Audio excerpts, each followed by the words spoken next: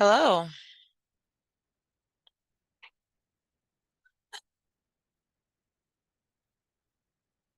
Good morning to everyone who's here with us today in the second day of the 5th International Conference Recording in on progress. ENOS. We're building resilience against climate change. Here in Guayaquil, this event has been organized by the International Center for research about the El Niño phenomenon. So we'd like to say hello to everyone who is connecting over the YouTube channel. It's important for us that you're present virtually, and we're really happy to have you with us today. My name is Angela Diaz, and I'm going to be here as the Master of Ceremonies today. This is an opportunity for us to see, we're going to see talks that are going to give us a better view of the challenges and the opportunities that we're seeing based on the El Niño phenomenon and other climate change issues. We are working here. We're going to be looking at innovative strategies. And so we're going to be hearing about early notification, international cooperation, and crucial information about the El Niño phenomenon. We thank you for your presence and also your continued enthusiasm. And here we're going to begin with the presentations of the day. We remind you that every presentation today has been planned to take 10 minutes. And so I'm going to remind everyone who's both virtually and on site that we respect the agenda so that we can hear from everyone. To get started today, we're going to begin with the director of the International Center for El Niño Phenomenon Research, Yolanda Gonzalez. Yolanda, go ahead.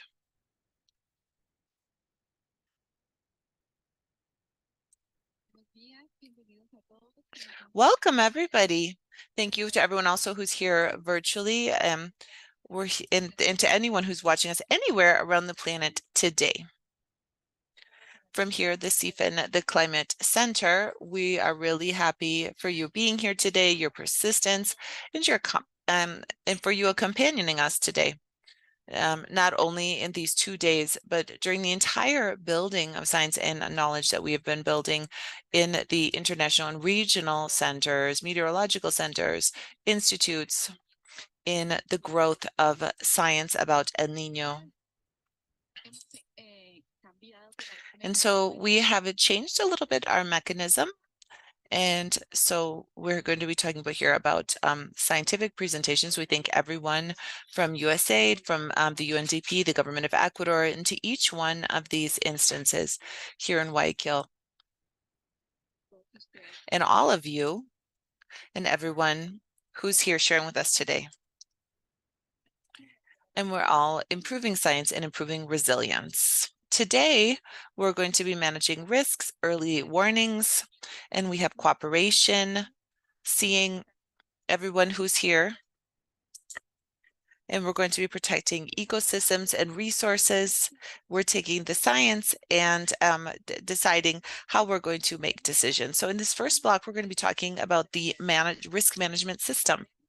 We are going to be beginning with UNDRR, which is from the United Nations. And we're going to be here with the civil engineer, Mario Salgado, who's going to be here with us virtually today. And he's a doctor in seismic issues for both the Americas and the Caribbean. And so here with risk evaluation and an initiative and that we're going to be looking at today. So welcome. Good morning to everyone. It's really great to say hello to you today, Yolanda. Thank you so much for inviting me to participate today. And thank you. Because of other personal commitments that I had, I'm not able to be there on site. However, I'm really excited to be sharing this talk with you today over the next 10 minutes.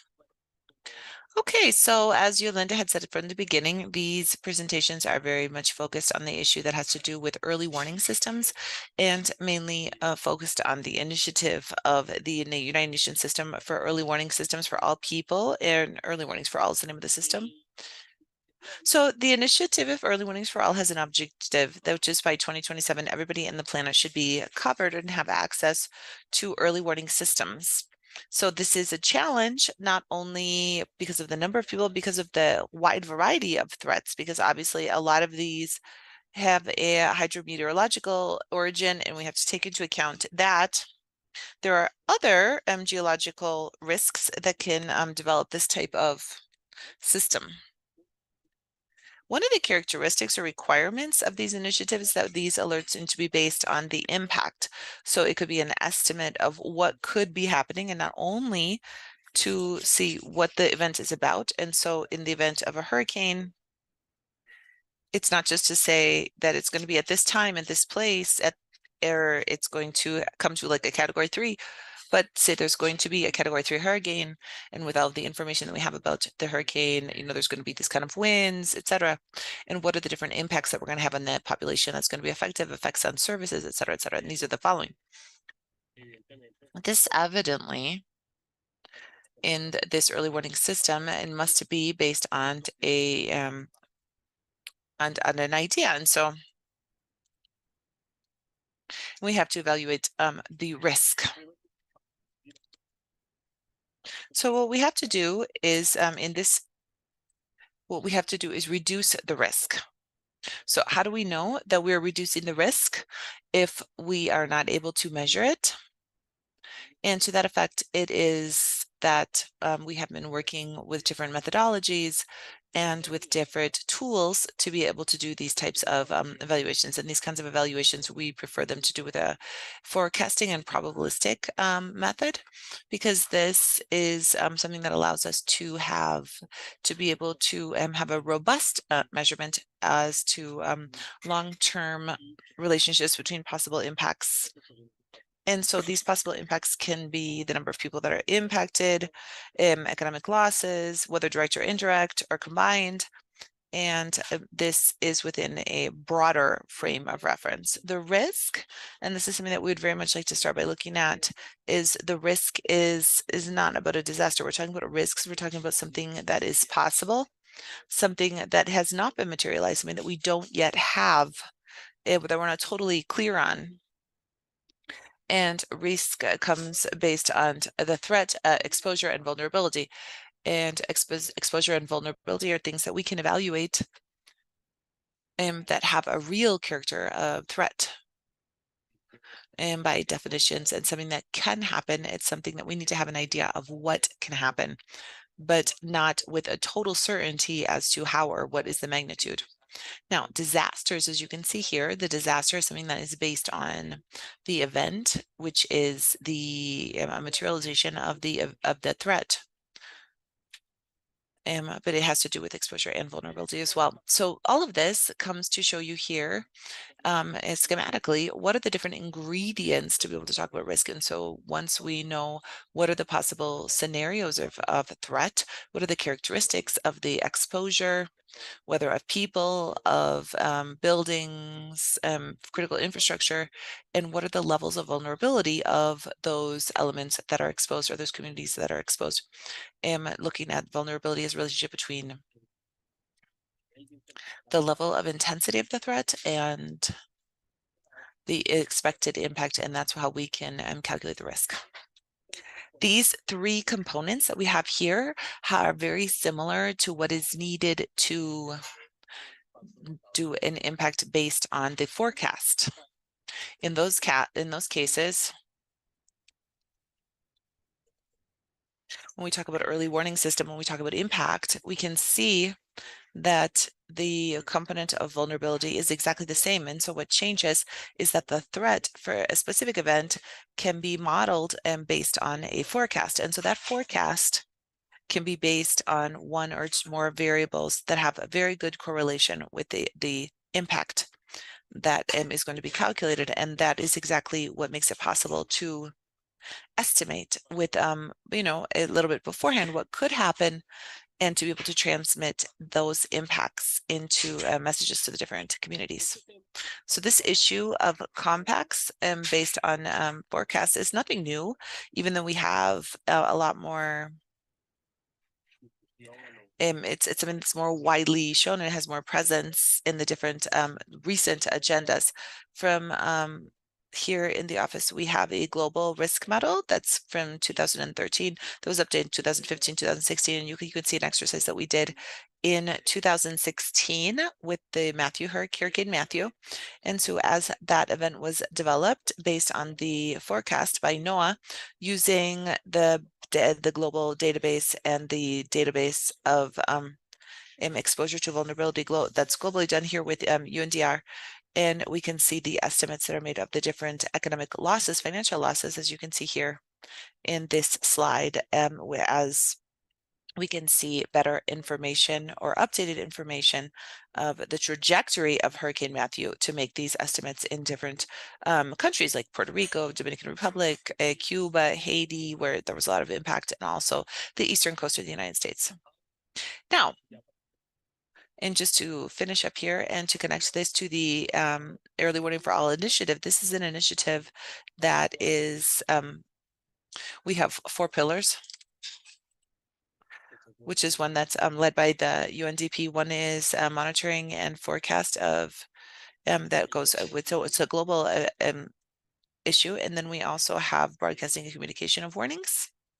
And this is something that is led by the International Union of Telecommunication. And the 4th one has to do with preparation and preparedness, which is led by the International Federation of the Red Cross.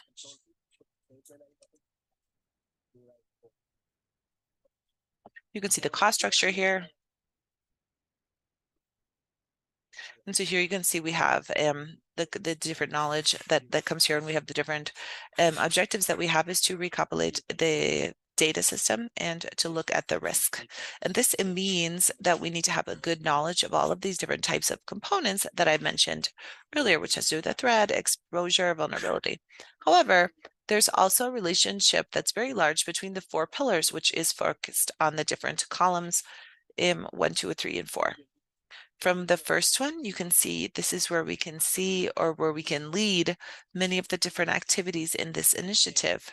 With the what threats, what impacts, when we talk about the area of interest, to prioritize the threats and see what the different most important impacts are, how to calculate those impacts, and development or updating of one or more of these risk components, how updated are these, how well modeled is the vulnerability, and then additionally, it's to start generating the input that is needed to make these sort of evaluations. And so all of these risk evaluations are independent of whatever the threat is, depends a lot on the historic records that we have. And so that's why it's really critical to have data and statistics that have to do with disasters, databases for disasters, with inventories, and we're developing a new system that we hope next year is going to be available, and also to be able to give guidelines about what are the different methodologies that we can use to evaluate the risk. Why do we do this? Is because once we've identified this, and if we go to pillar number 2, here you can see a way that we can say to the different institutions or agencies that these are the different variables that we have to monitor. These variables, not just because they have a good coordination, but because these are things that we can forecast with a reasonable amount of time. And also this is something that means that we can define issues about like what kind of technology, what kind of equipment is used. Also, another relationship that we have that's quite important with pillar number 4, which is preparedness and response and impact based on forecasts, because a lot of these anticipatory actions are things that have to do with thresholds, with payments and outlays. And so all the information to design those instruments has to do with making risk analysis. And so there's a connection that's quite strong between pillar 1 and pillar 4. And so this is what I wanted to share with you today. I'm starting this second day of the conference, and to tell you a little bit more about the initiative and the role that the UNDR has, that this is a multi-threat initiative. And so while we practically all of the regions of the world, we have the early warning systems are usually for hydrometeorological threats. There also are cases where for threats of other types, which can be developed and have been worked on. And to show you how in the UNDRR, we are supporting the development of these types of initiatives. And to see the different risk evaluations and look at the different components and ensure us that all of this is on site and ready to be able to have trustworthy alerts to see what the impact is and to serve better communities and see what the main objective is of this initiative, which is to save lives and livelihoods. Thank you.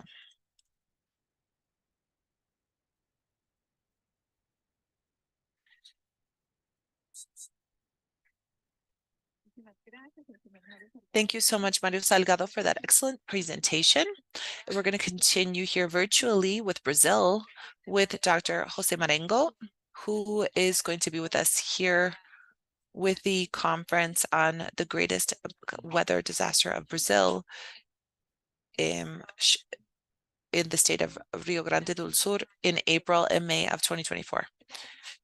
Dr. Marengo is a doctor of meteorology and climate modeling, chief of research in the National System of Alerts for Natural Disasters in the Ministry of Science, Technology, and Innovation here in Brazil. And this morning we had a conversation with that I need someone to be here for all of the issues that we had right now. They were hoped to be here on site, but because of all of the fires and all of the flooding in Brazil, they were not able to be here, but thank you so much for the technology. They're here virtually. So thank you, Dr. Marengo. Thank you very much for being here in this 5th conference.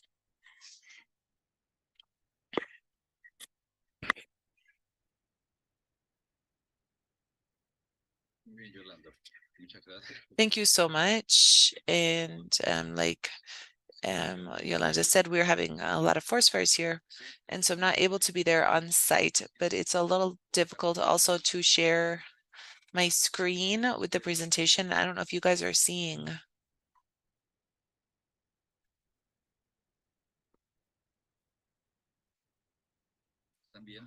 Are you seeing this screen? Hola. No, we're not seeing your screen. Go ahead. Are you seeing No, no está my screen? No, we're not seeing your screen. This technology always makes things difficult for me. We're going to do it here now. I'm sorry for the problems. No worries. We will. This is part of the issues that we have with technology. Le hemos puesto como anfitrión. Si no So we puede put you as a compartir, co-host, so I don't know if you can compartir la share.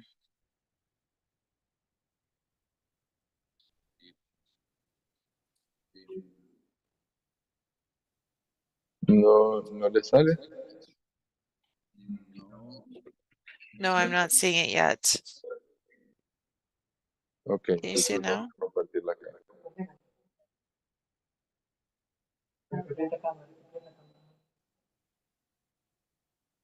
¿La está viendo?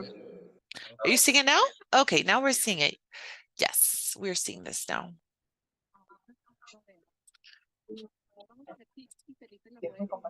I don't know if Felipe can maybe. I am seeing, that's why I'm asking.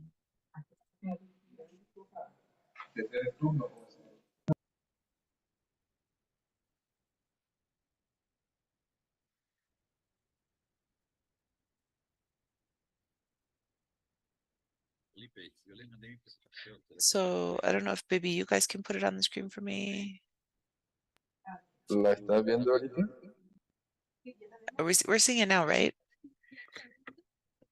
I think we're seeing it now, Dr. Marengo.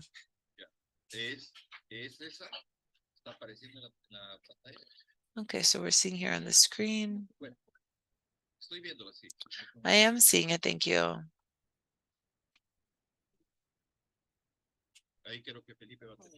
Okay, Felipe, I think that here we're trying to work out this technological problem. Thank you.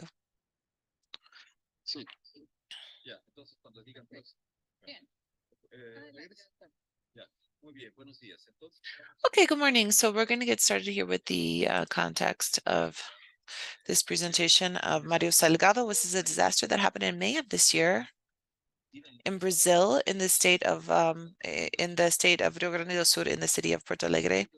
And so with this context that's a little bit theoretical, what we can do is we can see that according to the National Confederation of Municipalities, 93% of Brazilian municipalities have been affected by some sort of natural disaster. When we talk about a natural disaster, generally it's a lot of water, either a lot of water or a little bit of water. And so we see that more death happens when there is a little bit of water. In the southern part of Brazil, where Rio Grande do Sul is located, this is where we can find a larger percentage of homes that were destroyed and the largest amount of economic impact in the state of Rio Grande do Sul was affected by rain events up through May of 2024, affecting a large area of the capital with a lot of rainfall, floods in many areas of the states, and the level of the Lago Guaíba also increased more than 5 meters where Porto Alegre is located. And so this flooded the entire city.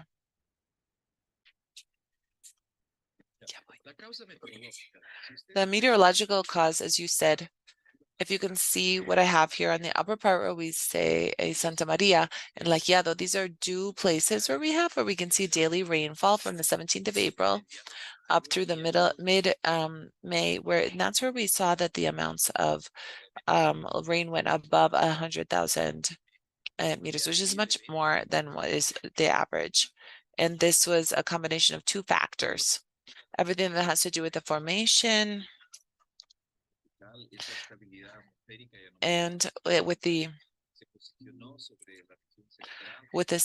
central region of Central America.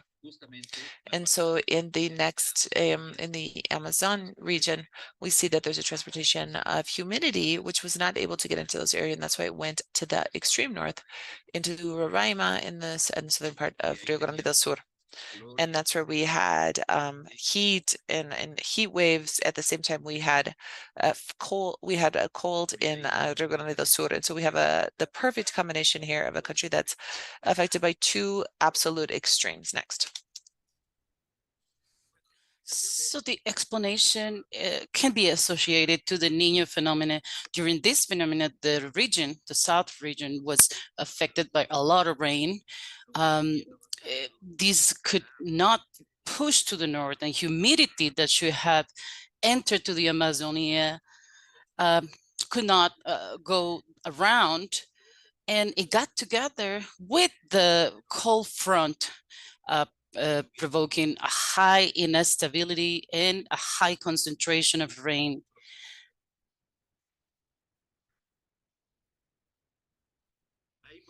Here we can see the rains daily from these dates in the Rio Sur state.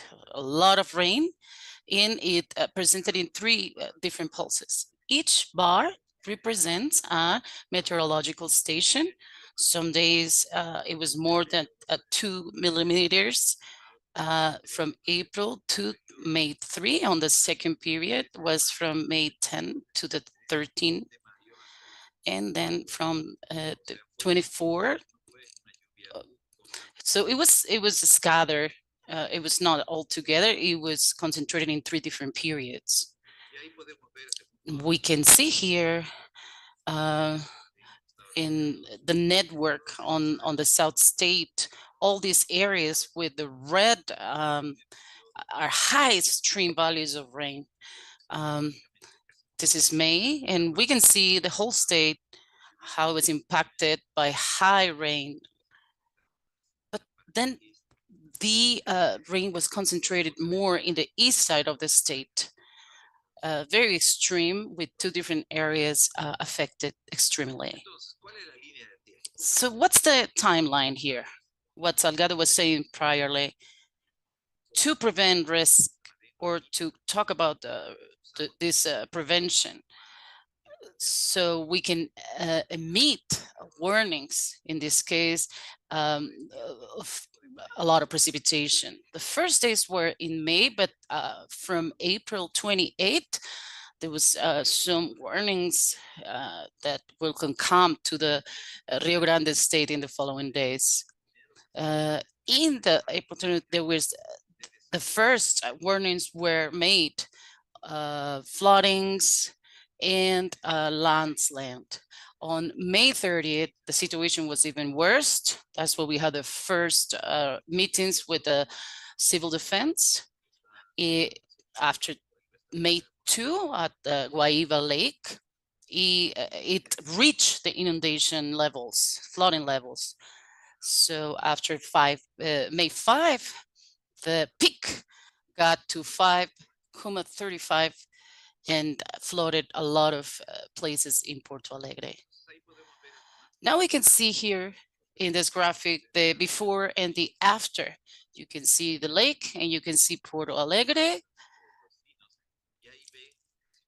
And you can see the situation, all that mass of water and flooding. It didn't rain a lot in Porto Alegre, but the Porto Alegre city was affected by this flooding because the lake was past the limit of flooding and started liberating water and the city got flooded. Here we have the information emitted for up to the April 30th to May 2nd. You can see in orange how the warnings, the high warnings, and the red will be the high warnings. So for the first, we already have high warnings, and on May 2, the warning continued. So we kind of pre-see this before, and this is what we called the prediction of meteorological risk. And this is what we mentioned days before. Here we have the number of warnings that were emitted. So in April, we did 5, a moderate 5 warnings, but for April 30th, 9 warnings. And then in May 1st and 2nd, we started emitting high warning alerts or very high warning alerts. And this is the effect. The state, the emergency state that was declared in all the municipalities on orange, and the state of calamity to where we can give help, and a big destruction appear in the areas that are on red in Porto Alegre. You can see the pictures. The airport was completely flooded and downtown in the city was completely flooded. Even though it didn't rain, the lake's level was so high that that's what happened to the city. So the sequence of disaster, it's really impressive because the extreme events, they got intense, and the risk or the challenges, that's the vulnerability of the region present. The dig was, the doors of the dig was, they were broken. This was built in 1941. So the strength and the destruction of this dig was what generated the flooding. Also, the vulnerability and the exposure was really high. The technological vulnerability was the one that maybe caused these events, and all this was very determinant for these events. This became a really disaster. It was not only the rains that caused this, but it was also the human decisions and the structural conditions, and also the political scenario. So in September of 2023, we also had a flooding on this lake, which had a lot of victims. 280 people died in this area, metropolitan area of Porto Alegre. People refused to leave the house the houses, and when they saw the lakes level went high, they couldn't leave, and that's why a lot of people die. I try to make a very fast presentation, connecting it with Salgado's presentation. How important is vulnerability and exposure? We can have more frequent extreme events, and the probabilities of these events and of disaster are very high. And this can cause a lot of victims and a lot of people dying. Thank you for listening.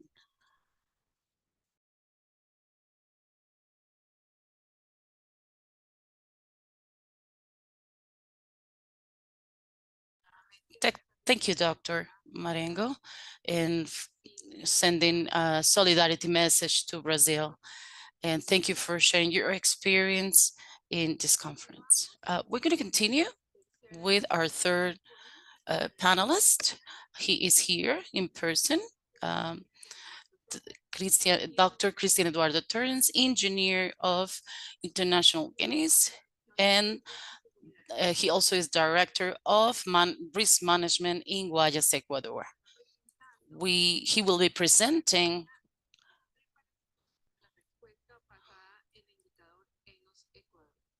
how to prepare to respond based on the ENOS response system.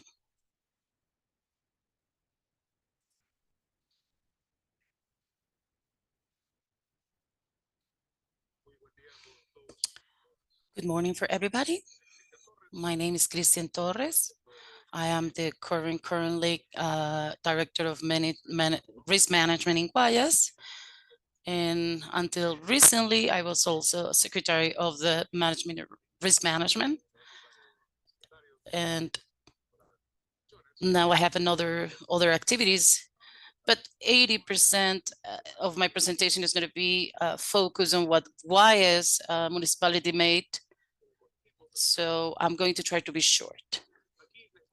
Here I'm showing a timeline. It's very important to mention and to take into consideration the order of how the events happen in regards of the first warning of the phenomenon del Niño.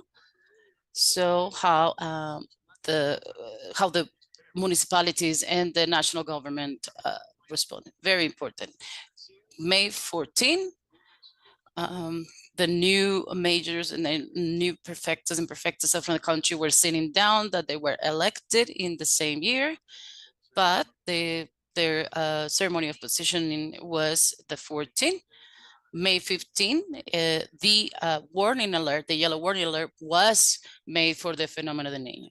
So they sat down, and the first news they received is that very probably we have a phenomenon of the Niño.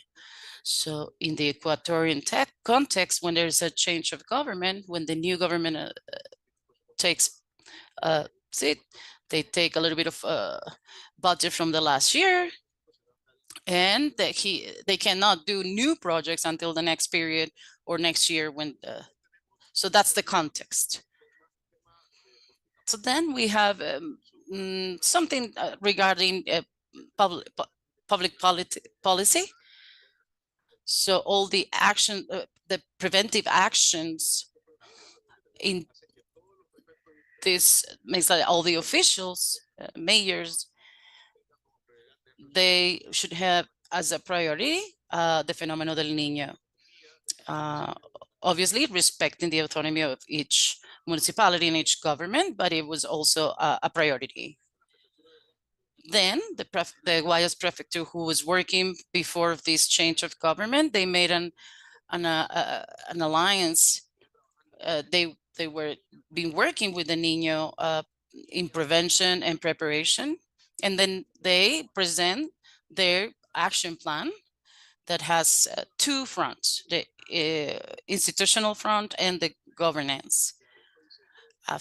Then between August and December, Guayas Prefectura starts getting all the resources, the materials, started working in prevention. So then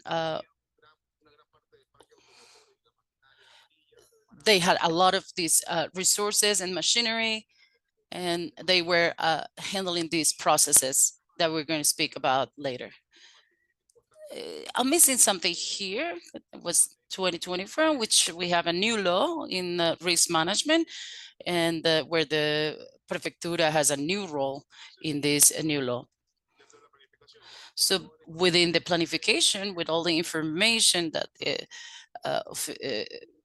relevant officials have emitted, they identified two warnings or two threats of flooding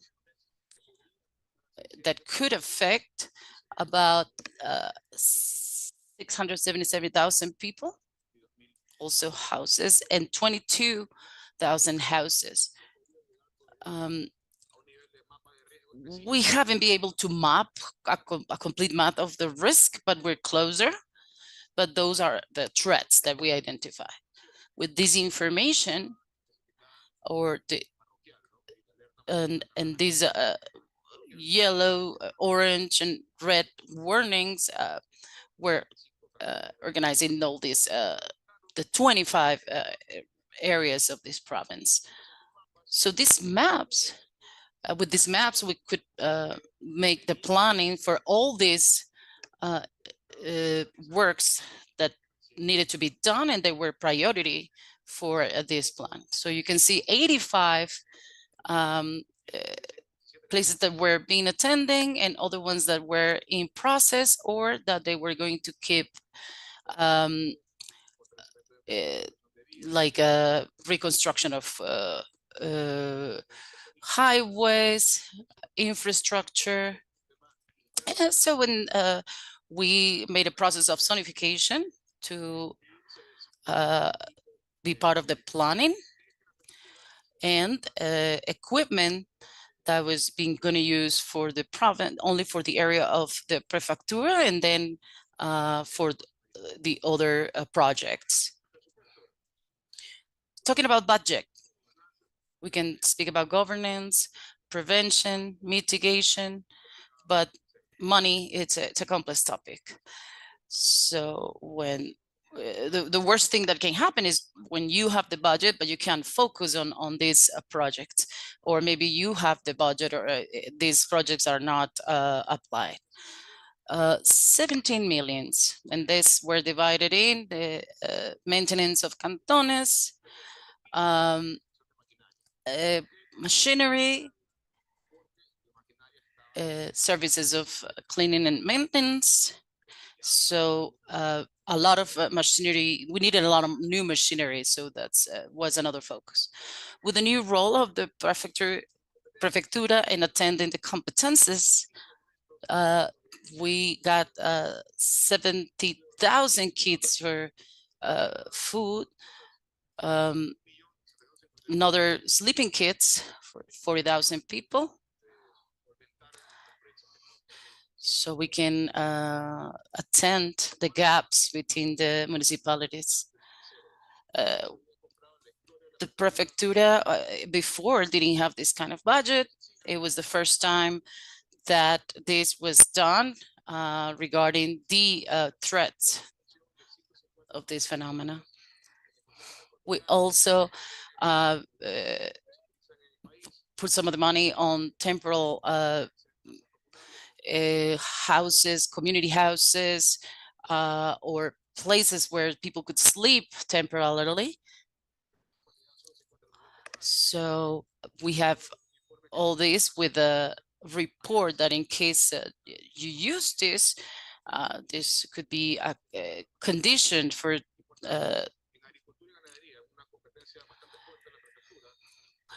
I'm talking about agriculture and cattle. It's a very important process because with the convenience that we have the Escuela Litoral, we were able to work with rice and corn and take crops, take all those crops. So they have the possibility that if the crops were affected by flooding, they had the option to get a bonus of contingency bonus, depending of the threat.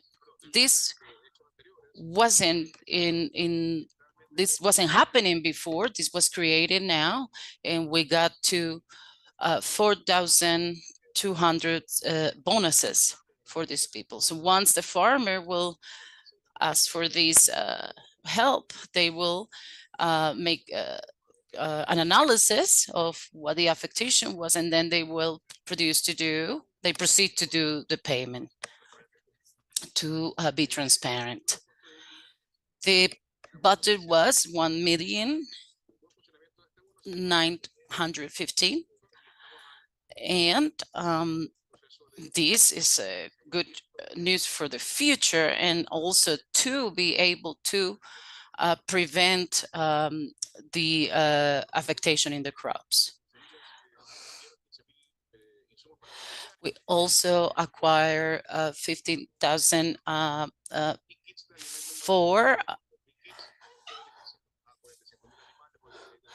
other animal and agriculture kits to help help the small farmers who were very affected because of this flooding.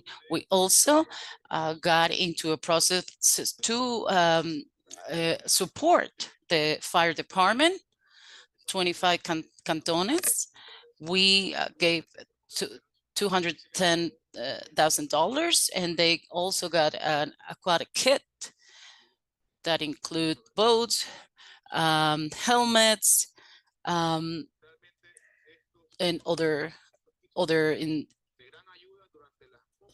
These kits helped a lot and help to the process of rescue, and the fire department was able to work with that. I'm going to go a little faster. These are some of the mechanisms of attentive mechanisms, very international based models. We had a table for water safety. The table number 2, here we have like medical brigades. The number 3, essential services and infrastructure.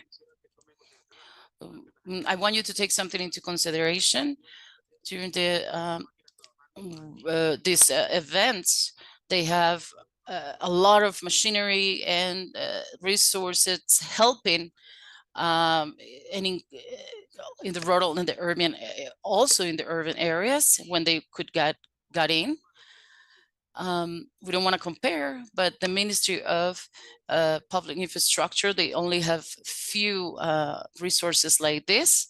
So this maybe will be a good thing to correct in the future. And the table 5 was emergency education, but we didn't do much because it coincide with the season of vacation for schools. Also, we engage into working groups in logistics, control, and safety.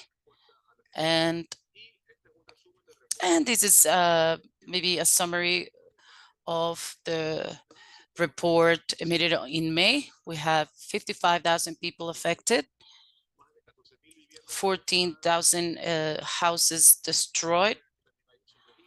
There's also some data of things that were not registered, like transportation infrastructure, among others. So everything that we expected that with the El Niño phenomenon, it didn't really happen what we expected. However, within this context, we had 65 emergency intervention, 141 infrastructure interventions with machinery. We attended 32,699 people, and we gave 8,000 kits for this emergency in the provinces.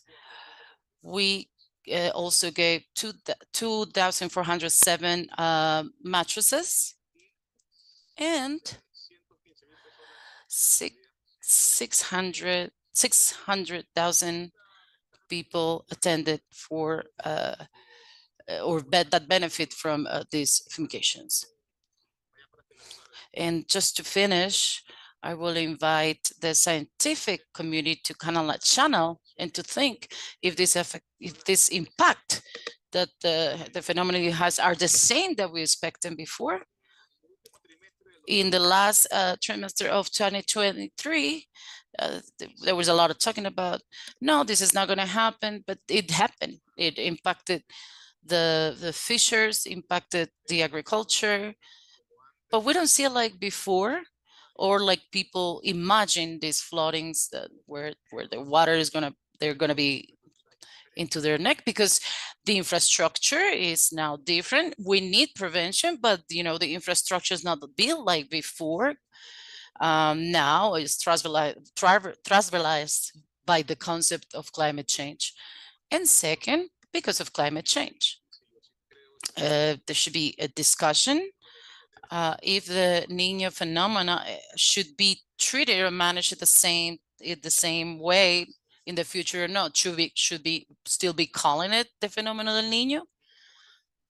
Some prosecution of this phenomena has changed, and I will leave this topic on the table so the experts taken into consideration. It could be a very interesting discussion to avoid. Thank you.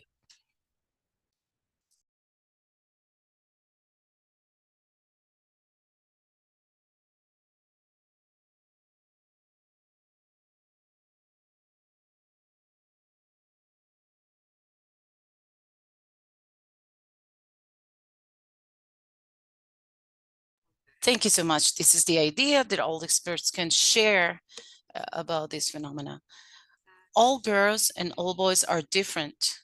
These are actions that we should take into an account for prevention, because sometimes we prepare for the when the situation is more mature, but the reality has showed us that things are different. We saw with Jaka too, new expressions of the climate and that the special detonation that climate change has. Lately, we also experience heat waves, but I think the question is very interesting and what is coming in the future. We continue with the next presentation.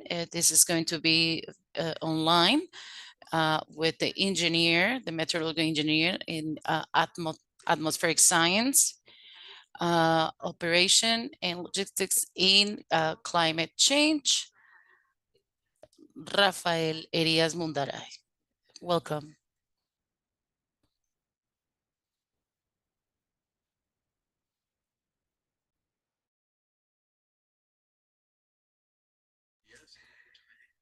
Thank you. Good morning. Can you hear me? Yes, we can hear you.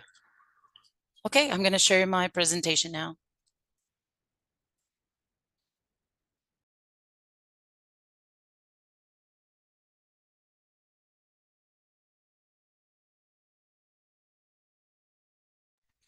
Can you see?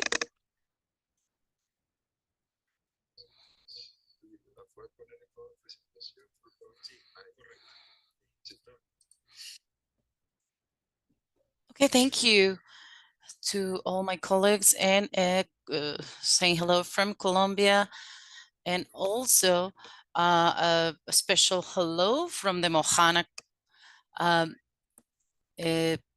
regional center. We're going to present this regional center of early warnings and forecasts that we have been developing in Colombia, a big project where this is commanded by PNUD, but also the EDM has participated, the Environment Ministry, in the creation of this regional center for the region of Mojana, which is a Colombian, South Caribbean area of Colombia. It's passed by 3 big rivers, Cauca, Magdalena, Tore, and it's an area that is very content for flooding, but there's a big population too. This experience initiates this project with Penuda and Mohana. It started to 2013. The national government asked for support to United Nations just to work on these events of natural events, and also the Kyoto adaptation. And they were some resources were attributed to the government to start to work on these issues that were increased in the La Nina phenomenon in 2010, 2012, where the communities were flooded and were affected for about 3 years. In 2018, the project Green Climate started working with us for the vulnerable community in La Mojana, and it's still working. And a third project that has included through the ministry budget, specifically this project is being built since the 2013. Solutions or answers based in nature that we work in La Mojana, it complies not only governance topics, also hydro science issues, topics of such as restoration of ecosystems and rehabilitation of ecosystems,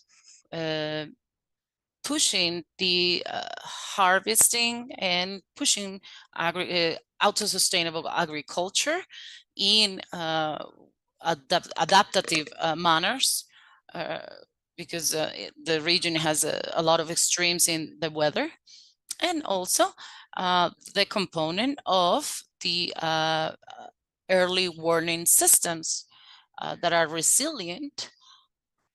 And this is precisely one of the objectives of the La Mojana Regional Center. We started with working on this in 2003. We published our first journal in 2017. We installed the station in the community, so can people read it and they can be warned. This happened between 2007 and 2018. In 2019, we made the staff contracts, and we generate new versions of these journals or public journals. And also we work on a strategy of with the community to appropriate the project. Also, we started working with in 2002 with the early warning systems. And then in 2024, we have the regional center approval for these regional endeavors. So what we look for with this project La Mojana, it's a mechanism that generates information, time forecasts and predictions related with climate, and that could be a threat to the community. And the idea is to promote education and knowledge, so it allows people to take decisions that are informed. We have three fundamental focus on our work. First is a monitoring and generation of information. This is the team that composes the regional center: meteorologists, hydrologists, early warning analysts, data programmers, institutional statistics, and experts in geography and early warning systems.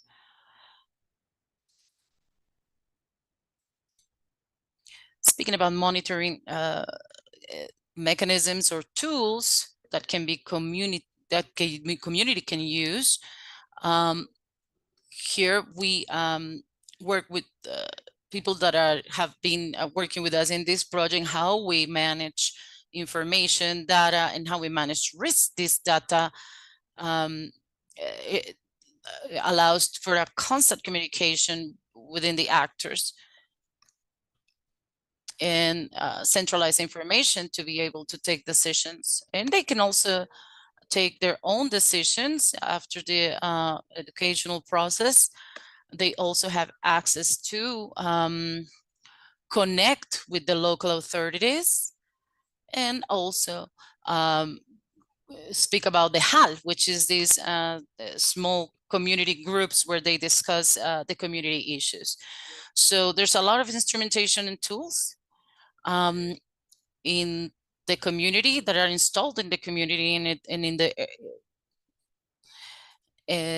which are the pluviometro and thermometro. There's also a network of this instrumentation that were designed between us and the PNUD. We installed in the territory between Kyoto and the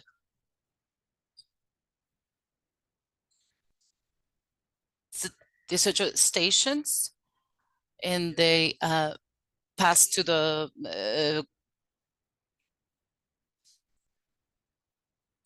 but the regional center also takes care of these stations and follows up on the maintenance of these stations, automatic stations. And on the second focus that our group has, where we speak about early warning for the community, early warning systems for the community, we gather all these communities, around 77 communities work on these systems, and they were educated in terms of risk management, meteorological information, analysis of data, threats in their own communities, to map evacuation systems. We also made this allows in a certain way strengthen the locality so people could understand these threats, and this was possible because of the articulation with the rural actors with the regional center. We recently had a break of a sector in the Cauca River, and it received a lot of water during a lot of time and was generating a lot of flooding.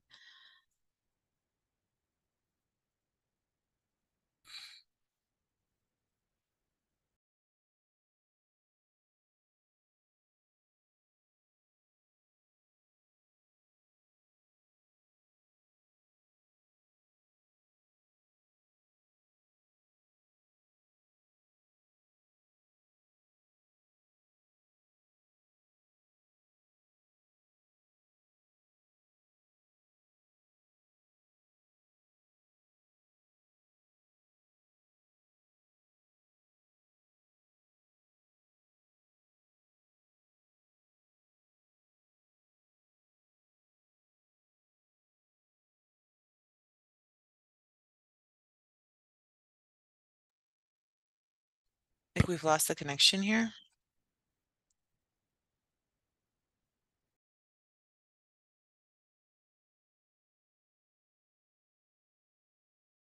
Let's see if he gets reconnected so we can finish this presentation.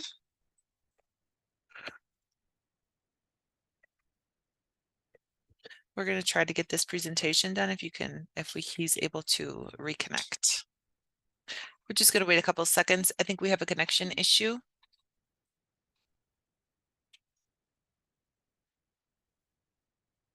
Let's just wait a couple minutes.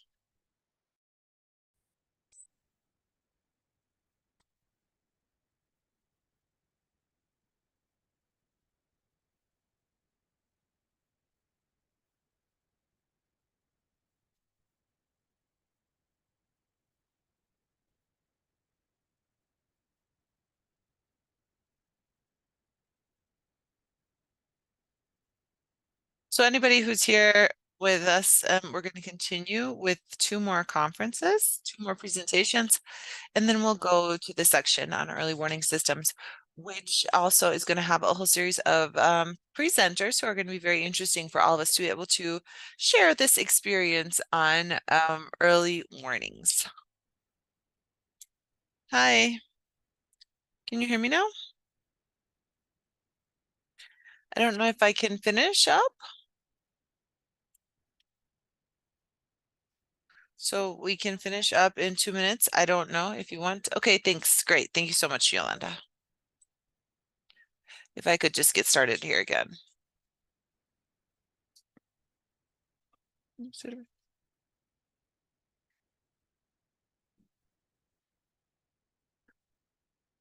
Like I was saying, so the people who have information at the community levels, there are different types of newsletters, audio that is sent to the different communities, and I allow them to have quick information, and that way they can receive in their community on their device weather information. And we also work with local radio stations, and right now we're on 8 local radio stations that cover the entire region. We have a workshop that's done with all of the communities in the territory, and we work with messengers, and so we're able to reach both communities as well as the local entities. And so we have daily meteorological updates. We have monthly reports. We have agroclimatic newsletters. We have weekly reports, seasonal reports, and also river level reports. We also work with many different institutions. We work nationally with the Ministry of the Environment and others. We work with the local governments and also with community governments, universities. Locally, we work with the communities and the town governments, unions, and the press to be able to talk about sustainability.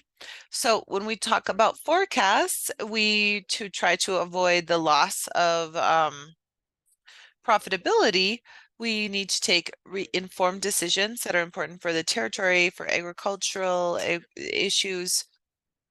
And when we have requests to this effect to improve the management of natural resources, improve planning, improve capacities in prevention of risks related to the weather, and to have everything that has to do with the weather and different information to that effect, and to improve the management of natural issues and also with agriculture, and also to improve planning for governance for climate risk management. And this helps us to really help in a regional sense so that we can have better sustainability among governments and to generate impacts in different public instruments, in development plans, in municipalities, so that we can plan everything that we need to do when it comes to climate change. And so innovation elements that we have in the regional centers, this is the first in the history of Colombia with a wide group of professionals with the ability, with responsiveness at all level. Also putting together these different newsletters have been done together with the institutions and also with the communities. And we have direct information activities that are undertaken. That's all that I wanted to say. Thank you.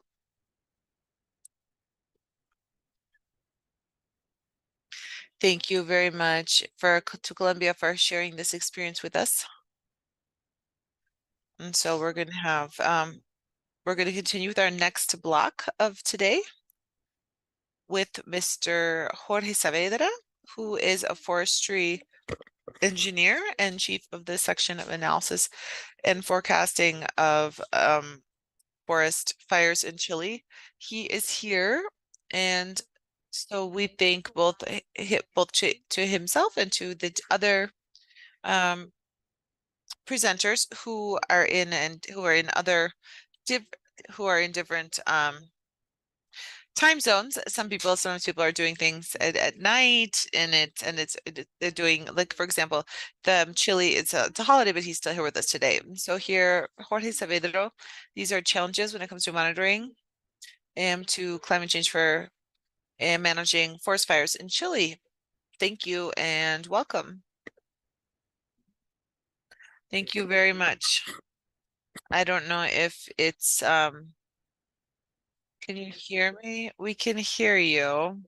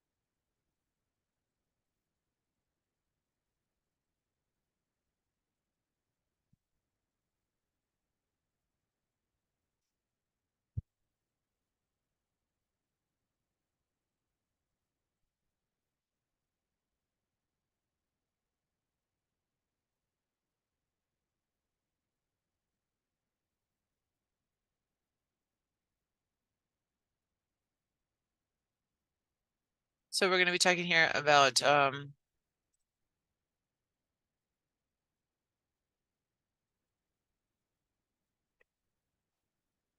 sorry, I cannot hear him.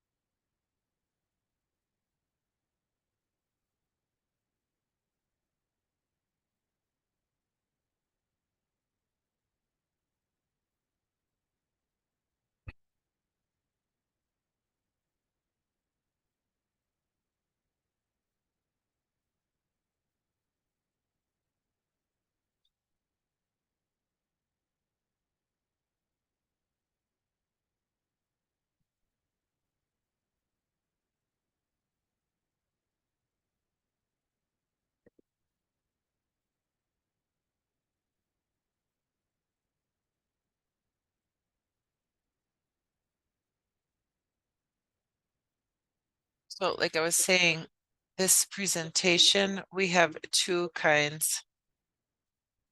We're going to be talking about prevention and also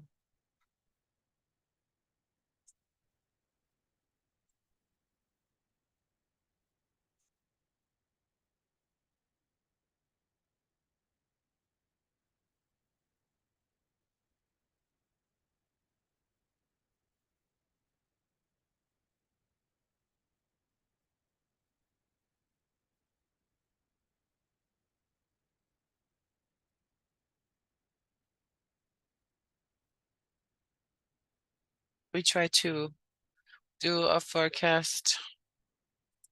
I'm sorry, I can't understand what he's saying. We do something where we try to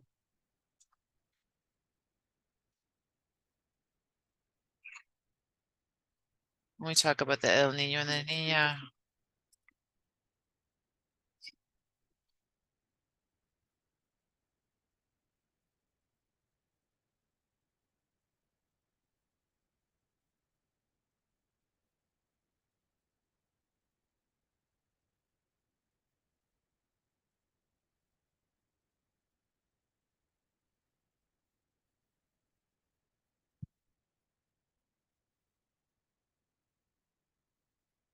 So when we try to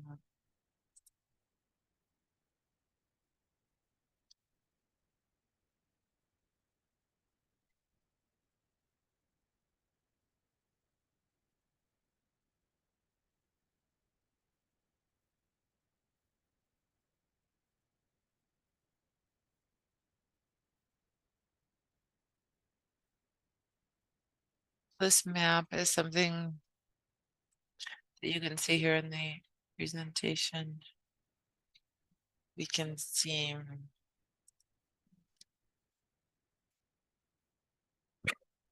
we have a presentation to here. You can see here, you can choose what corresponds. And so here we try to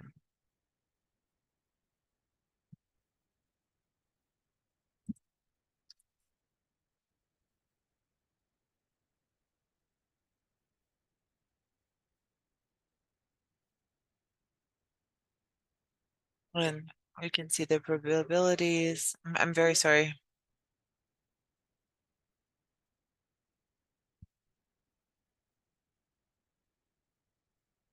I'm very sorry that I can't understand what he's saying.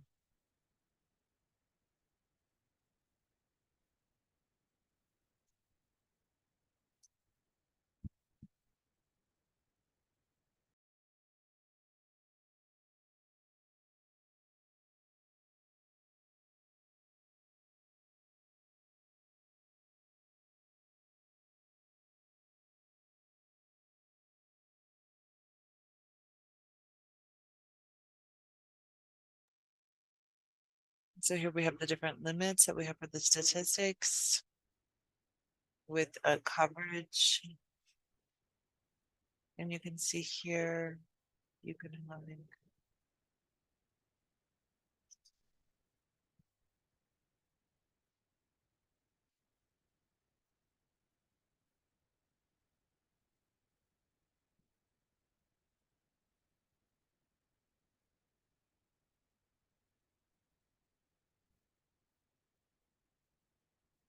and be done easily. So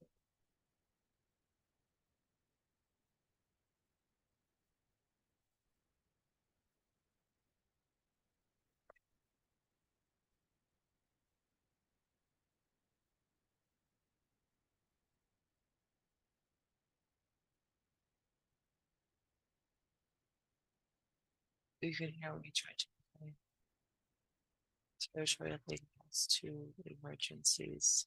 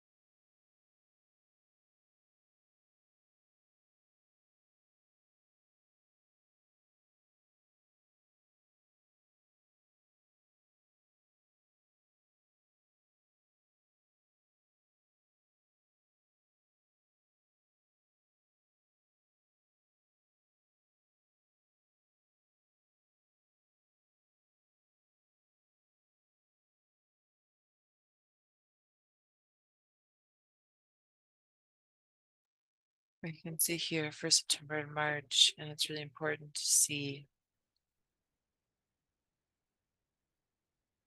based on droughts, temperatures, forecasts, and here we have another study. See what are the different regions.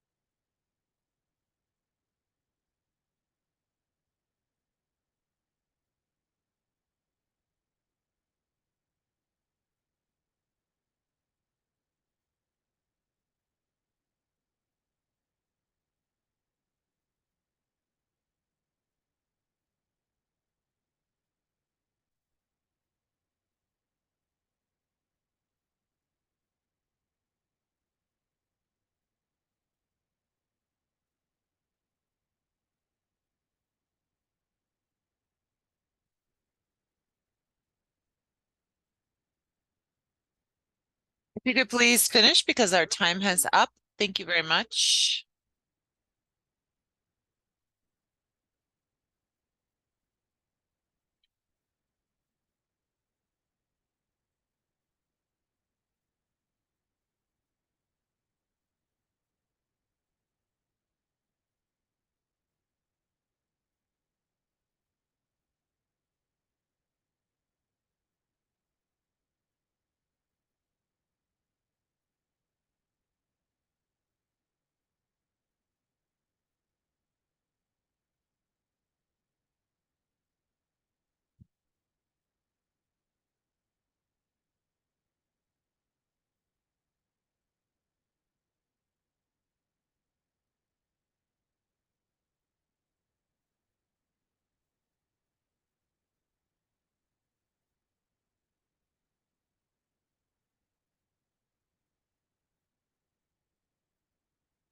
Thank you very much. So now to close out the morning block, we are going to invite computer engineer from the CIFEN, who is another expert on implementation, support, and updates of the national monitors of drought in Eastern South America, in Venezuela, Ecuador, Peru, and Chile. Also, Pierre Maquelon, who's going to be talking about drought monitoring in Eastern South America. Thank you.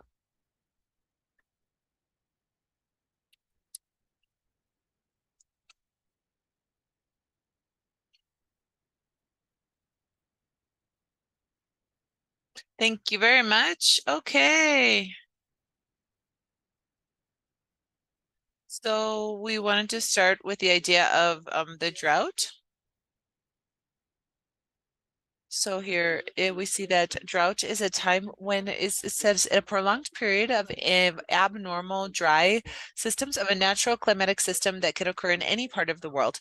This generally happens slowly over time and is caused by a temporary deficit in rainfall as compared to what is normal. This is something that happens with variability. And these episodes concern. And so in any part of the world, and so we are in the Amazon rainforest, we don't have any droughts, but sometimes it happens even in desert regions that we have these episodes of drought, which are abnormal. So generally speaking, and it happens that's something that's slow, and it happens because of a deficit of rain as compared to normal values. So because we've been talking about sudden droughts, but there's other factors which can cause drought in certain territories. So these kinds of things depend a lot on the region and the local conditions of the different territories. It's one of the natural periods that are most costly because even though they're slow, if these drought conditions continue over time and those conditions remain dry, then the intensity in the geographic area affected can increase. And water is undergoing, it has a lot to do with the many different economic issues that we have. And so it's one of the most costly natural disasters that we can have. Here up on the right, what you can see is the classifications that drought has had depending on its physical characteristics. So first we talk about a meteorological drought, which happens because of deficit in precipitation. And if this deficit is maintained over time, we could be talking about a farming drought, which could be characterized by moisture in the soil doesn't cover the crop's needs. And then we have effects on everything that has to do with farming, which could be both crops as well as grasslands. And so if drought maintains over time, then we can have problems to water bodies. And then we have a hydrological drought. And this is when we have a lack of water in water bodies, both on the surface and also underground water systems. And so these last types of drought, the socioeconomic part has to do with the economic effects when the drought starts to affect water as an economic good. And so nearly all of the industrial countries need water. And so in this case, for example, in Ecuador, we have drought that can cause problems to electrical generation as well. And so we can see here that this sort of socioeconomic drought is what we're talking about there. And then also lately, we've been having an environmental drought, which is what happens when natural water bodies and that water differential starts to have an effect and it exceeds the vulnerability threshold. And so it can affect ecosystemic resources that natural services provide. Depending on the type of drought, we can monitor certain variables. So when we talk about meteorological droughts, we can see that here we can monitor the precipitation and also the wind, the temperature. And when we talk about agricultural drought, we need to see the humidity in the ground. And when we have hydrological drought, this is when we're talking about the flow rates in water bodies. For monitoring drought, we can see mathematical calculations of the different drought or excessive moisture conditions based on historic records. And so these sort of drought measurements let us to know that help us to understand the link that these periods will have. And so this is one of the advantages that we have, that we can objectively look at these different episodes using these indices. And so this mathematic representation helps us to also identify thresholds for responsiveness. It also helps us to calculate this at different time scales to be able to identify short humidity periods and also within long drought periods or vice versa. So for example, if last month it was raining more than normal, but if I analyze the last quarter, maybe what I can find is that rainfall from the last quarter maybe didn't exceed what I was supposed to have in that quarter. We also have these indicators that can be put together. And so there's mixed indicators, which is a combination of these different indices. And this makes it possible to have an integration of different variables that are affected by drought, which we have a more comprehensive view of what's happening in the territory. Here we can also see the national monitors that have to do with drought in parts of in Western South America. So we can see this happens in Peru, Bolivia, Chile. And so what we can see is that these were given to the national meteorological centers of these countries. And we've been working on this, and this is a product monthly monitoring project that's done nationwide. It's an indicator that's compound. So here we can see that we have on the right side, you can see what are the different indicators that currently are being put together to be able to monitor the drought. And so these amounts and these indices are calculated at different points distributed throughout national territory. And the monitors are a whole set of routines that are used to download, extract, process the data, calculate, and generate outputs. And so we're talking about at least 3 days of data, and these are processed and calculated. And generally, we generate the outputs. And so these have a free license, all of these different tools. It's an automatized and operational system at the first beginning of the month. And so the first couple of days of the month, by the 10th, we have a preliminary output. And then at the end of the month, starting from the 17th onward, we have a product that's called the definitive product. This is because the source of data, all the different monitors use the source of data. So for the beginning of the month, what we have are satellite images as well, as opposed to the precipitation. And we can see this after the 17th, we have a definitive product, which has both data and satellite images coming together. And so I also want to mention that this methodology that we have implemented in Western South America is the same thing that's being applied in other parts of the world. So for example, in Mexico, in the United States, in Canada, in Brazil, and also in Northern Africa. So these are things that we've calculated.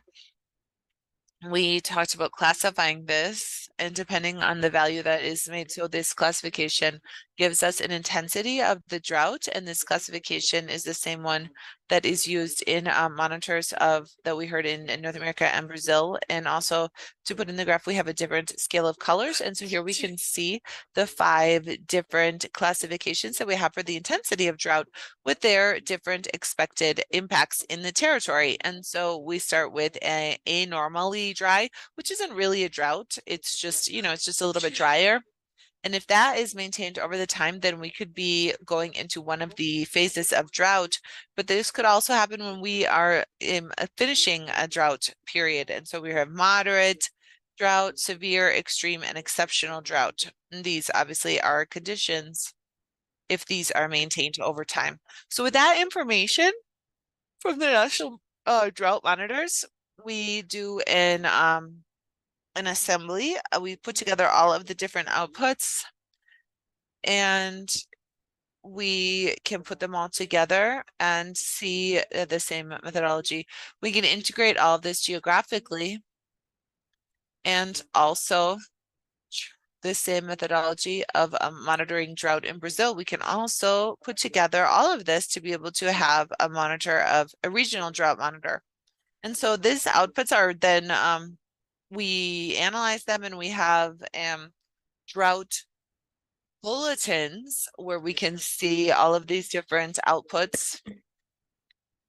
And also something that's really important is that we put together all of the different impacts that we've seen throughout the territory. And these different impacts make it possible to validate the outputs and have information to be able to refine these different indicators. And these are available on the CFN website. And I'd like to point out that this month we will be having our 1-year anniversary. So if you come to our site, you can see all the different newsletters that we've had since October of last year.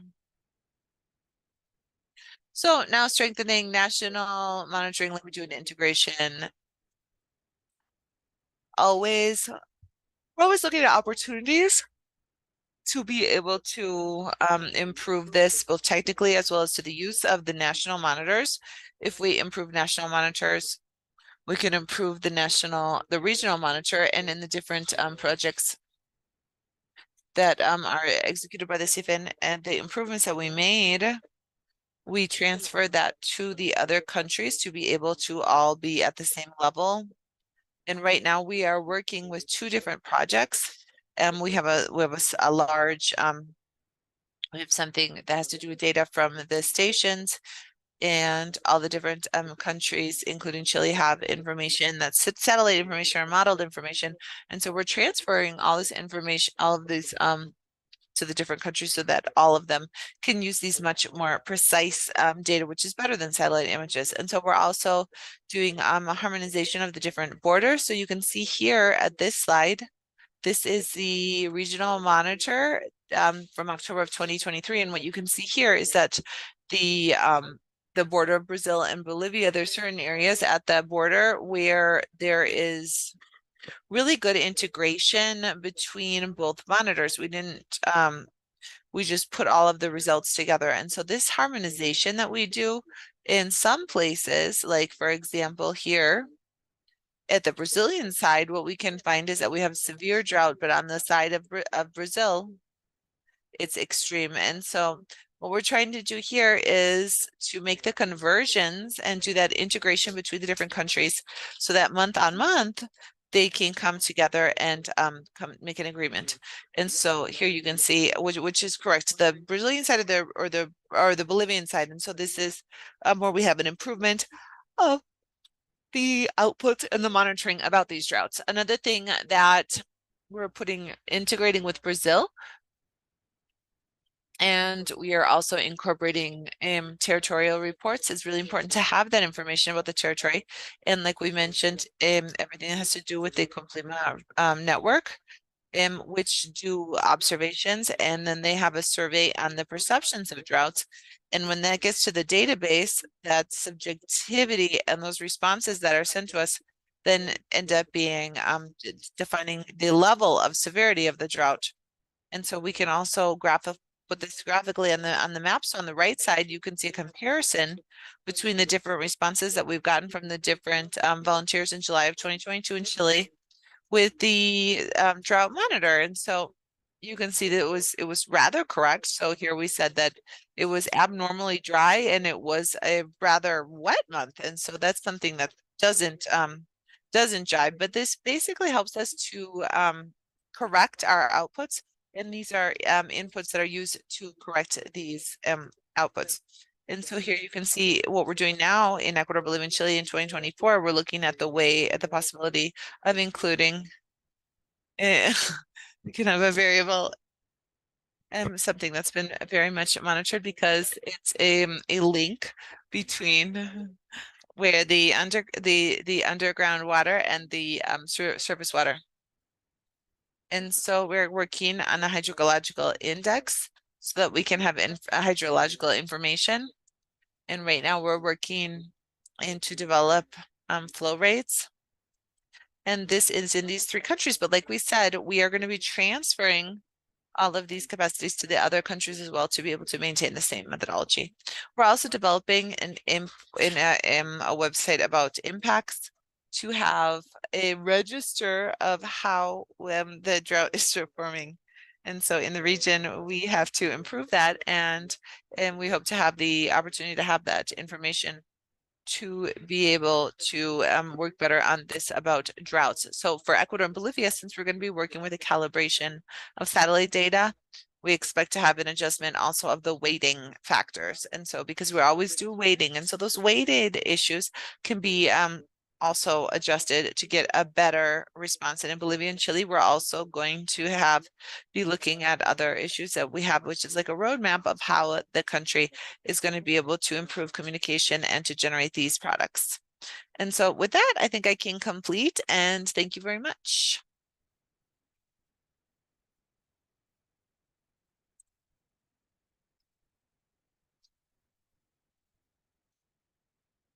Thank you all very much for the participation in this first block. So we're going to make a little summary. Sometimes it's really difficult with all of this knowledge that they've been given to us and from the different countries from this morning. So going from forecasting with all of the different risk management and with the most vulnerable to communities, this transformation is impacts based on forecasts, anticipatory actions, and taught us an idea that's very differential between risk and disaster, and also shared all of the information. From Brazil, we can see the message of the technological vulnerability with the experience that was lived in the declaration and the decisions and the human decisions and the weights of knowledge, which help us to manage disasters. And from YS integration of the different changes of the decisions by decision makers when it comes to priorities, when we talk about an El Nino phenomenon, and also in the territory and the prefecture, the Guayaquil prefecture, how they've been developing innovative measures for ensuring crops in the territory. And the question and lesson learned when we don't see what we were expecting, if it's because we are more prepared, are we more resilient because we have improvements, and also the uncertainties because of the models and what's happening with the different El Nino phenomena and what could happen in the future. From Colombia, the community early warning system and the experiences with communication and monitoring and participation, and the PNUD experience, the UNDP experience. From Chile, we have operative technology and forecasting maps with access for communities in monitoring and forest fires. And from the CFN work that's being done with the National Meteorological work that has made it possible to develop a drought monitoring with indicators and that have to do with droughts that have been developed by other countries and that have been implemented. This work is being done together between these different countries in South America, and the integration with the Brazilian drought monitor, looking at tasks, lessons learned, and other challenges that are both in short and long term when we talk about droughts and risk management and scientific knowledge. Thank you all very much for your participation and to everyone who's here. And we invite you to not leave, but we're going to continue with the following, with the upcoming presentations.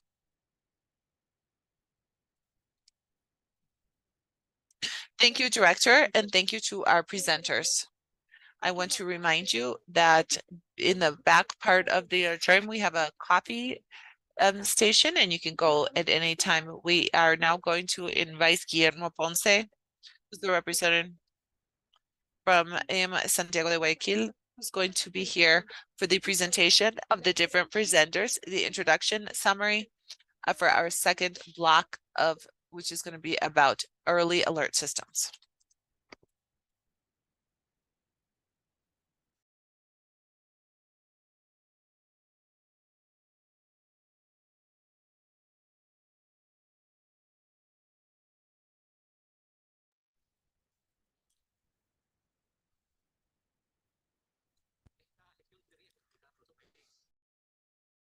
Podemos diseñar bien, sabemos que podemos mejorar bastante, pero sin embargo la práctica, ya llevar estos sistemas a la práctica, valga la redundancia, es lo que más nos complica como país.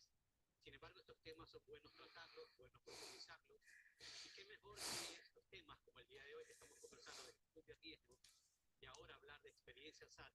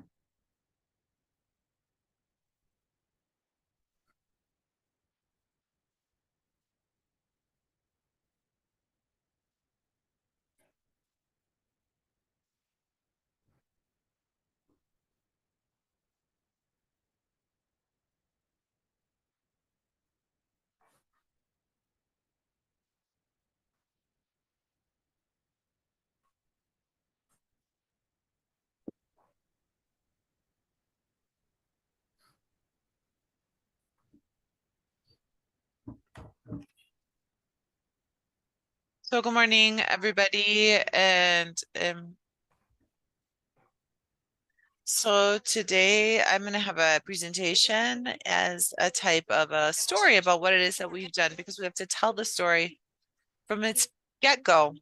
And now science and everything, people who've been, things that have been around for more than 10 years, we can't be published because that means that we lose the historic memory of everything that's happened. So this presentation is something that I'm going to do, but it's on behalf of my team from the both centers. One is the Pacific Center the disaster system that I'm using, and the other is the technology transfer system that Dr. Ochoa has. And so we've come together here to look at these alert systems.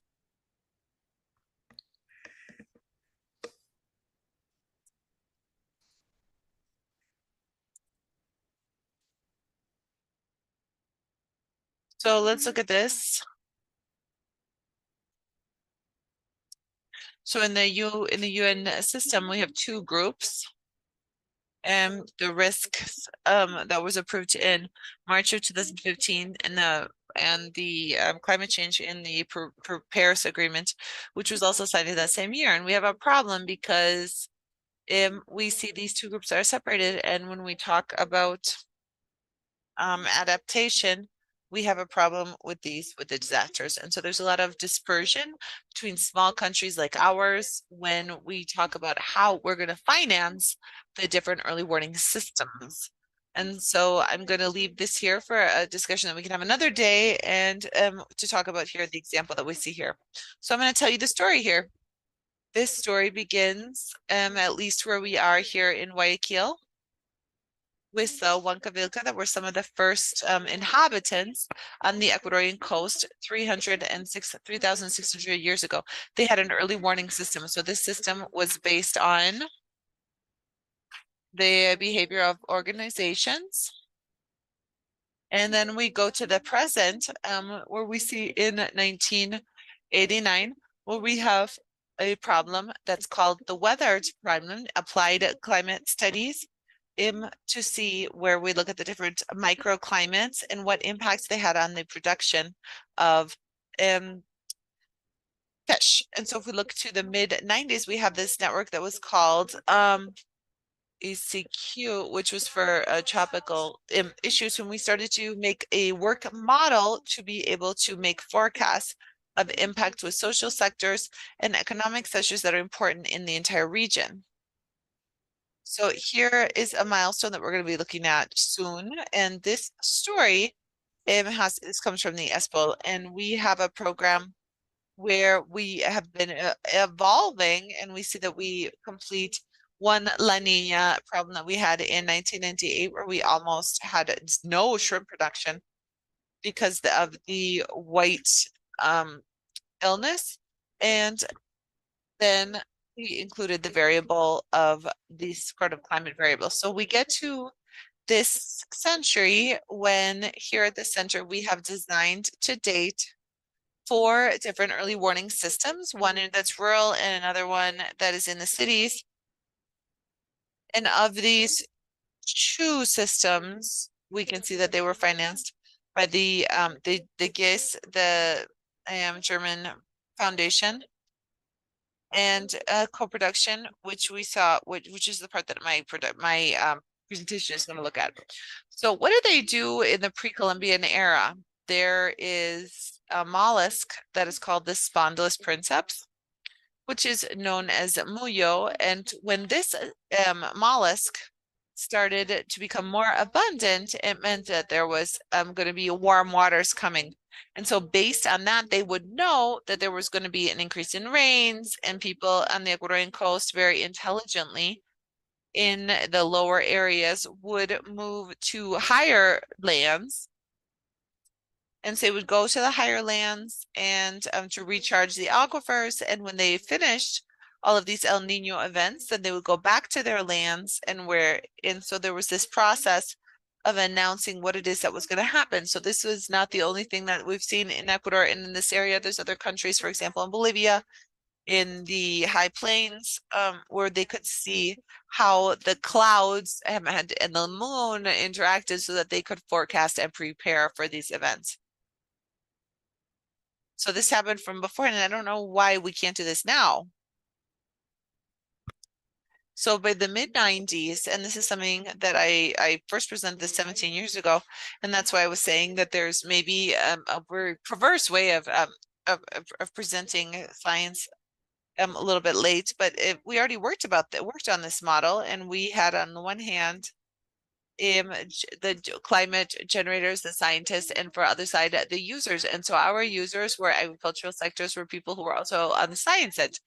And so even though it was difficult, it was much easier than speaking with communities or speaking with decision makers. And so this model was one that worked for several years, and we were able to find out several different things. First of all, that meteorological services for neighboring countries didn't share the data with us, and so each one of them said something else. And so in southern Colombia, we can see that there's a drought, and if there's going to be a flooding. And so in the group, we saw a different type of problem. And so using these contingency tables, they didn't have to use to try to have a regional forecast. And so this happened for the first time in the climatic forum in 2002. And we continued happening until we saw the forecast. And so this was an initial area for us to be able to have this early warning system. And so this included researchers from other sectors to be able to use that information and adapt it to their needs. And so as Paul here, at that point, so we use local forecasts and contingencies to find these regional forums. And we have this forecast here. So we have something that's really simple. And so here we get an example of early systems, which has to do with aquifers. And so here we can see when the different weather anomalies we could see. So if we go to the 21st century, and in 2017, 2018, we started to work with Duran, which is a municipality which is on the other side of the Wise River. And so it's up here, and this is Duran here, and this is a city that's a medium-sized city. It has about 300,000 inhabitants. And so there, with the early awarding system, we had co-production and co-financing. So what does this mean? That both the municipality as well as us have this. And so with co-production, because this wasn't work that we did or did by ourselves, but it was work that was done together with everything that we saw from the municipality. So otherwise, who is going to manage this? And who's going to be the ones that have the knowledge and the know-how? And that's the local government.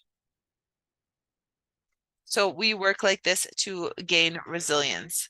And so from that work that we've done, we have different public policies that were developed, and that was to have an early warning system that would have financing for 2020. So we didn't stop during the pandemic, and we based our development on these 4 pillars.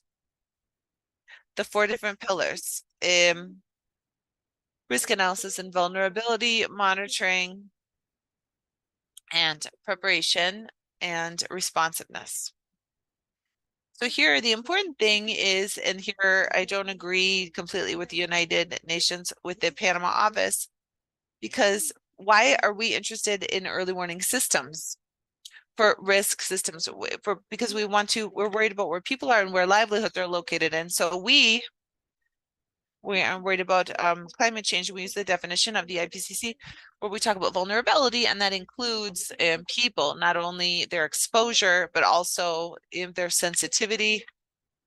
Where are the vulnerable populations, elderly and children, people with chronic disease, and what is the adaptive capacity?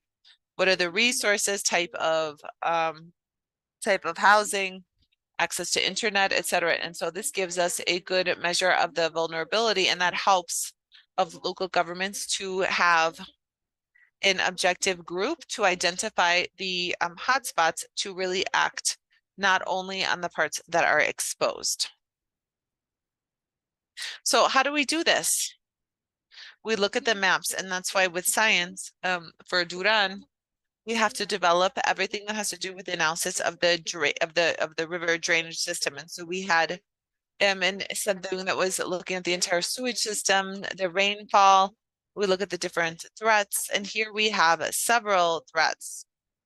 Guayas is not is an estuary, and so here there's an influence of tides, and we have the water that comes from the basin, and so we come from the higher area, and we have tides. So because of locally problems.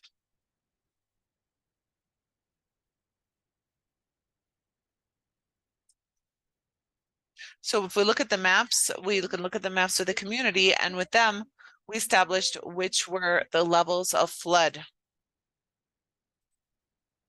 What was the amount of flooding that had existed, and we correlated the data with what had happened. And so then this allowed us to establish which were the points of the monitoring, because INAMI doesn't have enough financing here to be able to have a good system of meteorological systems. A system that would allow us to do observations, that has volunteers, that say what it is that's happening, and a system with protocols through different open software that makes it possible to send the alerts when they are necessary. And the system was finished being installed in April of 2023 when there was extreme rainfall in 2024 in February, when it was widely used. And it's something that right now is being expanded. The municipality installed the first part of the most critical areas based on the risk maps and the model for operation, which is now operating.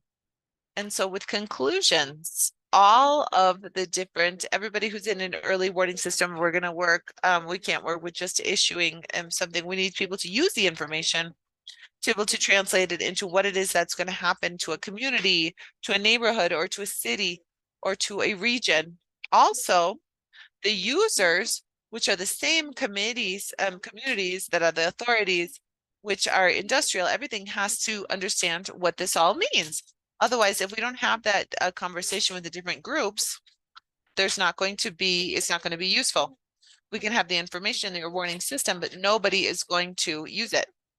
So on the other side, the risk is dynamic. And so that's why these alert systems cannot be static. So we have to evaluate how land use changes with a period that we have been recommending for the past 5 years. So that's why when Christian said that some areas were not flooded is because they've been changing the systems of the use of land and systems that have been included to be to prevent flooding. So we have designed the system in such a way that we can include other threats that are also important. Another one is that has to do with health, things that have to do with temperature, with issues that have to do with precipitation, changes to local meteorological conditions that has to do with disease as well. And also when we talk about heat waves that happen when we have more problems because of cardiorespiratory diseases. And so this is all very important. And lastly, this open source, open hardware, it's all open so that we can continue building on what's already there and anything that's going to come ahead to continue with this work. Thank you very much.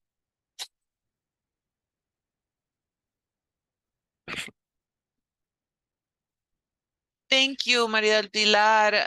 Several interesting things that we've heard here. So we would also like to invite Guillermo Escobar, who's a civil engineer, who's a specialist on risk management and disaster prevention, the National Director of Risk Management for Climate Change in Colombia. And so his issue will be the capital district and challenges and variability of climate. Thank you. Good morning to everyone. And I would like to say hello, especially to Dr. Yolanda. And we worked on several different times together in the capital and also throughout the country. And so ever since yesterday, we've been listening to a bunch of actions and how we can effectively communicate all of the information that's generated by our meteorological systems. And particularly the office that I manage, which is the Risk Management Office of Bogota, we are intermediary consumers. Why are we intermediary? Because we need to work on all this information for the community, and that is what I'm going to present to you in our slides today. So our purpose here is to manage the risk of disasters focused on different components. We can see how this morning here in the municipality, they're thinking about this entire process of attention, and undoubtedly, we can see how we can attend to this and how we can reduce this. And so how does our risk system is focused on the different pillars of knowledge, reduction, and management of disasters, and undoubtedly the mitigation, which has to do with climate change. And so for the there's 3 stakeholders that are really working here together. Everything that has to do with public, everything that has to do with the different institutions, the public component, all of the companies that generate development in the capital district and also in the community. So the COTAD has a brown 1,000 square kilometers, which is a third part of this is urban, the rest is rural, and we have to protect all of this and generate policies.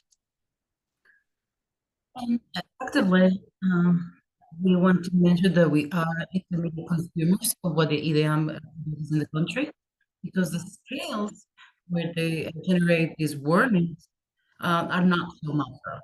So that's why the district comes with the network of meteorological. We have 20 zones that are not homogeneous. Some of them are in the east, some at the border. There's another one that is surrounded by the Bogota River, and all we have to monitor everything and all these areas. We have 70 stations that are advertised in real time. When you require this information, you can go to our webpage, www.edea.gov.co. You can find all the process here, all the information process that includes not only precipitation components, but also temperature, levels, wind, also atmospheric pressure to determine all these variables that could generate all this process of warning the community. All these sensors are valid and standardized, not only with with international standards. So to ensure that all the information is available to the communities appropriately. The flow of data that we have in different temporalities, the hours, daily, weekly, we not only mention the condition, but also have some sensors that are focused on soil processes in Bogota with different characteristics, because this can also generate some alterations in the information. And we could use some information available to the community. What you see right now is how our radar works. It's not a radar that has X weight, generates good conditions of information. We have 24 hours of meteorological processes where we take the data, we interpret the data, and we generate information to the whole system, the fire department, the government, and the community.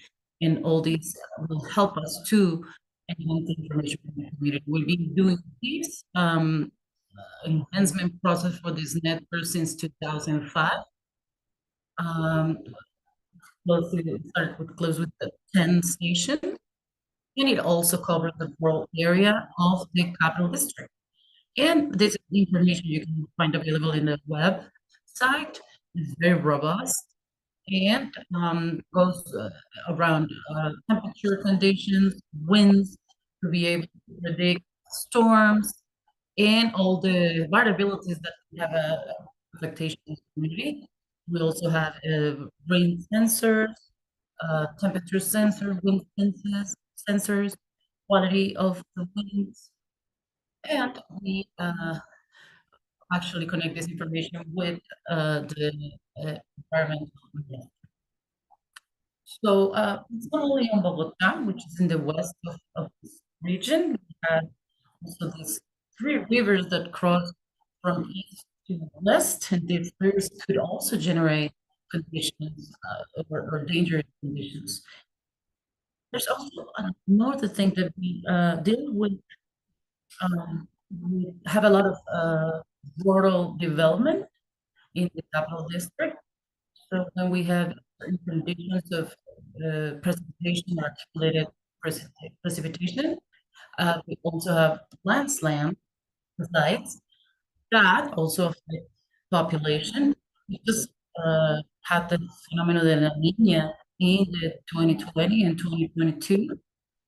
And fortunately, because of these early warning systems, it helped us to act, and we only had three victims, and I said it with all respect for those system. And I say this because the impact was huge and affected over 1,000 people. Bogota has a lot of 3 victims seems like a very little for capital. Different types of dangers, monitoring them, and you can see as on the right graphic shows the process also of the seismic activity that will help us. This mapping will help us information to the community rapidly, and because there's a lot of different things that soil through the area of the capital. So this allows to map and assess the conditions and to get. We have 3 reports a day in Bogota. Conditions, meteorological conditions can change.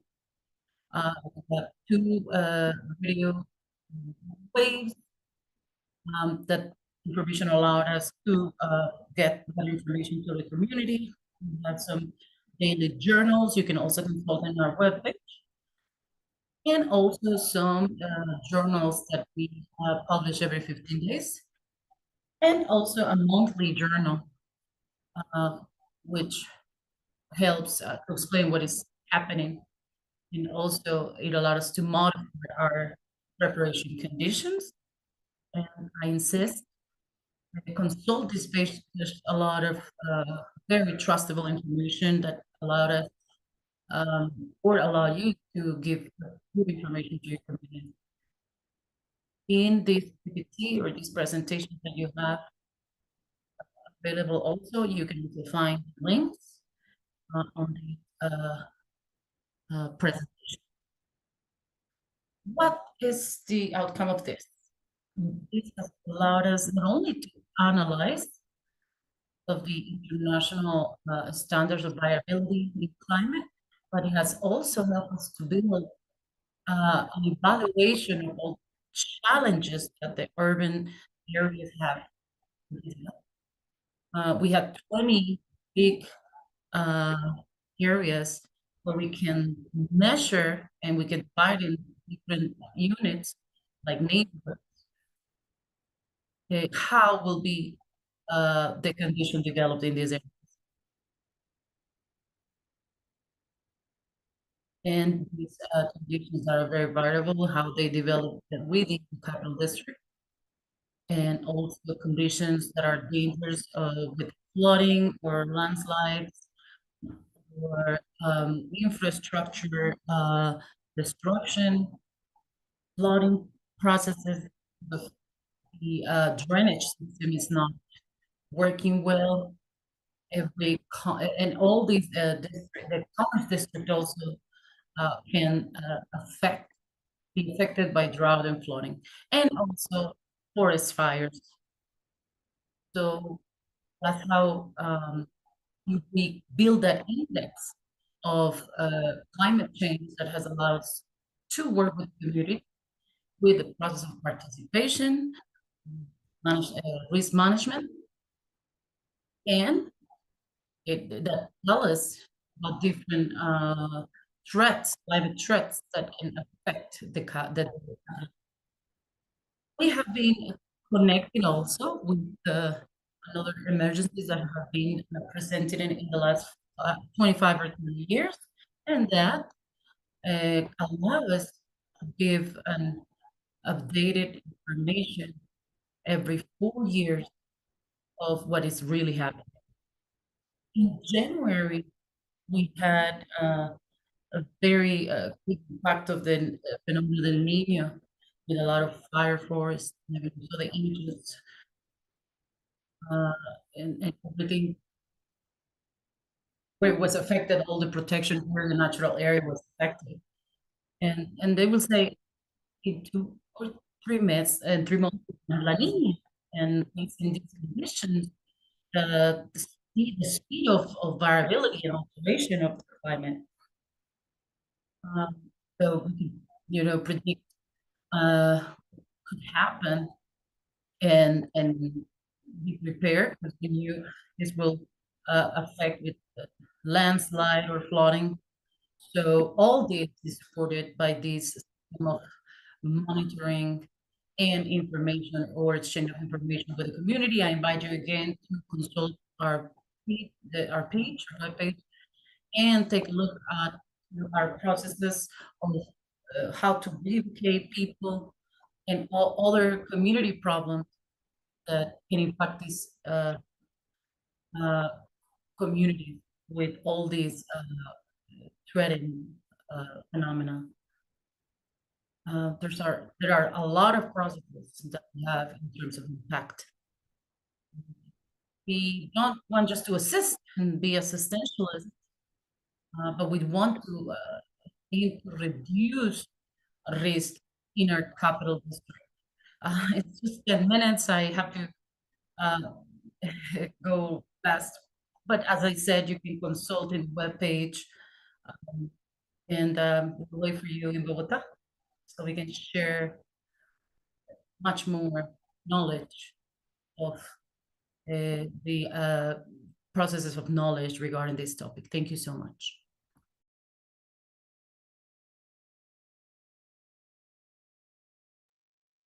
Thank you, Guillermo. We're going to take your invitation to Bogota. So now we go to the architect Ricardo also. He is an expert in urban development. También ha trabajado en he gives the architect. And this panel is about the growth to planification of cities in the context of this topic.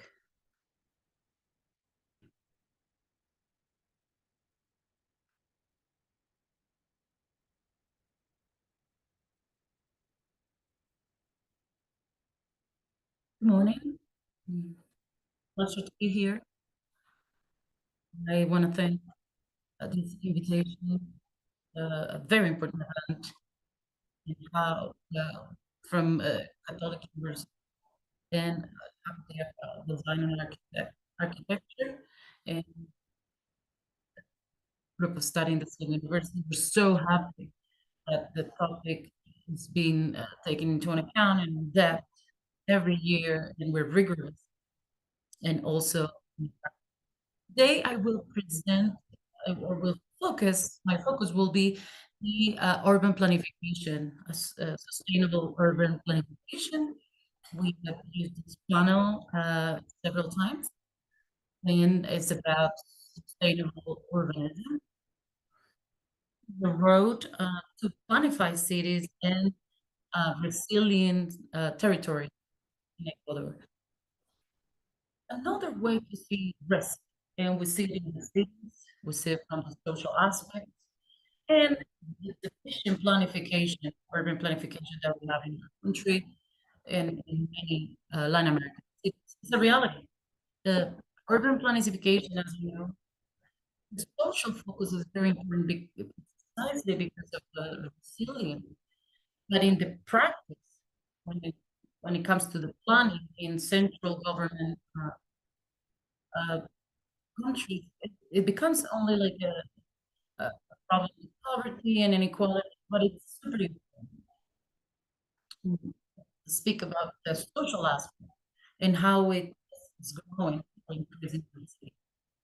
We are going to take a study case in Guayaquil and speak about inequality as a bomb. And we can see these or safety issues. Guayaquil, 2.8 million population, a city that is conflicted or has a lot of conflicts, inequality, poverty, a lot of informality in the sector. We can say, we can use the theoretical basis that we use the informality commercial activity and in the development of our cities, especially in Quito, it's that mattress or that area where there's where we can evidence the many problems that we have in the country. This is one of the most inequality regions, and we are not the exception. When we talk about resilience, we know that this informality somehow it has covered some issues, maybe has avoided a civil war. But anyway, we are extremely vulnerable as a city to climate change. And you know, in the case of Guayaquil, we have data from 2010 and 2022, and we have these sectors in north and south of Guayaquil where inequality has different types of variables. This is a district map from information from 2010, where we can see extreme poverty, access to services, how there are sectors where we have serious problems, and the municipalities in our country have aimed to cover or to fix it. But there is something that is always increasing with this problem of informality is populism and demagogy. I can also give you some more information about this topic with different experts like Rosa Rada. They have generated a lot of information about these informal settlements in Guayaquil and the growing of these settlements without any planification. So, how can we think about resilience as a city if the governments that are autonomous and decentralized promote these informal settlements? So there's a deficient planning, urban planning, or planification. That's what we have to face if we really want to work in resilience or resilience. When we speak about the neighborhood, we speak about resilience. We speak about it as a reality. Yeah. We all know the effects of COVID-19 in Guayaquil. The city was one of the cities with the higher index of mortality, and this is also connected with poverty and inequality. Some situations got together in this effect, so we're not kind of aligned with planning for this, but we have here numbers that said Guayaquil was really impacted. We were looking at this map every day to see how the red was spread through the map. Also, the index of mortality, Guayaquil was one of the most impacted. There's a lot of data that has not been defined because it could have been caused by COVID, all the secondary effects is not clear. The mobility through the province,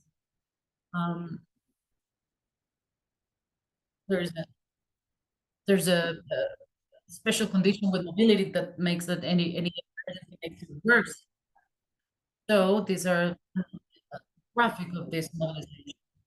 I don't know if you remember that the national government spoke on that time of we can't allow at that time that people will move. People to stay home, but we can't ask people with very low income where the street is the place where people interact or will they solve any issues to space them. So the problem of inequality, what kind of city we have and where should we focus our efforts and what are the most vulnerable communities. Here we can see also where the index of mortality, 80% were in low-income neighborhoods. to finish on time. The case of Puerto Rico, all the variables that was given, and if you remember 8 years ago, Puerto Lopez,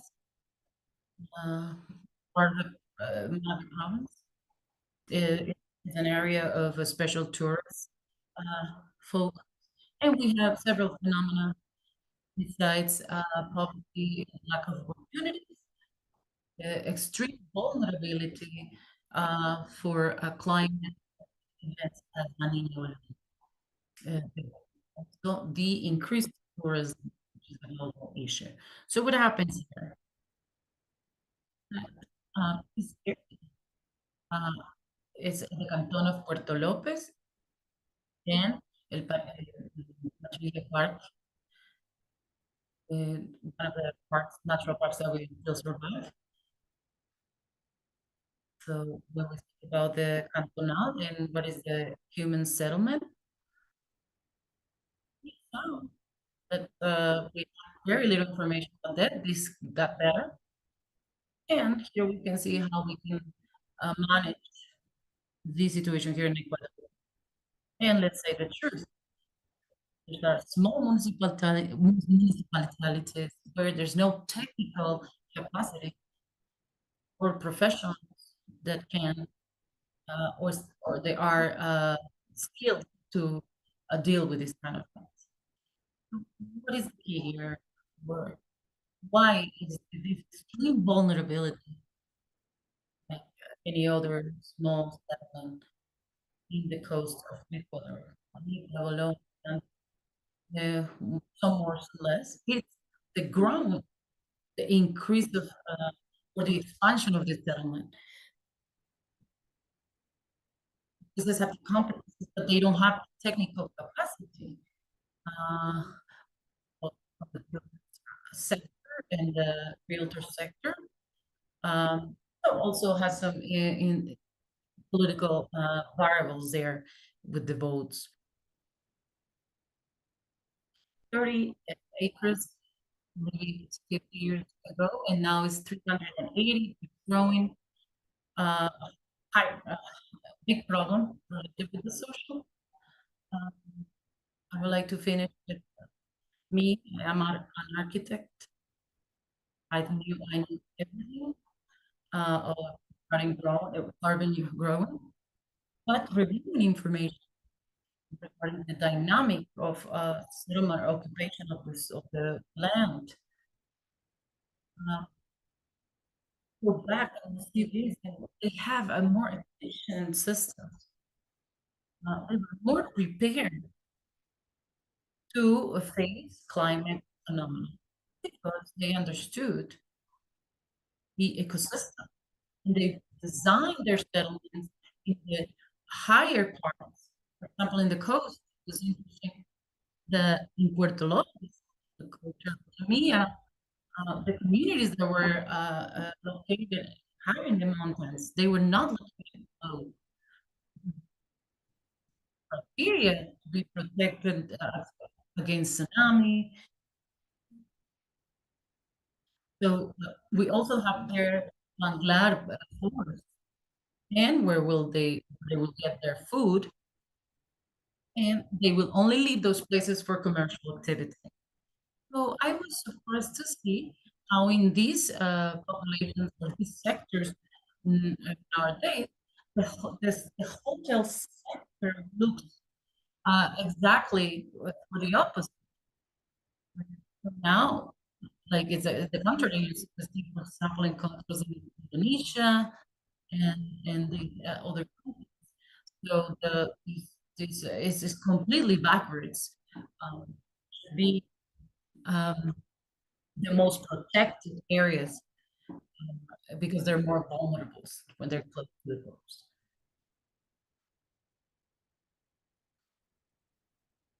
So the consolidation process of these settlements, we have also all the actors, universities, official actors.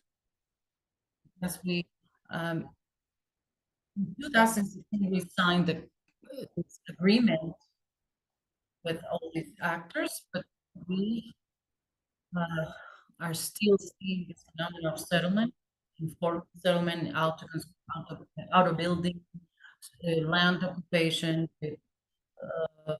very bad quality of soil. So all these variables can make dangerous situations, and that's what the nature of our settlements are. So in the universities, the officials, scientists, the experts, we get a better, more serious, and we get serious on applying these Ecuadorian norms. So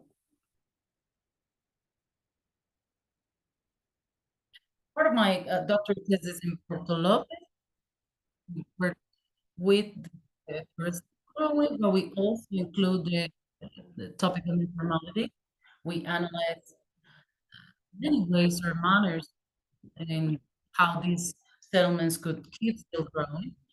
I am running out of time. I'm not going to go in depth, but we're mapping and we identify how this urban growing is behaving. And these are several characterizations of how we did that. And you can see how it's not organized. Times 3 meter areas are for different numbers. There's no control for really plan here. We found only one small settlement, less than 1,000 people. We found 127 different manners of growth. So there's a lot of criteria part of this research where we characterize each manner of growing in the informal and the formal sectors. Something that is also replicated in other places in Ecuador. Remember the house that we showed in Vernácula, the políticas prepared for the flooding, and when they lifted up from the ground, and now we can see this picture. These houses are on the ground. There's some projects of social housing that are not so bad. Tourist sector, how it's how they appropriate of better pieces of land. For example, they take lands that had property or non, or they did not have the actual property here, but we have the phenomena of closed gather housing. This is the tourist component. To conclude, I insist, this is the other side of the is how we enhance the vulnerability of our communities for not being responsible to allow urban growing without any technical concepts. So that is the reflection.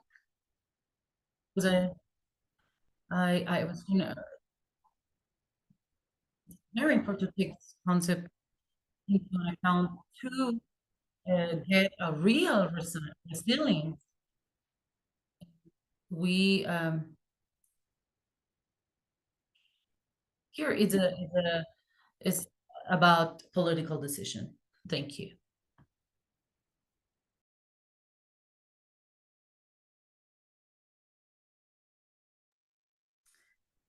Pardon? Invite Erika Jimenez now. She is engineer of solution of local government and deals with risk management and all this to the decision making. I am Erika Jimenez. I am engineer of solutions. And we have look at ourselves to sell a software for climate prevention, and we want to speak now about risk management and how we support ourselves in systems of we should ask ourselves today, if today we have an event or a disaster, am I prepared to face it? Is it the place where I live in a risk zone? Do we know if we are faced to flooding? Everybody should know. Every single individual should know what could happen and what could I do to prepare myself. Everything that we've been talking about resilience. You have to understand first. Knowledge precedes the action. So in that way, we can manage the impact better. For this, geography helps us a lot. Allow us to mix all these variables like social, environmental. The risk management is not only the climate, it also implicates the social, what is the direction of the river, what is the poverty index. Geography helps us precisely to interact with all these layers and variables in the territory, and then you can assess what risk will mean. Knowing geographically territory will help us to set all these stages. Mitigation, preparation. I'd like to tell you how technology works on these different points of the management. So in preparation or prevention, it's very important. So first, geography will find those territories that are more vulnerable and affected with any kind of disaster. And in base of this analysis, we can have contingency plans and take action. And this is what technology allows. We can do simulation and with that analyze the impact. Here, for example, in case of ocean flooding, what are these geographically places that will be affected? And in that way we can start acting before it happens. Different variables. The socioeconomic layer, which are the most vulnerable. So we can stimulate it by build a thing that can help the community. Can we save lives?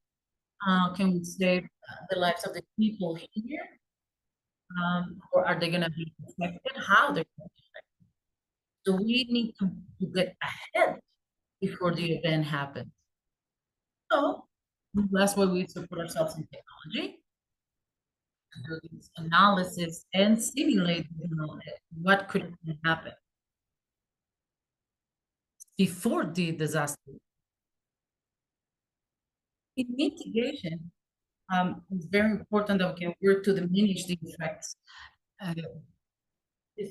Of course, there's going to be impact. That's always going to happen, but try to diminish the impact.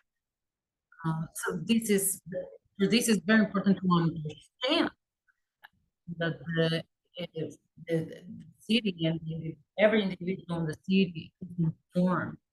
Maybe to have an application, an app where they can be informed. This analysis of information, we made it, and these results we have to share these results so that the regular citizen can see what he is exposed to and what does he have to do. How do I know I live in a zone or an area that is very flooded? So I already shared the analysis and the results. We need like a tool, like an easy to manage app, so everyone can interpret these information. Am I or I'm not in this risk area? Okay, so when we have an emergency, we have to respond, and we need to do it in the quickest way possible. So here we're talking about people that are affected, people that are waiting for our help, and not because we don't have the technology, are they just going to be waiting for a response? So how can we do this in Ecuador? This secretariat gives us this form, which is called the EVEN form, the initial evaluation of needs. And so here we can do a census to all of the people who have been affected by the risk. And so here we can look at the, if we look at, we do it on paper, and by the time we get down until we type this all in, it's until we have the 10, 15 technicians that we have in the field, until we're able to process this information. Imagine all the time that it takes, and there's someone who's waiting to receive if we need to do this. And so how do we do this? We need to take mobile forms where we can centralize all of the information. All of this information that we're collecting, and we can collect it on these mobile forms and then automatically visualize the app through our controls. So I don't have to wait 3-4 hours for the people that went into the field can say, look, and we need 100 emergency kicks, but like automatically I can have the information and I'm able to begin to send out the help. So let's remember that the objective of using technology is exactly that, to be able to attend to everybody who's been affected. And then finally, in the phase of recovery, how can we use geographic information in this space? And so here we need to have something that's really important, which is our satellite images. And so for us to be able to identify what are the places that were affected, what was the road that was destroyed, how can we it really helps us to have satellite images here. We can see this like before and after. So here we can see a case that we worked on when there was in Alausi. And so you can see within Imagine to be able to identify what are the different areas where we have to go and do recovery and do that quickly. So what else can we do here? So it's not just a visual analysis, but also based on these images so that we can execute geographic information systems and use artificial information to be able to identify what were the means that were affected. Why do we do this? It's because this is translated into the people who were affected to that we have identified to be able then to be able to do the recovery phase within that zone. Because of time restraints, what I'd like to do is come to a conclusion here, which is that precisely technology can really help us for all these different phases that we manage within everything that's risk management. The response time, because there's people who are affected and who need our help as quickly as possible. And that's why we can get help from these technological tools to optimize our resources and all the help that we have out there to do it more quickly. And then finally, to improve our decision making so that I can decide what are the places where I'm going to give priority to when it comes to risk. Where am I going to send emergency kits, or where are the roads that were destroyed, so that I can identify this, and all this decision making can be done in an intelligent way because we use the data and also in all of these different tools that we have in the geographic information system. So I invite you to support with the technology to be able to do everything that has to do with this work that we've done in risk management. Thank you all very much for listening.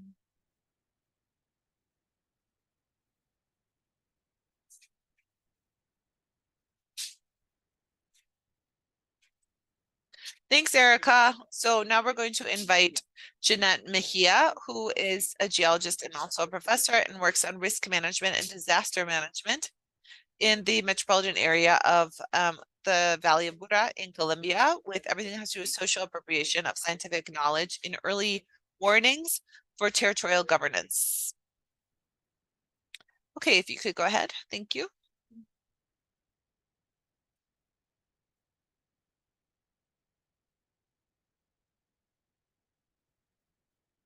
Thank you, and good afternoon to everybody. I know that we're all tired, but I'm not going to make you go. I'm not going to put you to sleep, I promise. And so today I want to do this presentation. I'm talking to all of our different researchers who are here, and all the people that are in charge of what it is that we're doing here with this project and this YATA model, but also for the users that are committed and to the communities that are in each and every one of the metropolitan territories doing all of this scientific So to talk about this project, it's going to take no more than 10 minutes, but I'm going to give you context to be able to get to everything that has to do with social appropriation of scientific knowledge, which is what I really want to tell you about today. So as the early warning system, we have a very big responsibility in our territory. And to safeguard the video, we have a 24/7 monitoring. And so in our territory, but we have always been a point of reference, not only locally, but also international, of this model that we are moving forward with, that is at all times in contact and under transformation, because our territory changes, models change, but also technology changes. And so we have an inverted pyramid, always working with the community. And we are seeing how these transformations are necessary to guarantee that the community continues to respond to this project and these early warning systems, so that they can really continue responding in the same way as they have historically over the last 20 years. For those of you who know what I'm talking about, this is the Antioquia department in Colombia, and the green part is the metropolitan area.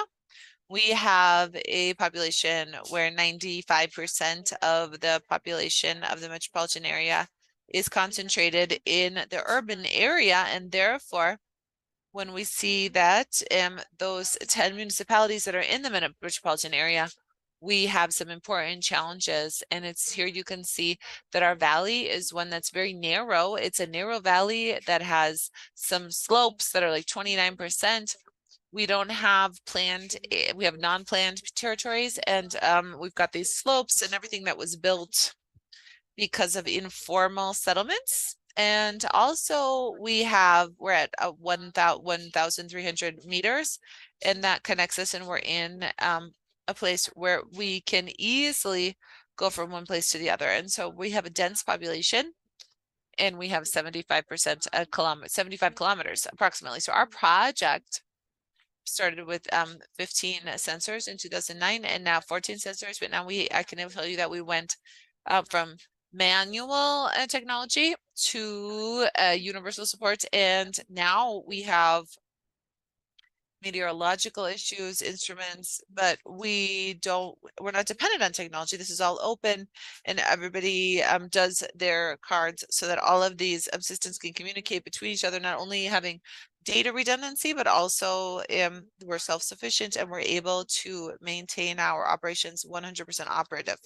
And so the continuity of data, and for us to give maintenance and support, has meant that this system could be stable and be self-sufficient, and for local science to really motivate those small scale investigators, researchers over so much time, and that have really been looking at these different projects to be able to come back after getting trained up out in other countries, to come back and generate science to be able to generate.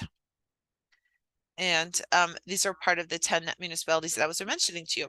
So we are under the National Risk Management Law, which gives us tools, and it's not just the need for the metropolitan area, but also our mayors, who are also the partners of these 10 municipalities, and who gives us this mandate to generate this initiative in the system of early warning, so that we can do this as a territorial governance modeled. And some of these associated 10 municipalities wouldn't have the economic or technical possibility of having their own monitoring system. And so and with that associativity of municipalities, we give them the technical capacity and the systems we give to them with the possibility of being able to comply with national laws, and therefore to adapt through a metropolitan agreement about an official monitoring system. And oftentimes the entity and the information that we have will give them for the declaration of a calamity to have a greater precision with the data that is given to us under this national system. And therefore, this system is one that we have to use for those declarations, because if it's a national system and a dissemination of information that's much more extensive, precision doesn't legally allow us to support the administrative acts for emergency declarations.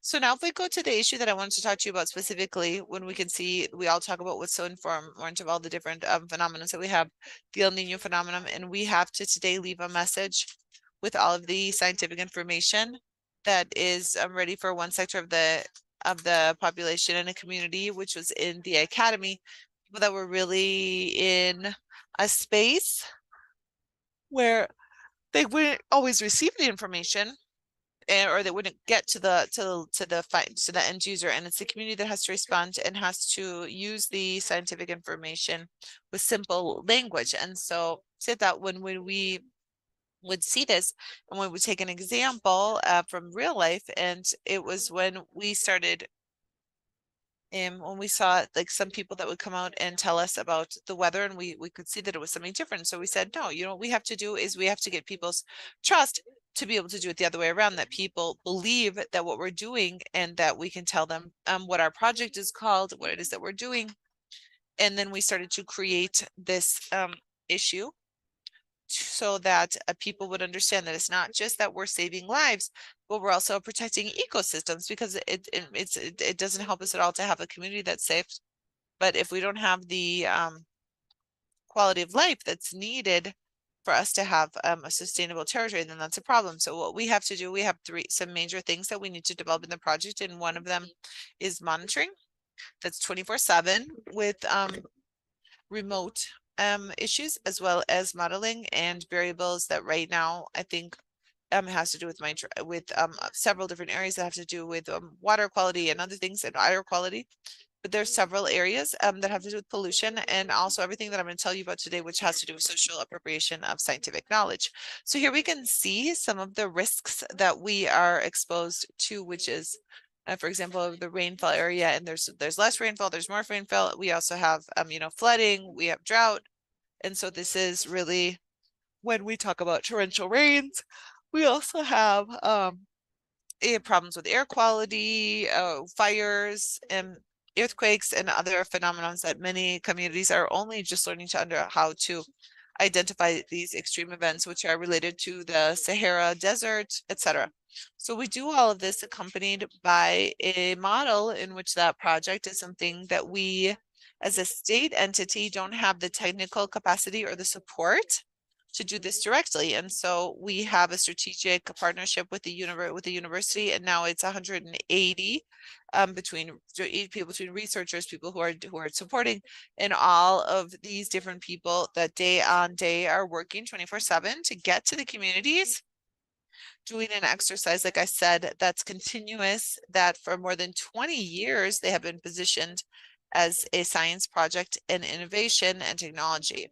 And so we're creating here ongoing with different models to respond to these needs. And so here we can see how exponentially we've seen a growth of our different databases and all the different instrumentation.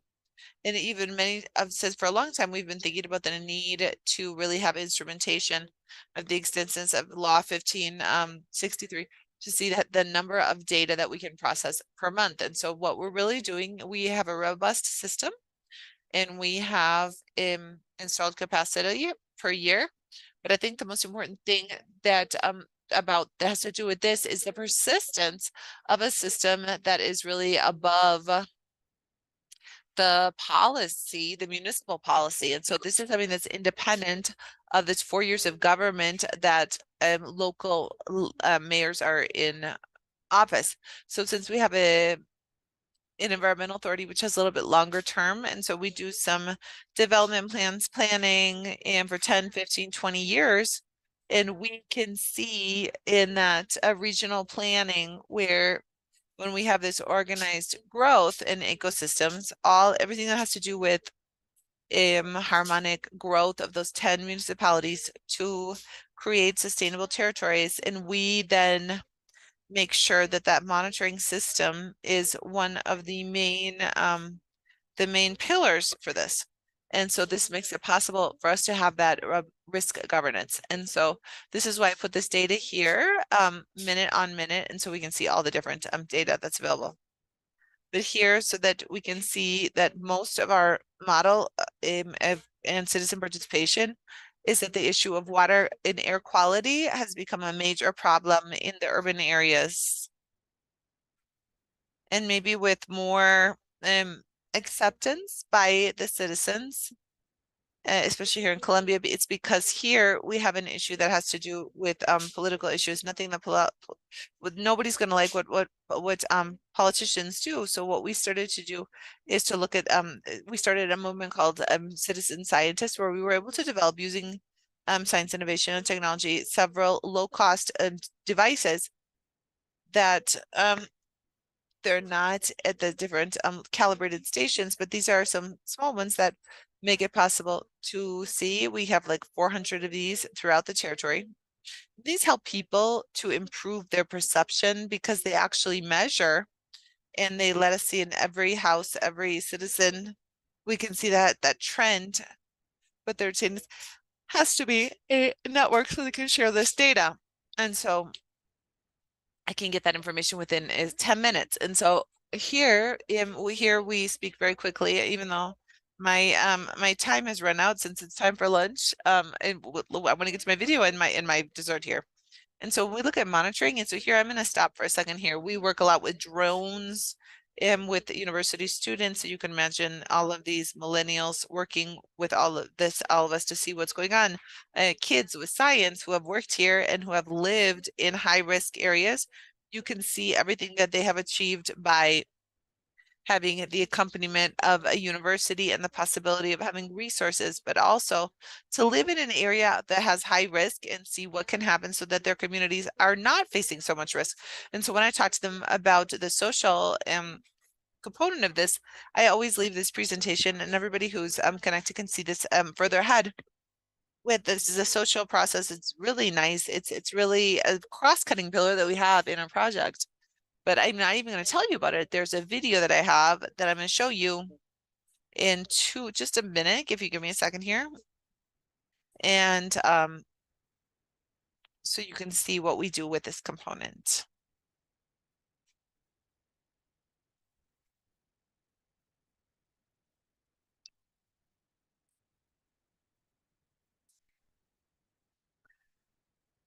Okay, so let's see what happens here. So people are excited here.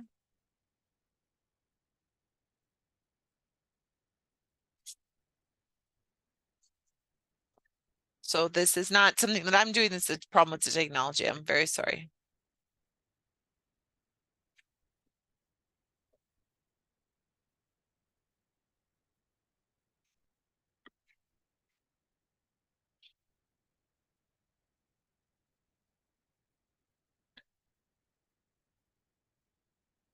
For some reason, I can't. The video's not working.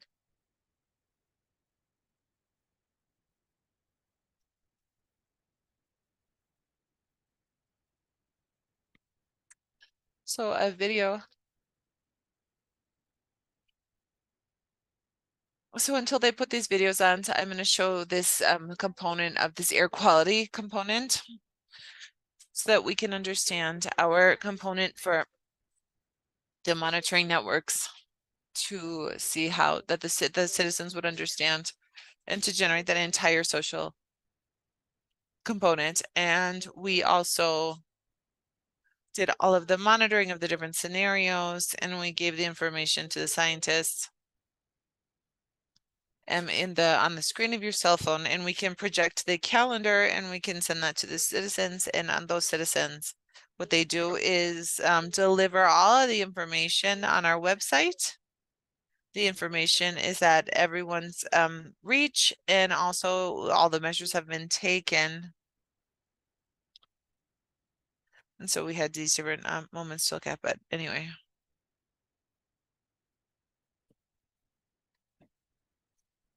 I hope this is going to work, but I don't think, I don't know why it's not working.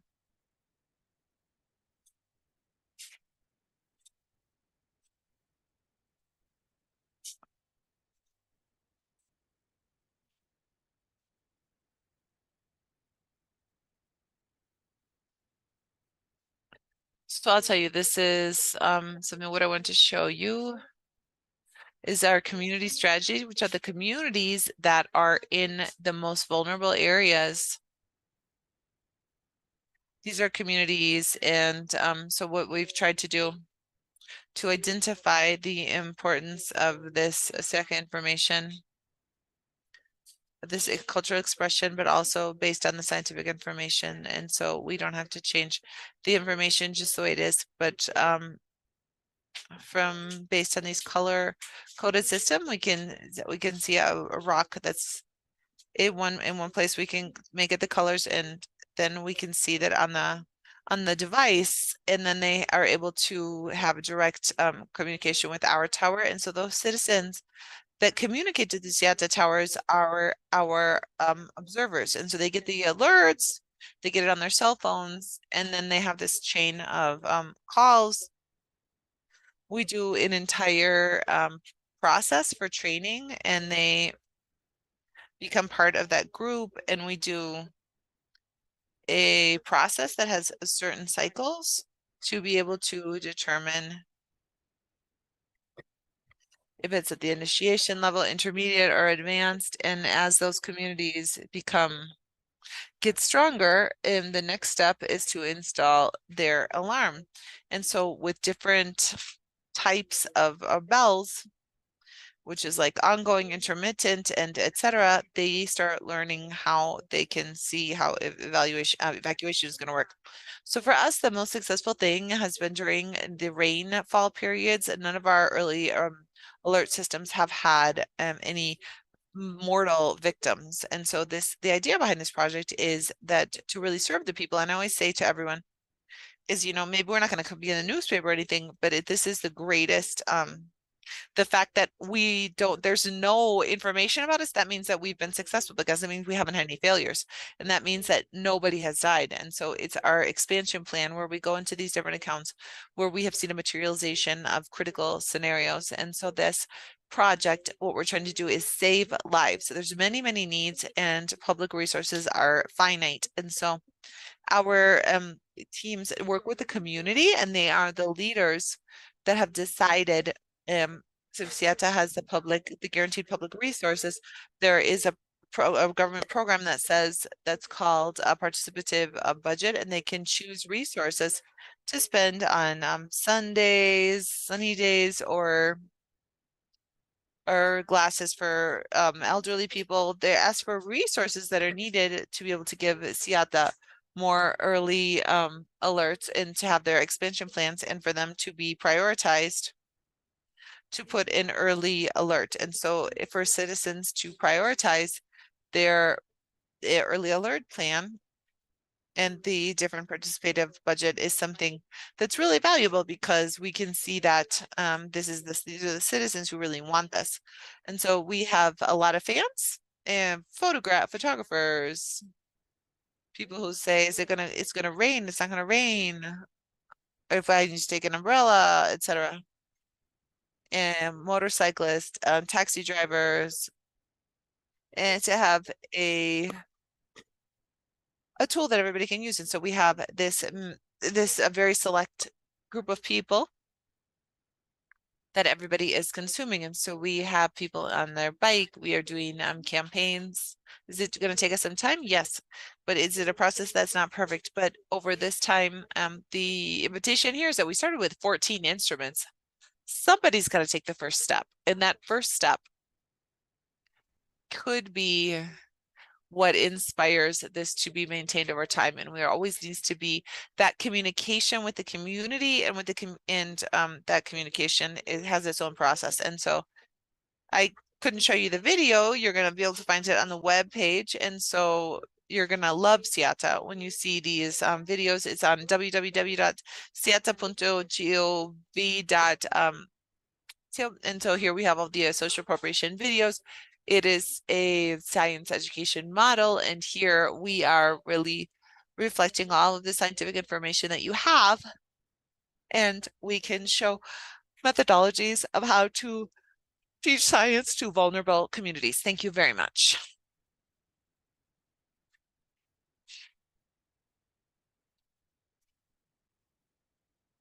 So we want to thank our presenters of this second block, and just some of the ideas for us to remember here, which is the need to share information, that we have open data, We also emphasize on not underestimating or forgetting about this story, because as we've heard, there have been for several years now, we can't forget the information and the history that our populations are aware of that really enrich what it is that we're doing. Also, to be aware of the fact that realities may change. Situations of the different towns and the different areas that they change over time. We've also heard that a major impact is created by the disorder and the messiness with which our cities have grown in Latin America. And this has also caused social inequalities that are due to these inequalities, and that efficient use of a geographic information system can help us to evaluate the impact and plan contingency plans. We also hear that a rule can help temper there to be cooperation between the different institutions in a very clear manner. And also social appropriation of scientific knowledge is basic so that the communities that are exposed can respond in the most efficient manner.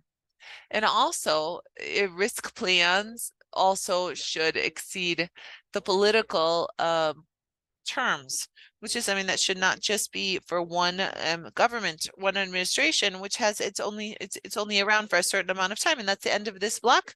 We're now going to go on to block 3. Thank you very much. So these have been really great presentations. We'd like to have more time, but unfortunately, that's our agenda. And so I would recommend to our presenters to be very specific and to maintain themselves within the 10 minutes. Right now, we're going to invite up on the stage Ricardo Pozo, who's a representative of the Catholic University of Santiago de Guayaquil, who is going to be here with the presentation of and also with the summary of our 3rd block, which is called Cities and Regions. So Ricardo, come on up here.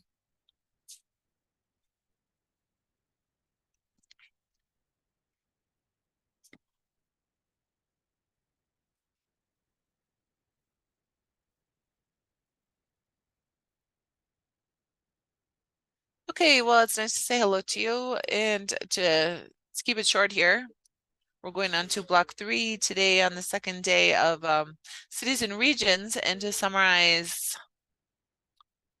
the previous block, we see that cities and regions have a very important role, from the way that they grow, the management of the inequalities, and obviously inclusion of citizen participation. And so in this block, we're going to have 4 different speakers, and let's remember that our time is between 10 and 15 minutes. 10 minutes, sorry. I was going to add another 5 minutes just in case see if they were going to catch me, but anyway, we'll try to be very specific. We're always going to be letting everybody know when your 10 minutes are running out. Henry back there is going to have the little signs, and so when you have 3 minutes left, we'll ask you to wrap it up, and so that we can all have the opportunity to optimize the time. And so we are now going to pass the floor to Mario Garcia, who, with the issue of situations and challenges to take on the El Nino phenomenon in Guayaquil. Mario is a civil engineer with a master's degree in environmental hygiene, and also works on projects and business administration. And he's also the general manager of MAPAC of Ecuador. So let's welcome, and a round of applause to Mario Garcia, please.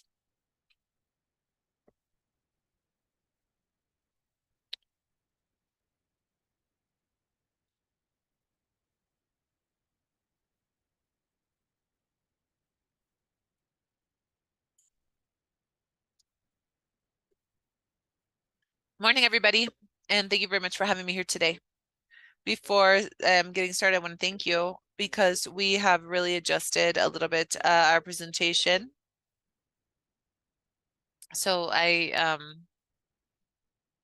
the thing is, I'm here as a representative of MAPAC, and we're looking at the electrical crisis and electricity cuts, and we're working on that, right? And so I'm sorry that that's something that's happening right now. I'd also like to thank everyone who's right now here at this event.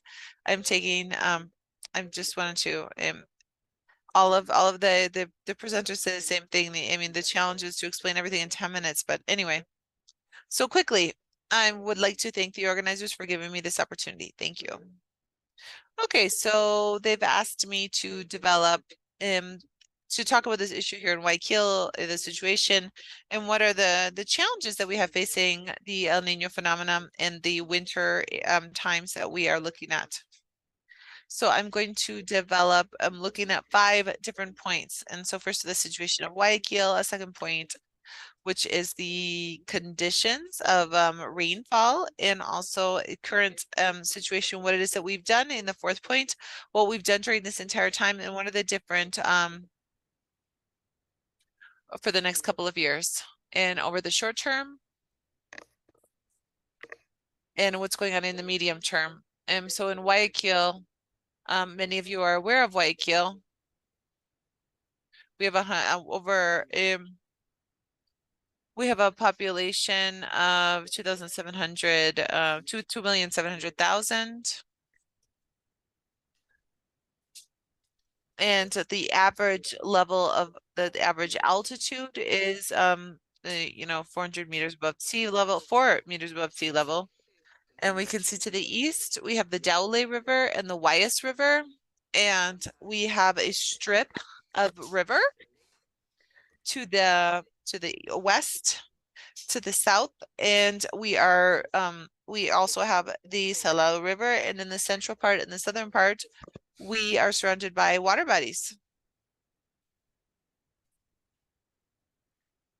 17 different drainage basins. And this point here is one that I think is important, and I'm going to start with my presentation. Please notice that this is everything that's been marked, and here that corresponds to the Guayaquil Canton. The Guayaquil Canton, the urbanized part, is something that we can see that it's 8%. And so that means that the urbanized part, everything that you can see in this part right here. Here we have the north, this is the south, and we have the west and the east. The Daule River and the Guayas River. You can see the Daule River that turns into the Guayas River in this entire area. So the city, we can see that it's developed toward the west. And so like I was saying to you, that the estuary really surrounds us on this side, and here you can see where the estuary comes in, and it continues during this whole part over here. The difficulty that we have here, and I'm going to start with that, is that the difficulty that we have is that we are very close to the river. And since we're close to the reef, this is a populated area, and we can see the meters above sea level is actually 1 meter below sea level. And so here, this is where we start seeing a situation that's a little bit complex, because trying to manage rainfall in a city that's flat, where I was just showing you,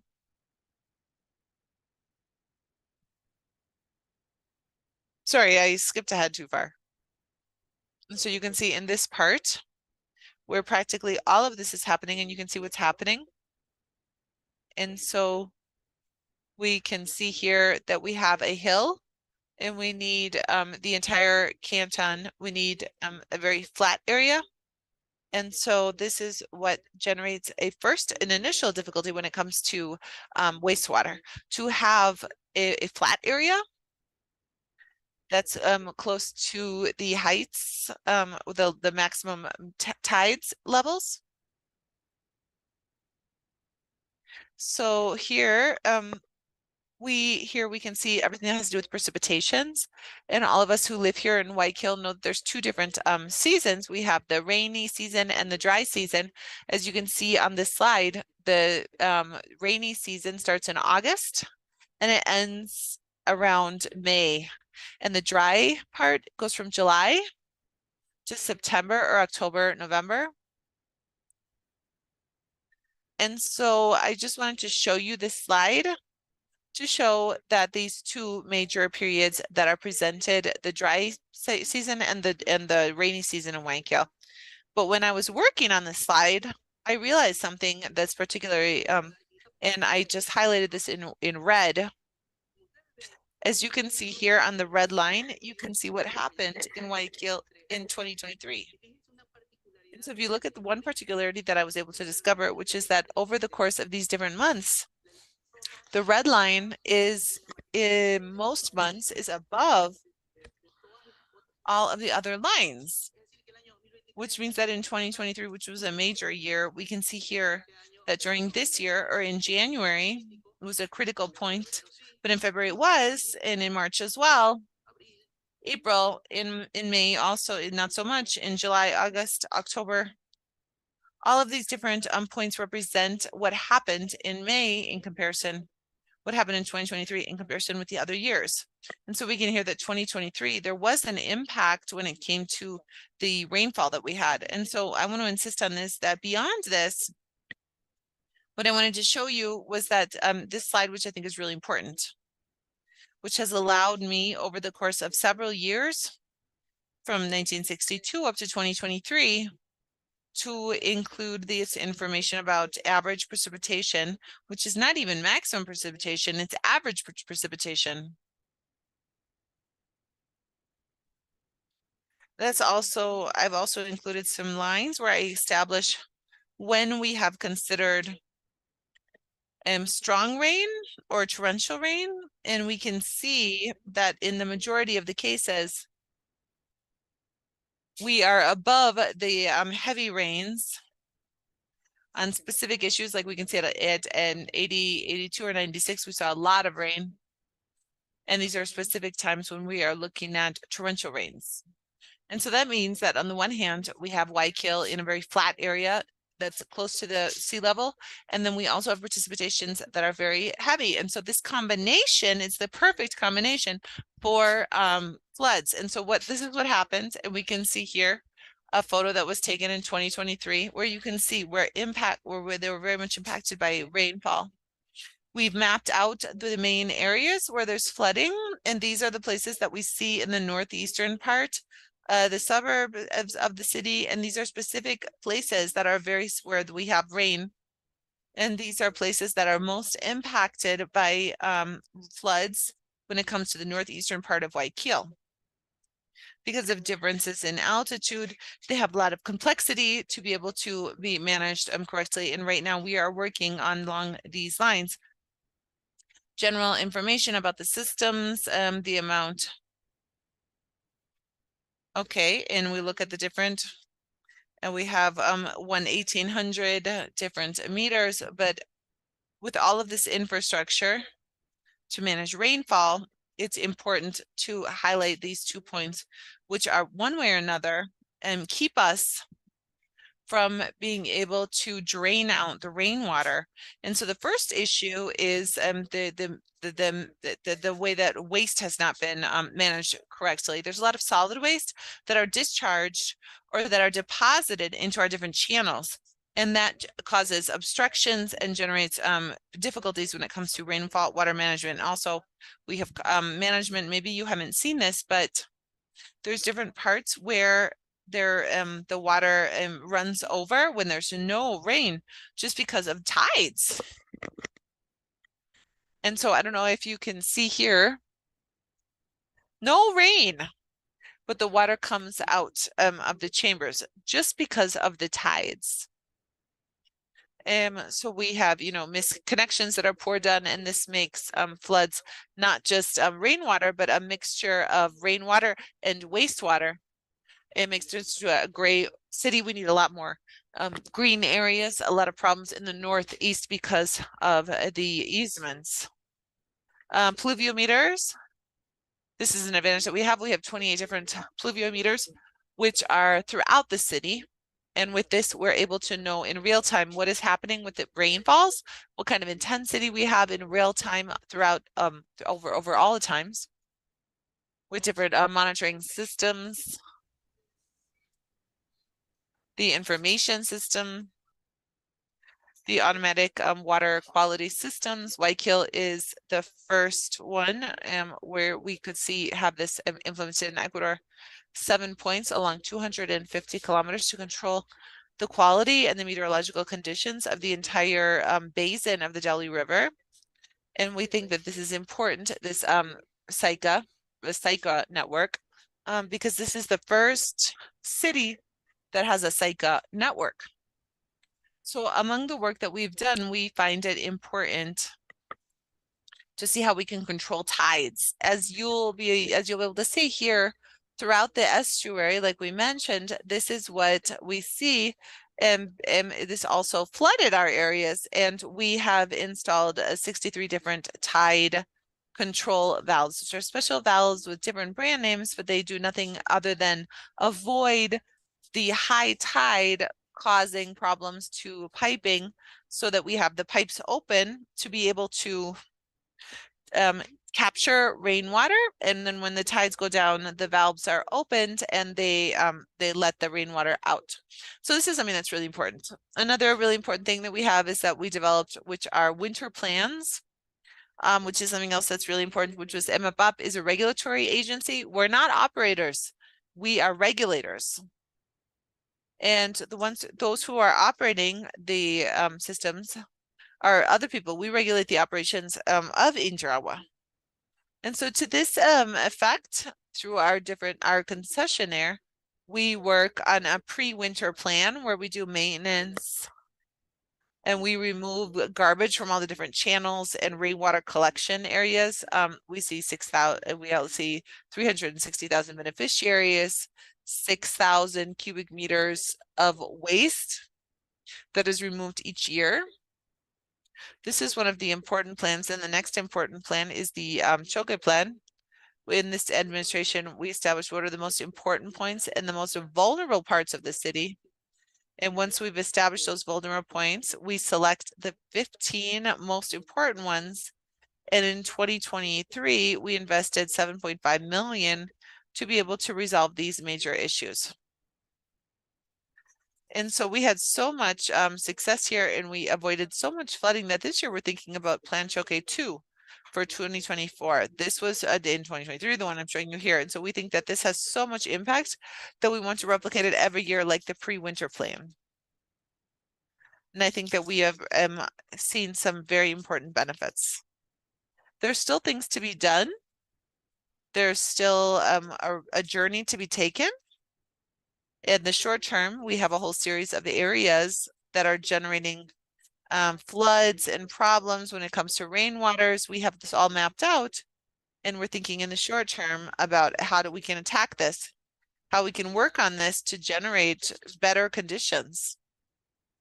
So we have these 8 main sectors, and a lot of these sectors are going to be included in the 2024 Plan Choque, and others are being studied right now. They're being designed, and so we're working toward these short-term challenges, and then we have medium-term challenges as well. The first challenge that we have is to continue with controlling tides. So we've installed 23 different control valves. We still have major points where we're going to be still needing to continue controlling the tides, and so we're going to be installing more control points and more tide control points. The second point is sustainable urban development. This is another point that I think that is a challenge. It's an important challenge, a major challenge, because I think that as part of this point, we have the heart of rainwater management. And I'm going to finish up with this. Since a long time ago, they told me I had a minute left. The longest minute that you'll ever have had in your life. So there are a lot of strategies that are being developed internationally to manage urban rainwater, rainfall like we see in Guayaquil. And so the problem that comes is that cities are transformed over time. Those who manage design issues, one very well-known method, which is the rational method. Another thing that we need to multiply 3 things, which is C, I, and A. C is the runoff, I is the intensity of rain, and A is area. So it's a rational method. The I is managed by it depends on the weather. A is the area in which we have to design the drainage system, and the C is the runoff. This C has different ranges based on the type of ground where the rainfall is going to fall. And so when this is 0.5 or 0.4, if this is paved, it could be 0.8 or 0.9.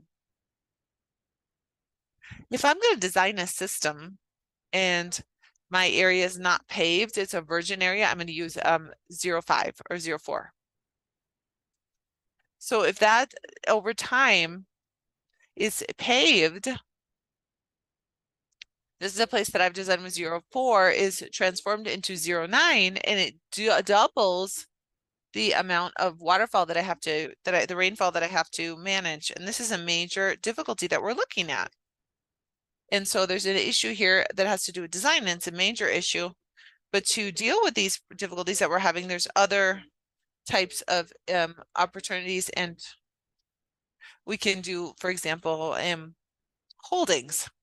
So I think in Guayaquil and cities like Guayaquil, we're going to see these different types of policies in which we see that it's going to be important to have major storage tanks inside of the city so that the rainwater that comes into these tanks are going to buffer the effect of rain. So instead of flooding an area, it's going to go to a large reservoir.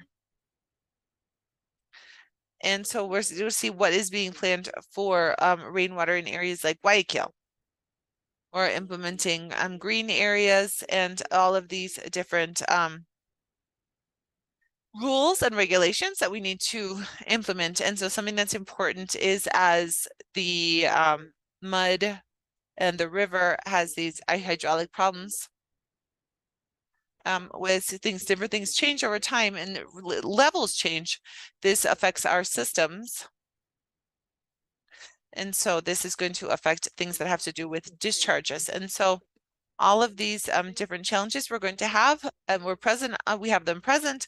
And we think that very soon we're going to have a solution to all of these problems that are so complex. I think that this management of rainwater under these ideas of solutions, nature-based solutions, and all of these different ideas of withholding of retaining walls, a runoff, management of runoff, these are all good alternatives. And this is something that gives us the possibility of being able to innovate with different ideas that are going to be friendly with the environment mainly. And then I also think that managing rainwater is going to be management or responsibility that's a shared responsibility, shared with the regulatory agency, and we as MAPAC, the Interagua concessionaire, and each one of you that are the ones that use the system, the service, so that you can use it in such a way that is rational and correct, such that we can have the best rainwater runoff management. And so I insist, the management of rainwater, I'm sure that this is a commitment that we all have. Thank you very much.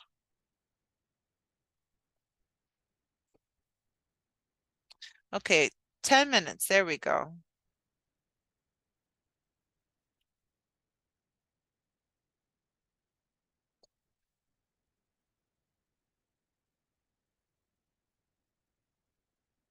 Okay, so we're going to go with Angel Valdivieso, who is going to manage experiences and risk management for disasters in the city of Guayaquil during the El Niño phenomenon in 2023-2024. So let's give a round of applause and welcome Angel.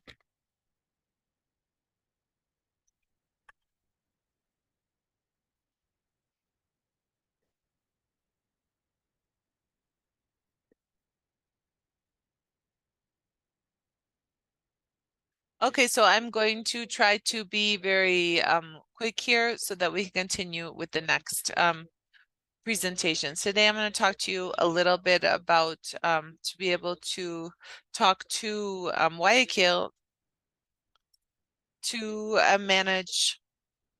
This is the governing agency when it comes to risk management in the municipality. So we have a few different things about what has happened here with the El Nino phenomenon, which happened in 223, 224. And so what happened here is, first of all, as we mentioned earlier this morning, was that on the 15th of May, on the 14th of May, we had the new authorities that took office in the organizational framework in Ecuador. And so also by the 15th of May, through the Secretariat of Risk Management, we saw a declaration of a yellow alert for the possible effects of the El Nino phenomenon. And in September 19th, they declared the orange alert. And so, however, since the time that the mayor took over on the 26th of May with our yellow alert, we saw that we requested these plans for preparation for the event that we were going to take on. And so to this effect, we were in the alert stage and within the framework of a response facing an imminent threat. And then on the 15th of July of 2023, the risk management and cooperation of the municipality started to form part of the municipal the imprisonable enterprise, and where we saw the main objective to identify responses related to risk, not only of natural, but also anthropic risk.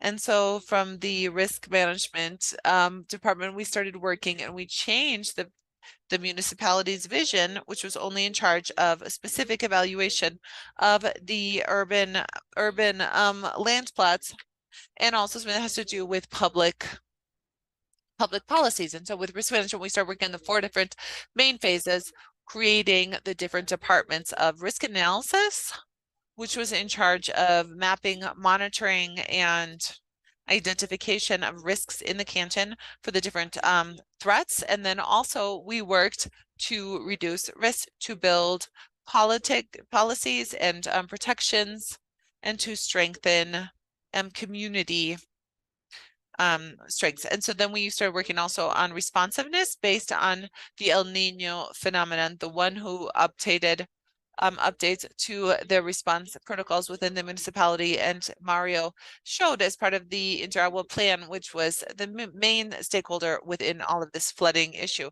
And then finally, this idea of disaster response, through which after they had made all of the first responses, we saw that the communities and livelihoods also got involved to have other issues that got involved to provide assistance to livelihoods. So now risk management from the municipality of Guayaquil is carried out during the 4 different phases of the risk management, not like it was done before, which was only by section or by request or requirement. And so I'm going to tell you a little bit more about what was done as part of this risk analysis facing the El Nino phenomenon. The first thing we did was identify the different risks that we have in the canton. And so we talk about the El Nino phenomenon, we only think about flooding, but we live in a multi-threat city that's facing many different threats. And so we are exposed to landslides and anything that could happen at any time. And then after the El Nino phenomenon, we have everything that has to do with the dry season and what it is that we're working on right now with forest fires. And so all of this is something that we have to take into consideration. Even the biological threats, which also depend on certain variables that are environmental variables, which are controlled by variabilities. To this effect, we also start mapping out adverse effects within the canton, and then the emergency committee started to look at all the different threats that were happening and what exactly was the most possible thing within the canton. And so here we can talk about things like landslides, and we can see the growth between 2023 and 2024 in adverse events. So this is something that can correspond to a normal period or better monitoring. And then we did an analysis in every one of these sectors that had more vulnerability to use geographic information systems and mapping in the territory. which allowed us then to make reports to be able to keep these actions updated within the emergency committee. And that way we were able to manage in one of the first risk maps within the canton, where we only didn't take into account the risk, but exactly like where the flooding could happen, but also the vulnerability conditions and susceptibility of every area in the municipality. First at a macro level, in the administration of the municipality, and to look at the major vulnerability when we had a more inequality, which is something that we see as we've seen in other presenters have said. So here we can look at the macro size. We can talk to what we see about the community here, because oftentimes what we think is about informing the authorities or the institution, that's enough, and that's not the case.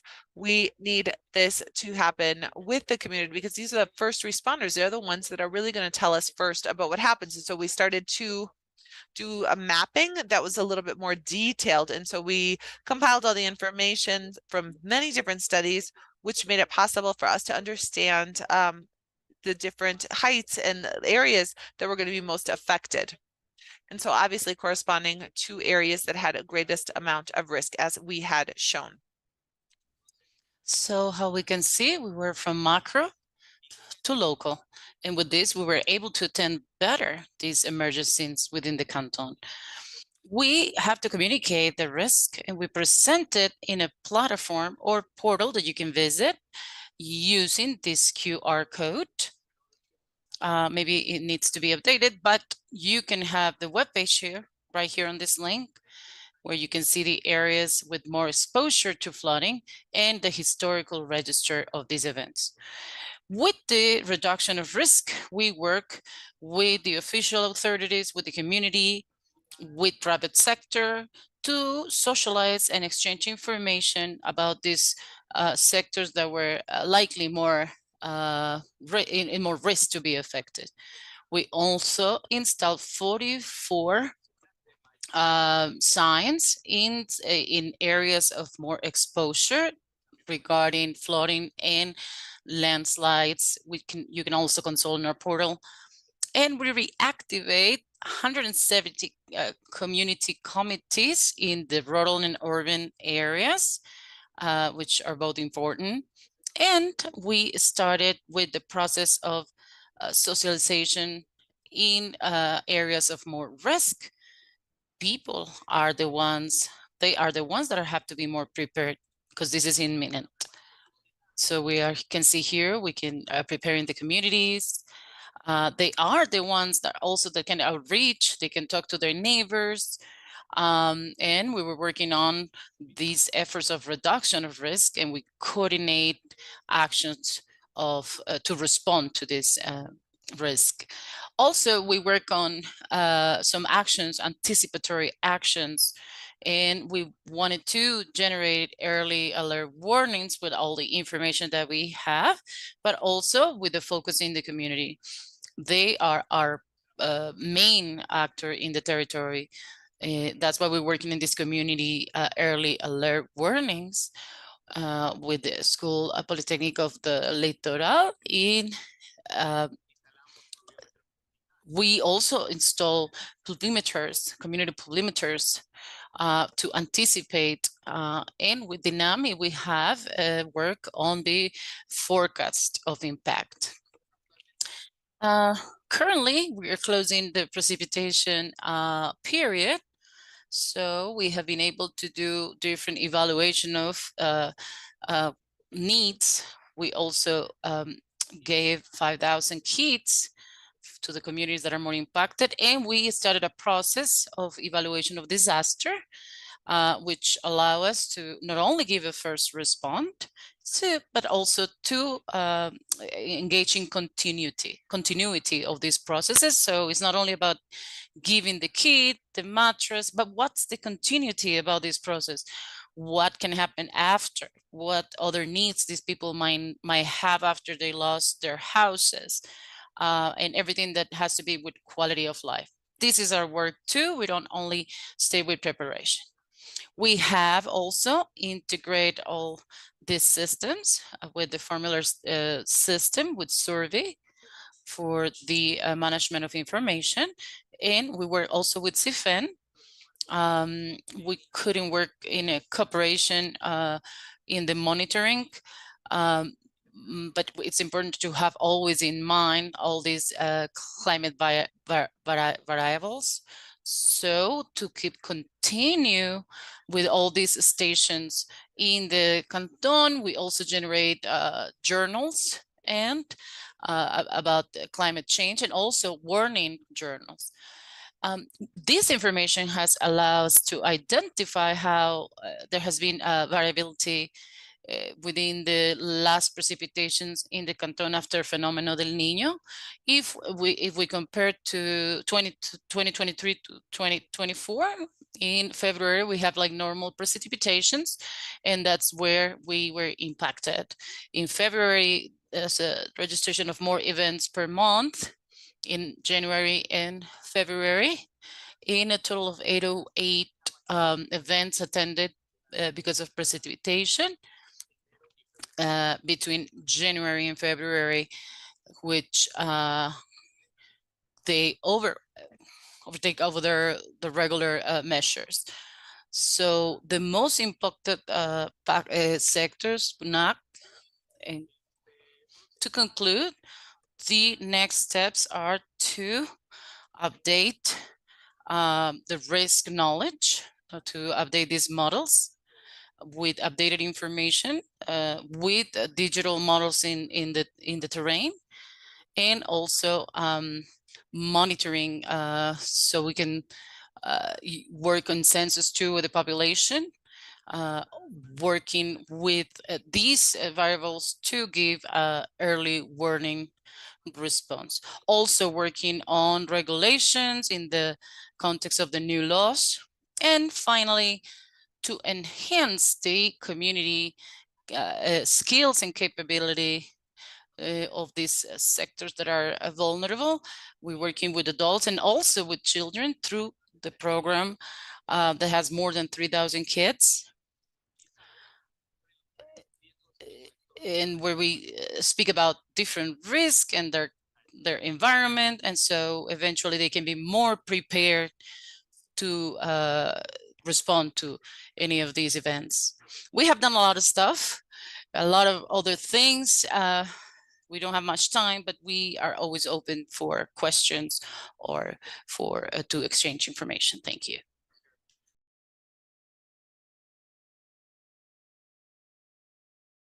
Thank you, Angel, for your presentation. Now we have the Colonel Holdo with the topic optimization of resources facing the Fenómeno del Niño. He's a technician and chief of operation of the fire department in Guayaquil. So welcome to the Colonel Terán. Welcome.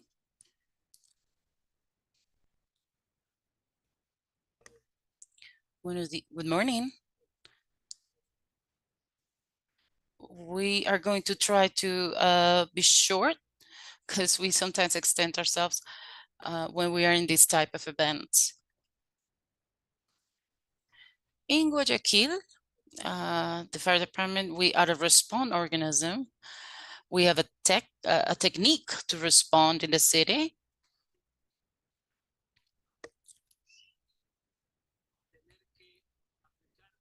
Sometimes we have to apply certain changes in our responses from the ones that we had before.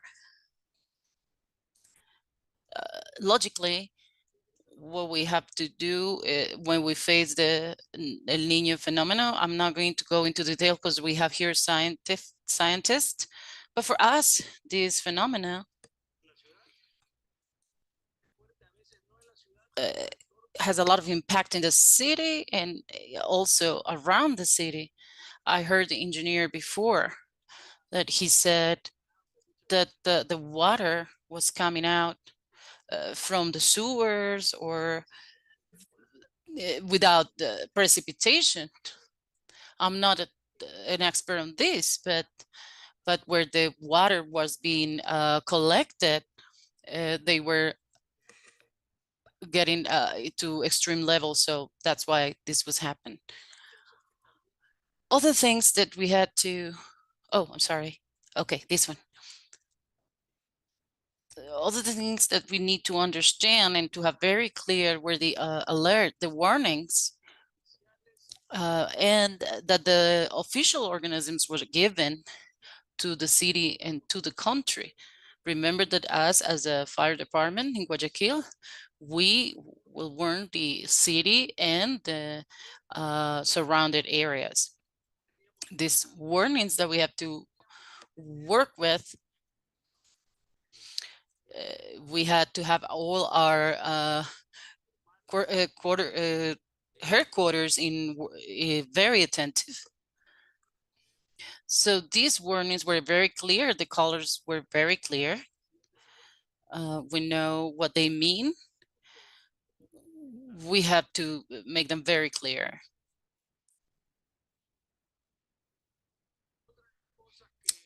Another thing, I apologize. I don't know why I'm so confused with the slides. Another thing that we have to take into account, what were the factors or what was exactly affecting our city compared to the country. So there was a river overflows, problems with the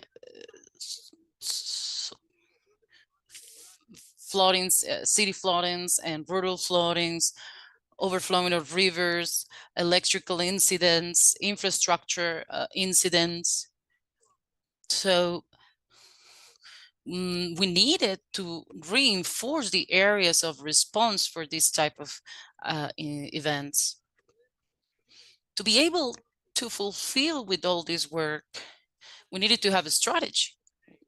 We couldn't say we're going to make some changes or respond on this manner. We needed a strategy.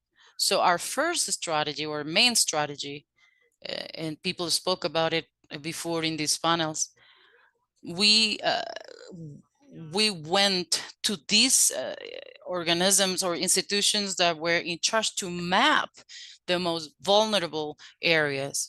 We needed to know which sector was more vulnerable and what was close to that area.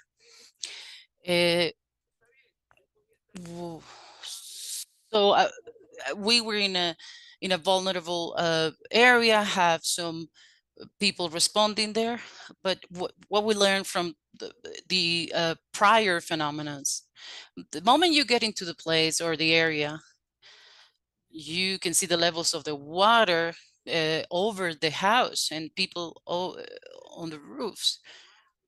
They will call to our central office and they will send a specialized group. But we noticed that the flooding was affecting everybody, including the response organism, because the streets were flooded. So that's what we were trying to do. It was hard to get to these areas. We have, as a fire department in Guayaquil, we divide the city in 8 brigades. This division allowed us to have more control of each area or each zone. Fire groups distribute in every zones. We not only deal with fire, we deal with incidents with dangerous or hazard materials. Also infrastructure collapse. Also the fluvial division, we also assist, also have a group of psychologists to support people.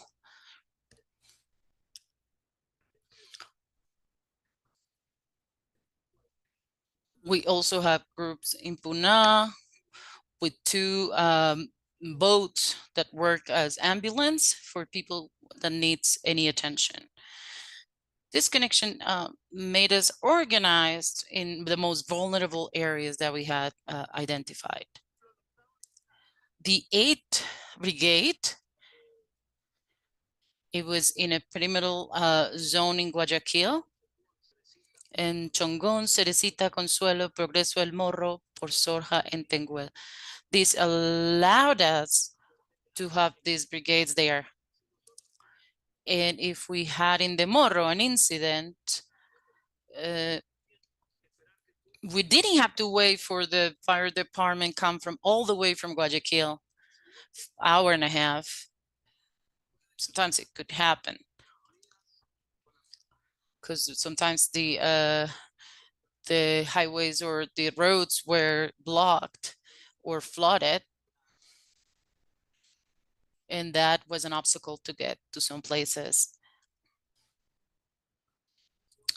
I was saying that in the fluvial division on Puna, we also assist to try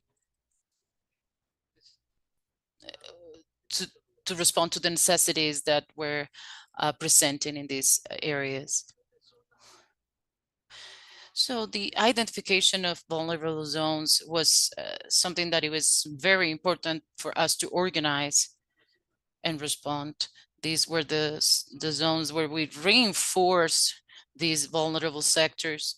For example, like Puerto Lisa, that was an area that flooded a lot. You can see it in red. I have 3 brigades in that area. How do they respond? We coordinate with the closer brigades or groups with a basic team of response to respond appropriately. The personnel was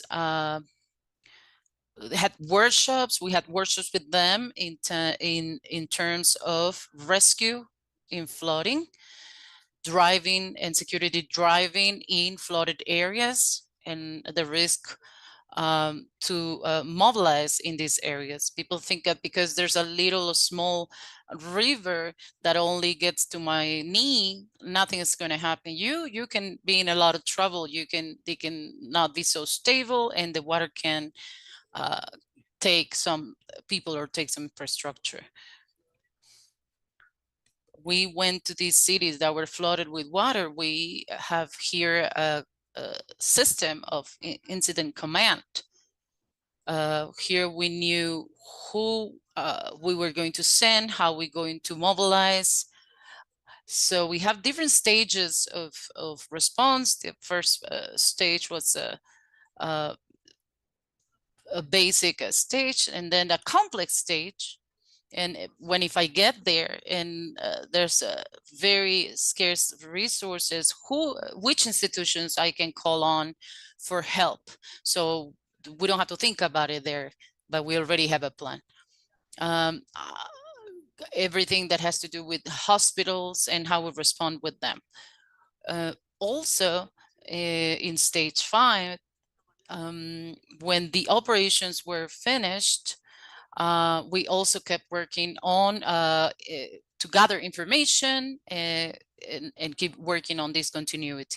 We spoke about safety a lot, and the most important thing to conclude, we prioritize and objectives to give objectives to each firefighter in our institution.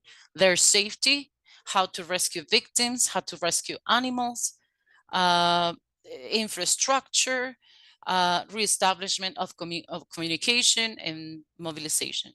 This is very fast the organization that we had from the fire department in this particular event. Thank you.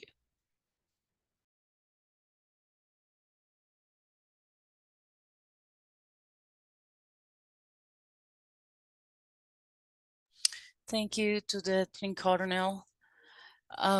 We passed to the last presentation or last panel, so Mr. Andrade, building resilience from the territories.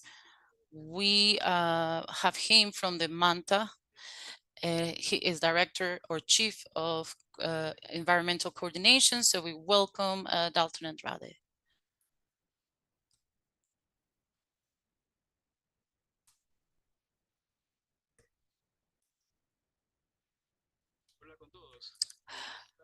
Good afternoon, everybody. Thank you for this invitation and welcome. I'm very glad that you were here yesterday and today. This is a very important event here in Guayaquil. I hope that everything and all the content I have in my presentation is useful. My topic is the building of resilient cities from the territory. This is going to be the content of my presentation, and we're going to talk about the institutional context and the strategic plans for the canton for the topic of resilience. As additional context, we have a law of risk within the canton, and we also have the 85 plan that are focused on urban risk. And it also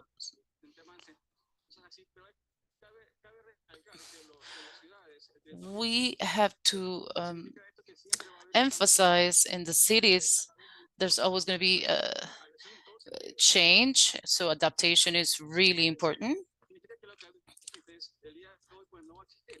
So what we had yesterday, today might not be there, just to have some point of reference to build sustainable cities that are developing in an appropriate manner during time. Some years ago, we have information about threats, but now we have a lot of information that we gathered from institutions. And this, with this information, we have been able to identify the use of the soil and subsoils, and we can also identify how people are building the building processes, and mostly for people that are in very vulnerable areas. Speaking about buildings, we were speaking about the construction in the coast, and this depends a lot on regulation. What's the control in each municipality? If there's not control, that's going to be a constant. But not only that, but who is regulating, who is verifying what's happening, and what's happening with the sanctions too. It has to be a control that can be very strong, and that is going to impact how the people are building and how this is connected with the risk. How do we do all the inspections and how we generate all the topic of risk and management of risk? We avoid or do not give permission to build in certain areas, or on the contrary, the flexibility or the possibility to build more strong or more resistant structures.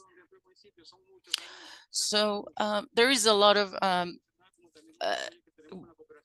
support that we have, international support, institutional support, and so we're going to present here to a little bit to understand the management of risk. So that's first, we have to understand what is the threat.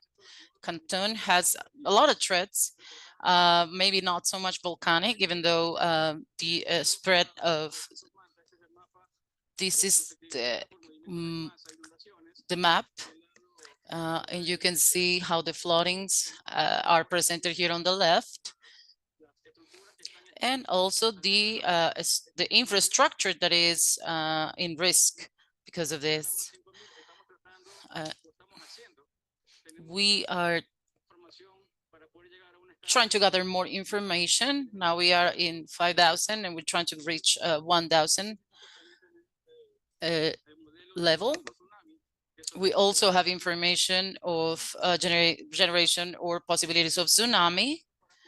We have to adapt this to work with the scale that we have in the canton to be able to identify some infrastructure or structures that can work, that can change within the continental territory. This is the information of the precipitation or the accumulation of precipitation in the canton. We have an area by the airport.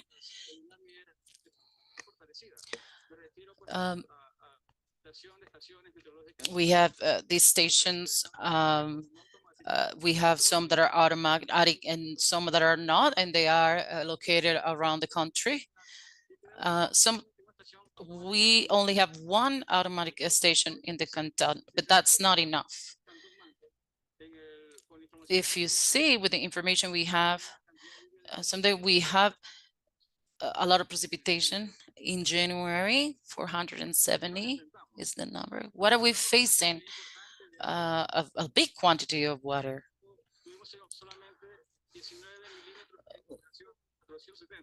We had 19 in January, and in February you can see the comparison.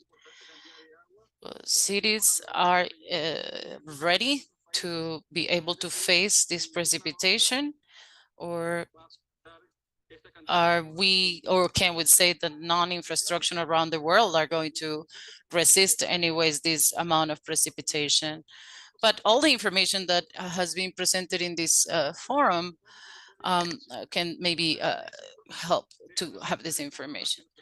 Also, we're speaking about information from the institutions to the communities, how it's been done, how is this communicated, and how the municipalities work with this information. This information was given by autonomy, but this is not about friendship. We should have an information process that is more efficient, and we have worked a lot in the topic of understanding risk management with the community. We call it resilient communities. We work with the community, but it was beyond the community topic or the risk topic. We also speak about enterprise.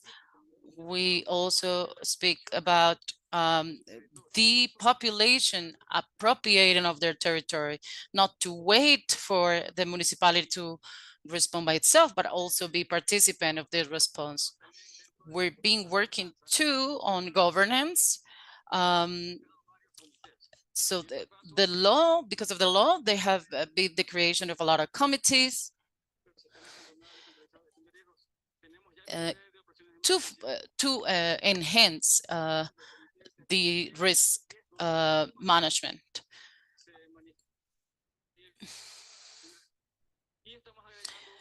And we have these 3 committees. We also are adding a 4th one. It's like a lab where we can work risk analysis and respond to risk, but also work with the intellectual sector, and that this has a continuity. The research processes can give us recommendations, and how we can get these recommendations and conclusions to be available to the community.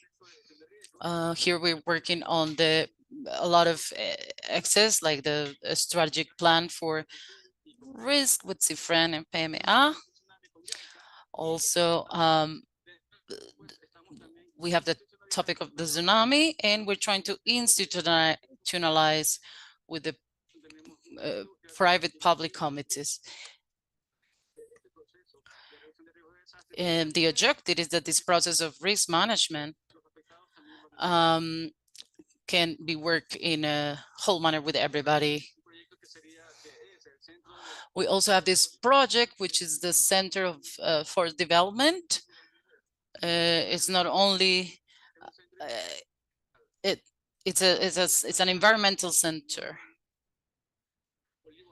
It's called Olivo Negro, and we have to consider that the plants that are harvested in a city or planted in a city can also help to combat climate change.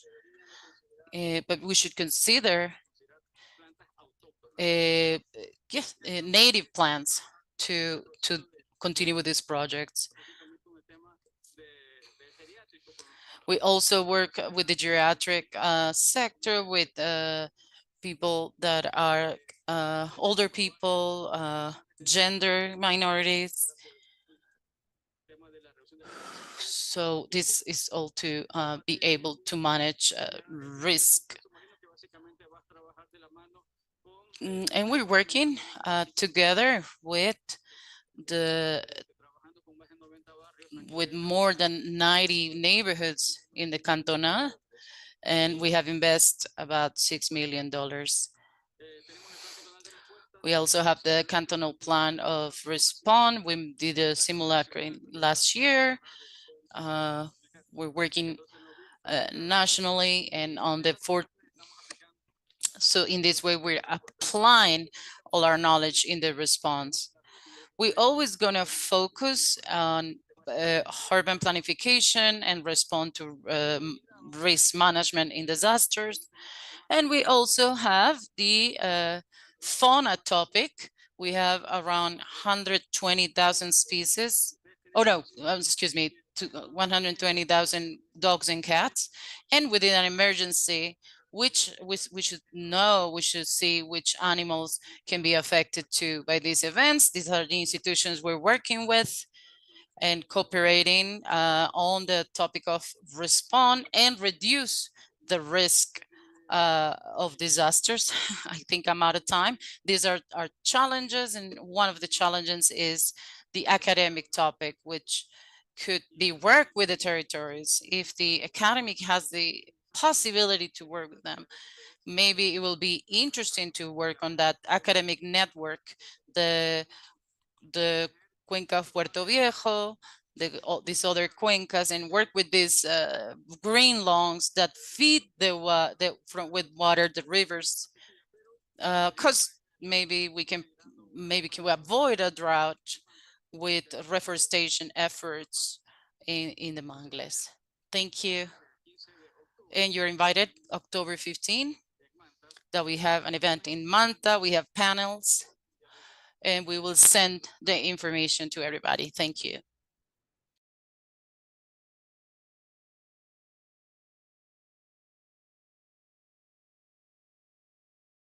Thank you so much to all the presentation.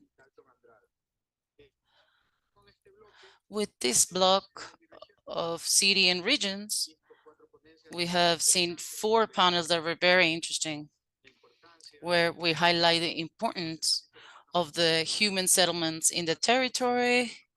In the case of MEPAC, we saw how they develop different types of projects and programs and activities and infrastructure, and how mitigate the effects of flooding. With regards to Guayaquil, there is a public investment that is used through programs, plans, and projects, also with infrastructure. So here they highlight the communitary work, working with the community, and that's very interesting because that's really the work of the governments that are decentralized, but not only with everything they're doing, but also with participative programs. Also, we have Leopoldo Terán, what he explained, how they cover in the canton, reaching places where they usually are not able to get these complements with what they usually do with the territories. And finally, there's some other plans and projects related to this. We are a little short with time, and we're close to break, and then we'll come back. It's very important to take into account the public action that is given. The territory is good, but it can be better. So I appreciate this last contribution where they mentioned the role of the academy and all the factors that together with strategy and with the network of research, they're all looking for this objective to not only work with it in Ecuador, but in Latin America. So thank you so much to all the panelists for this your attention. Please, let's give an applause to the panelists. Thank you. Thank you, Ricardo. Thank you for all the panels. The morning agenda is over, so we're going to give a break for lunch. You can use the ones that were given to you at the beginning of this day. You can pick up your lunch, and we're also going to do photography. So we can go outside. The people that are connected virtually, we come back at 2 p.m. Thank you. Recording stopped.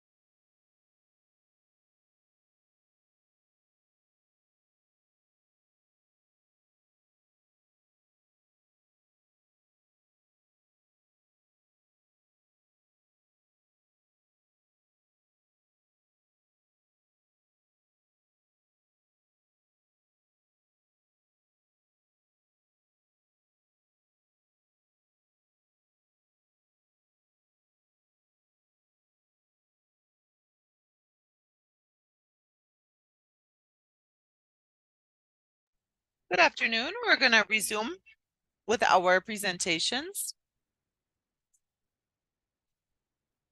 So right now, we're going to start with someone from the University of Santiago de Guayaquil, who's going to continue with the presentations of the presenters, the introduction of our fourth block of presentations called Cities and Regions. Thank you all very much. Thank you. And hello to everyone. We're going to continue here with this event starting on day 2 of block 2 of cities and regions. We are going to have the participation and the presentations of 6 different presenters. And we want to remind you that you have 10 minutes each for efficiencies. We're going to ask everyone to be as brief as possible because there's still one more block and we want to be able to take all of these ideas and proposals home that we are looking at today. First of all, we have the architect Maria Luisa Velázquez. Maria Luisa is going to talk about urban resilience based on risk management. In addition to being from the Catholic University of Santiago de Guayaquil, who has really taught many of us who work in cities in territoriality. And she's had numerous different posts. She's an architect. She's a master's degree in environmental management. And with she works in urban planning. She was the director of ongoing education, continuing education at the Catholic University of Guayaquil. And right now she's working at that same university at one of our major departments that has to do with development and all of this. So thank you very much. And let's welcome Maria Luisa Velázquez. Hello and good afternoon to everyone. I feel happier and more comfortable speaking here just because of the camera, I tell you. Thank you for that presentation, Ricardo. And effectively, the university that where I'm coming from has done a lot of work in science, above all when we talk about urban and regional matters. It's so necessary when it comes to planning. And even more so when we talk about risk management. For me, as a planner, I think that over the last 20 years, these issues have had to do with the idea of rethinking territory and making this variable in the process of global urbanization, making these issues very relevant right now. And so what I'm going to try to talk about right now is called resilience and risk management. Let me know if I'm going well here. I'm going to start with initial data. Maybe you've already seen this, but I think it's an important context, which is natural disasters. In the last decade, in the last 10 years, have affected 220 million people with economic damages of $100 million per year. And so ever since 1992, we have affected 4.4 billion people and $2 trillion.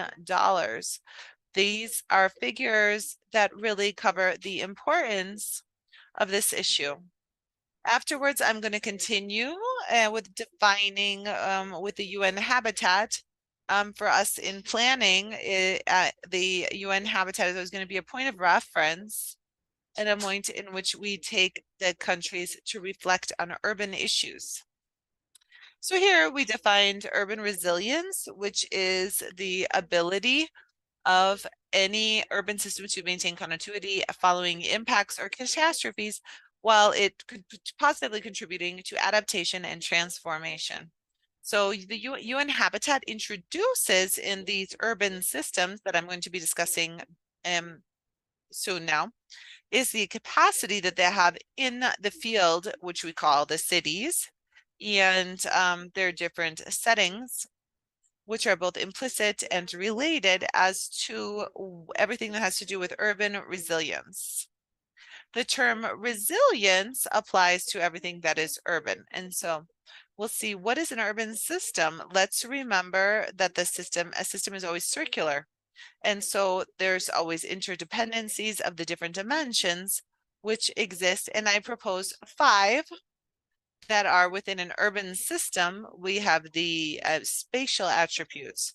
These are where the settlements are located. This is the first definition of an urban system. Next, we have organizational attributes, which right now are very important, which is that a territory is nothing without these organizations that we see. These are both formal and informal and can be of all types. They can be formal, informal, corporate, political, community associations, professional associations, or religious associations that can influence a city. Physical attributes, which an urban system also has.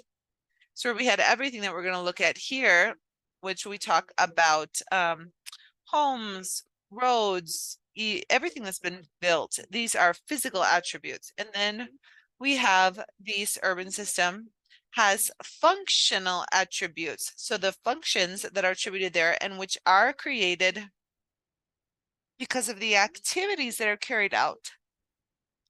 This is so, the functioning is so important. So for example, Recording here I'm in going to progress. cite what happens in a rural area, which is also important to systems. And just like mass transportation systems in the different scales. And so also looking at functional things, we have governance, which I'm sure many of you will have heard about the governance, which is the capacity of being able to administer a territory, and social systems that they have, especially in large cities. And another variable, another dimension of the urban system is time. Cities, territories, and in this case, I'm always going to talk about cities. They're evolving over time. They're not static because we have so many conditions that we've already talked about, the different spatial attributes that suffer changes, physical physical things suffer changes as well. Time is a very important dimension. And so now we're going to look with these systems at the characteristics. So before we talked about the 5 critical points and interdependent points of interdimensions. And so now we're going to go to the characteristics of urban systems, because we're interested in defining that in what system we're working on resilience. And when is an urban system said to be resilient? It's when it's persistent, when the city is aware of impacts before they happen to prepare for current and future events, in addition to strengthening redundancy in its networks, generating additional capacity and backup to maintain and restore basic services, guaranteeing trustworthiness during and after the interruption. So let's look at what's happening right now with the blackouts. We're organizing basic services and everything so that we can be resilient. We are anticipating the impacts. Another characteristic of a resilient urban system, which is what we should have in the different cities, is that a city needs to adapt not only to that which we can foresee, but that which is happening, because we can't plan everything. We try to plan everything, but you know that there are moments in the life of a city where something can happen that was unforeseen. However, that what we need to do is to have the capacity to be able to function. And so that is something that we also say that is adaptable. Resilient cities are adaptable, including, and they're inclusive. So I know that this is a term we've used for a long time, especially in risk management. And for resilience, is that the city should consider all of the people and all the different types of people are going to be, and that can be also that are going to be in a specific or special situation. And so That is also what it means to have a resilient urban system, where we can see the inclusion integrated by all of these different elements that we have talked about. The city is alive. All of the different systems interact. One depends on the other one. Another part also is that a resilient urban system must be reflexive. And this is something that's really important, especially when one way or another, what we've heard as far as planning is concerned in Ecuador, the famous urban plans, or any plan. It must be reflexive. We can't be making a replication. We can use different similar methodologies, but always reflecting on the characteristics, the particular characteristics that a city has. Transforming is another one of the characteristics that a resilient urban system has, because it is necessary for that resilience to be proactive, to generate a positive change. And so we need to have innovative solutions.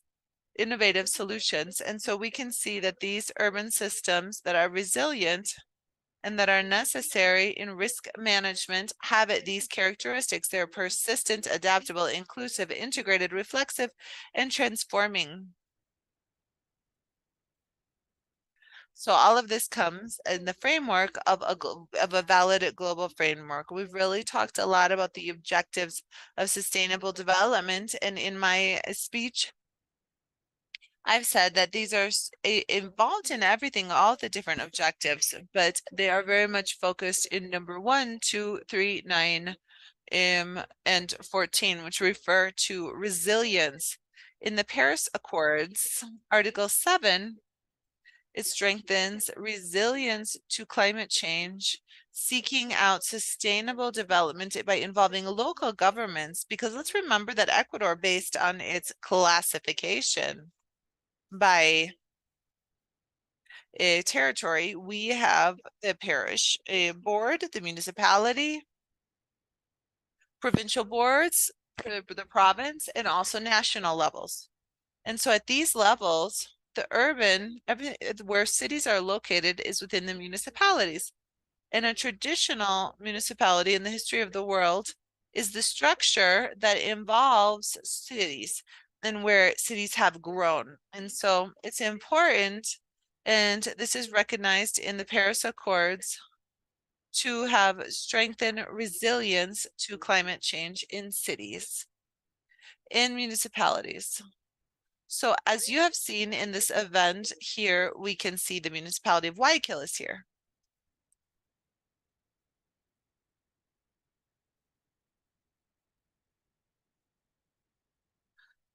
I'm also going to talk about the new urban agenda, which is made here in Habitat, where we can see that we have Habitat 3 highlights in section 1, new paradigms for resilient planning. Number 2 is legal frameworks to allow for urban development. And 3, we have the analysis of risks that are inherent to urban areas to promote good practices in local economic development by trade in safer and more resilient cities. And so it's really important to take this all into account. My time is pretty much up. I just want to go to the missing slides, which is how to create a resilience profile in a city. And so here we can see a toolbox that was developed by Spain in one of the habitats, and I'm going to leave the toolboxes there. And the set to identify the city. Number 2, which is local government and stakeholders. Number 3 is shocks, tensions, and challenges. And number 4, urban elements. And so any person or technical team that would like to make an approach to becoming a resilient city can use these tools. And the actions that are proposed on this issue here, Keith already done it, these different dimensions, and there is a network of resilient cities where we can take specific actions about urban resilience. And as an example, I said that we have this network of resilient cities, which is one that Quito is part of. And with that, I love this issue, so I talked a little bit too much, but my presentation is available to you, and I am always here at the University Católica if you ever want any further information. Thank you. Thank you so much, Maria Luisa Velázquez, for your presentation. And now we're going to pass the floor to Rafael Rodriguez. The issue is risk management in the face of droughts. Rafael is an agronomical engineer. He has a master's degree in modeling, in evaporation, evapotranspiration of fields, and he has a Doctor of Science and a teacher and researcher at the Central Western University of Venezuela. A round of applause, and let's welcome Rafael Rodriguez. Thank you very much. Hello, I'm speaking to you from Barquisimeto in Venezuela. I think it's really important to talk about the El Nino phenomenon. So the proposal of the work that I have presented has to do with risk management facing droughts. And we proposed 2 years ago to have an agreement between the CIFEN to work on issues that have to do with where we have the largest amount of productivity of corn. In the diagnostics that were done, we found out about important things that were happening based on a need to strengthen educational issues. And so we began to review movements. And when we talk about governance and research, and also looking to get training on different issues, and we established and provided lines for elementary education up through university, and then moving into research. And so it's an interesting issue when we talk about the need to promote actions by working on risk management. And these are things that have to do with droughts, because obviously the circumstances that have been presented, and we've seen problems that have to do with production and the physiological responses that we have of crops.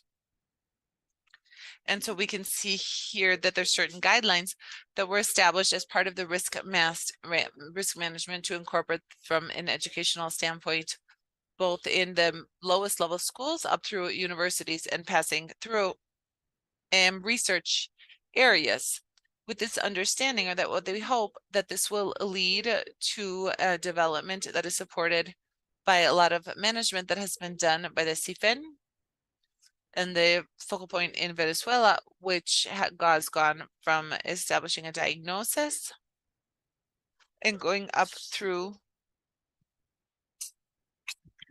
for the current use of these early warning systems. And please, I hope that you continue enjoying this day of presentations. Thank you. Thank you to Rafael Rodriguez for his presentation. Now we're going to get a third presentation from Mario Lopez,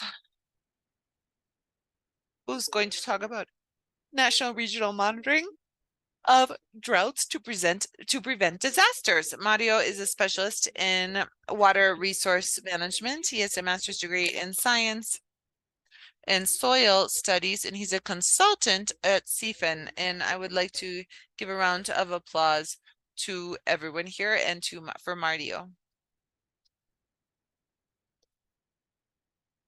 Thank you all very much. Thank you to Yolanda for the invitation and the participation here to participate here in this event today. This is undoubtedly this is information that we have received. One part of it has been extraordinary and surprising, because there's information that we didn't know that is very relevant to us. I'm going to talk about the monitoring of droughts. So a few minutes ago, earlier this morning, Pierre talked about the building national monitorings in the 6 Western countries of South America. And he also talked about the regional monitor made through an ensemble of all these national monitors. I have always insisted on the fact that it doesn't help to do monitor things just to see the cycle. We need to have a use. Otherwise, there's no reason. So we're talking about these different climate and weather related things. If we don't give a purpose to this, I always believe that the best defenders of our different resources are the institutions that receive this information and use it on a day-to-day basis. However, these weather services are not always connected to reality. And drought monitoring regionally and nationally it makes sense whenever the Ministry of Agriculture and the Ministry of Water Resources, the Ministry of Energy, the Ministry of Risk. I'm going to show in this presentation how this looks from drought monitoring that has been built here in the CIFIN. So you can see the national monitor, the regional monitor, and you can see that we say that it helps the persistence of this phenomenon 3, 6, and 11 months. In Chile, they go up to 24 months because they have a persistence of more than 11 years of drought. And we can see how this all evolves, and we can understand regionally what is the behavior of this different drought activity. Drought has nothing to do, it doesn't follow national borders, but rather other conditions that have to do with geography and climate. However, when we do this monitoring, and Pierre presented this when we talked about the ensemble with the Brazilian motor, how it is related to the flow of the drought. In Latin America, we see a lot of these things that happen in, so we can see what this is, the point of contact between all of the places in Latin America. So what happens here when we talk about drought? It is a clear example of how this has been used and where we need to go when we talk about monitoring. So a month ago, more or less, the director of CIFIN, who is here with us today, we went to the 10th anniversary of and what we saw, we were able to see what the Brazilians are doing and where they're going with this. And they are going to in this direction that Mexico has already advanced on as well. This is something that was also presented a little while ago, which is disasters are set up based on a threat and just how vulnerable we are. If we are not very vulnerable or very vulnerable, this is what we need to do to have an impact, a significant or a negligible impact. So the problem, and we saw this a few moments ago in the presentations that were being given to us, the vulnerability grows. We are more and more vulnerable every day. We are more vulnerable with every day that passes. So the example that Dr. Malengo gave is a clear example of just how vulnerable we are becoming. We build dikes to protect a city from floods, but why do we build a city in a place where it's going to flood? Why would we build cities or populations in areas where it's going to flood? We know that they're going to flood, but we give them the services that they need. Why do we make these mistakes? Why do we plan? This is when we talked about city resilience in urban centers. Why do we have to be resilient? we have to be resilient because we tend to be vulnerable. And the setup behind this is, how do I study it? So up on the screen, you can see 4 different maps of Mexico, which respond to environmental vulnerability, social vulnerability, economic vulnerability, and overall vulnerability. At the municipal level, which means my drought monitor, together with this, is going to help me to find where I have the problems and what it is that I need to do in those territories. And so this is where we have the problem of a high level of vulnerability. So these are the 24 indicators that were used to characterize municipalities' vulnerability facing a drought in Mexico. And these indicators are going to correspond to indicators of institutional programs of all the different parts of the Mexican government, which means by taking action to reduce the vulnerability, it must be associated to an institutional program. If no, it doesn't have any reason to be monitoring threats and leaving vulnerability to continue. How can we reduce vulnerability from the point of view of our institutions? It's through programs. For example, the value of farming products. For example, the Ministry of Agriculture. If we look at the amount the value of producing livestock in the Ministry of Agriculture as well.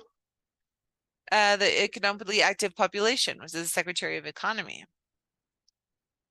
These institutions have indicators in institutional programs. And so what are we trying to say here? Is that it's not a question of asking for additional money. The idea is to use the money in a more focalized manner to the sites that have a high or medium risk of drought. So we can monitor the threat. So I was talking in the bus with Gremia, and we talked about what is happening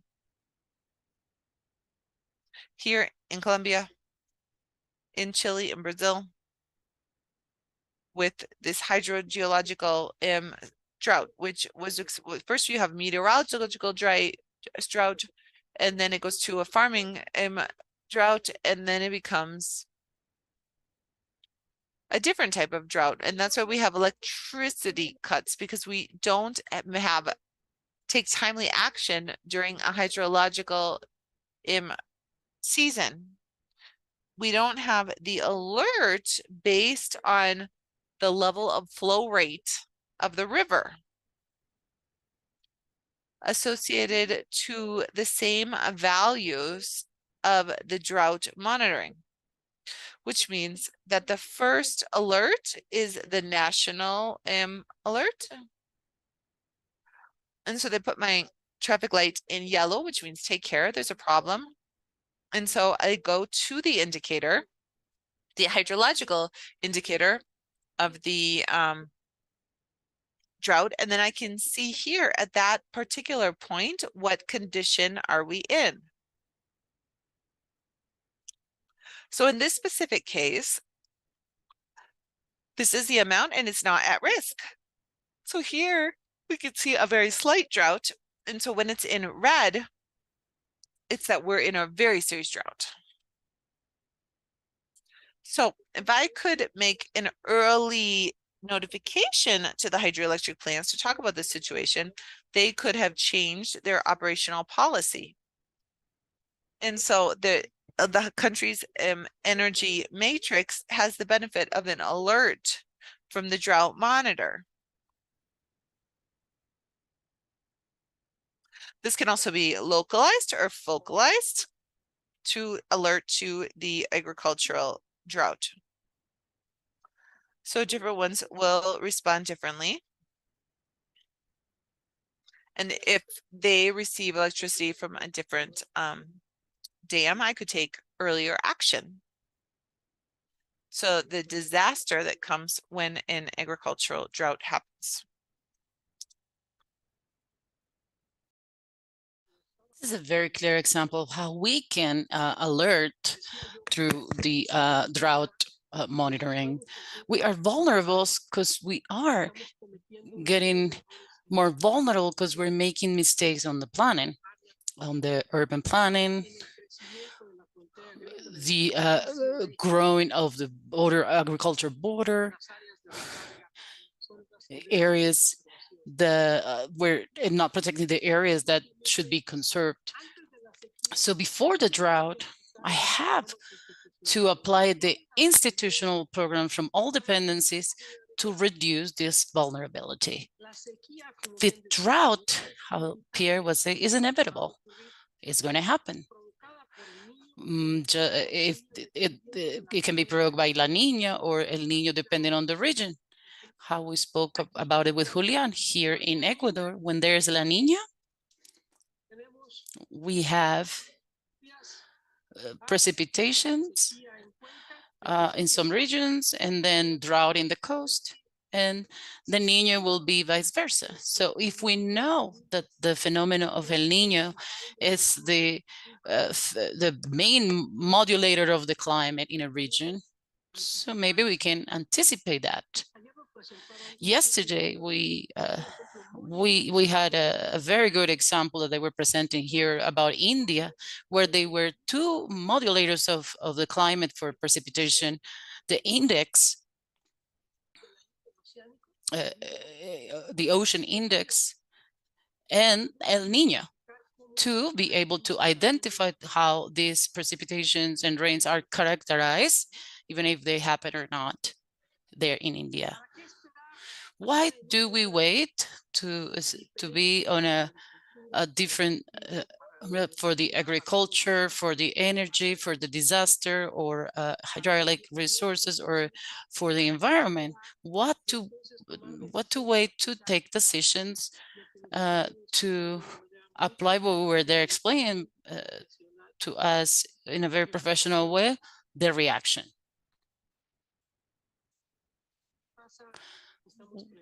What happens if we are if we have prevention? Today, there's a very severe problem of fires in Brazil, severe. How can we prevent that?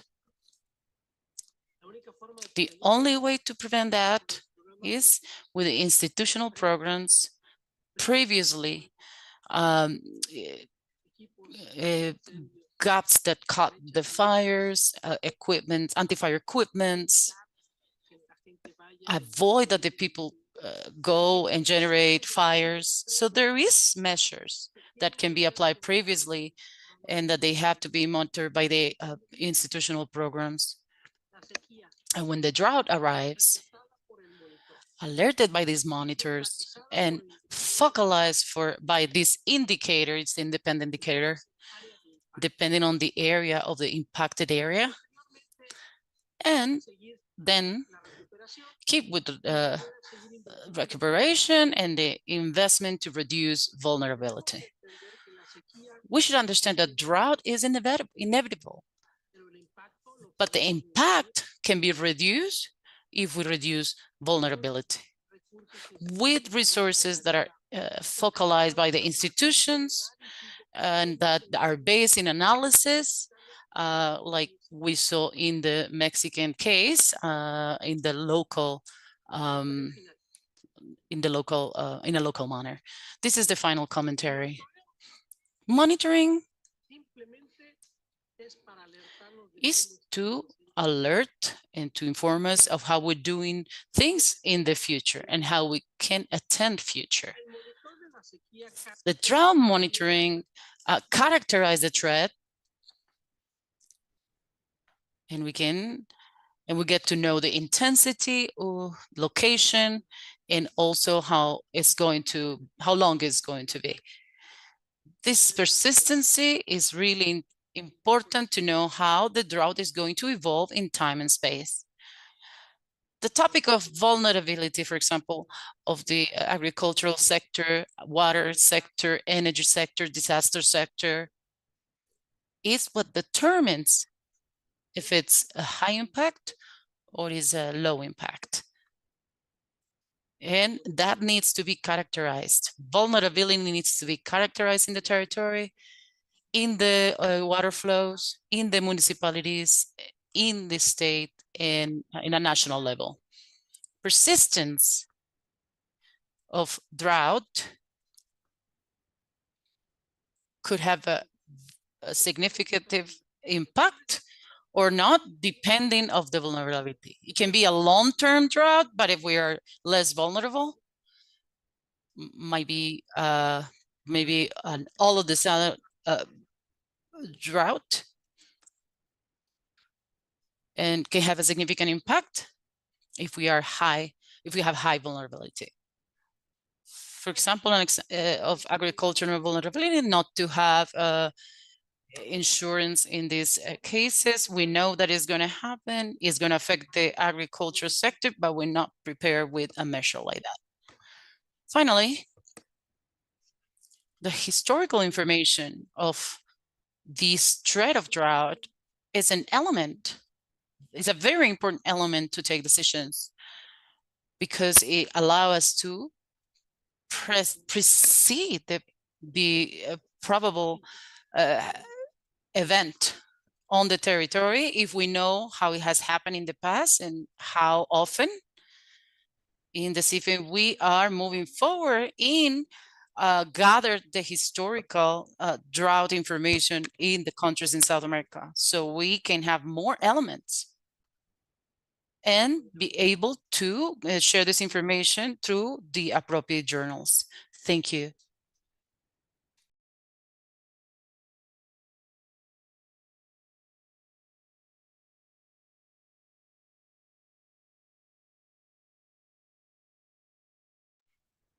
Thank you so much. Now we are going to have Ana Castillo's presentation with the topic of management, risks, and disaster facing el fenómeno del niño. She's a researcher and a professor in human geography in Pablo Olavide University in Seville, Spain. Welcome, Ana. Thank you. Give me a second, I'm going to share my screen.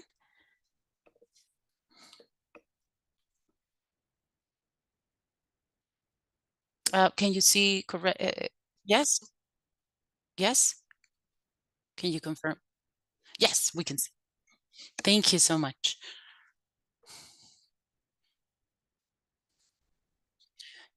Good afternoon to everybody and good night from Spain. Thank you so much to the organization to allow me to participate and share this space with the experts on this matter.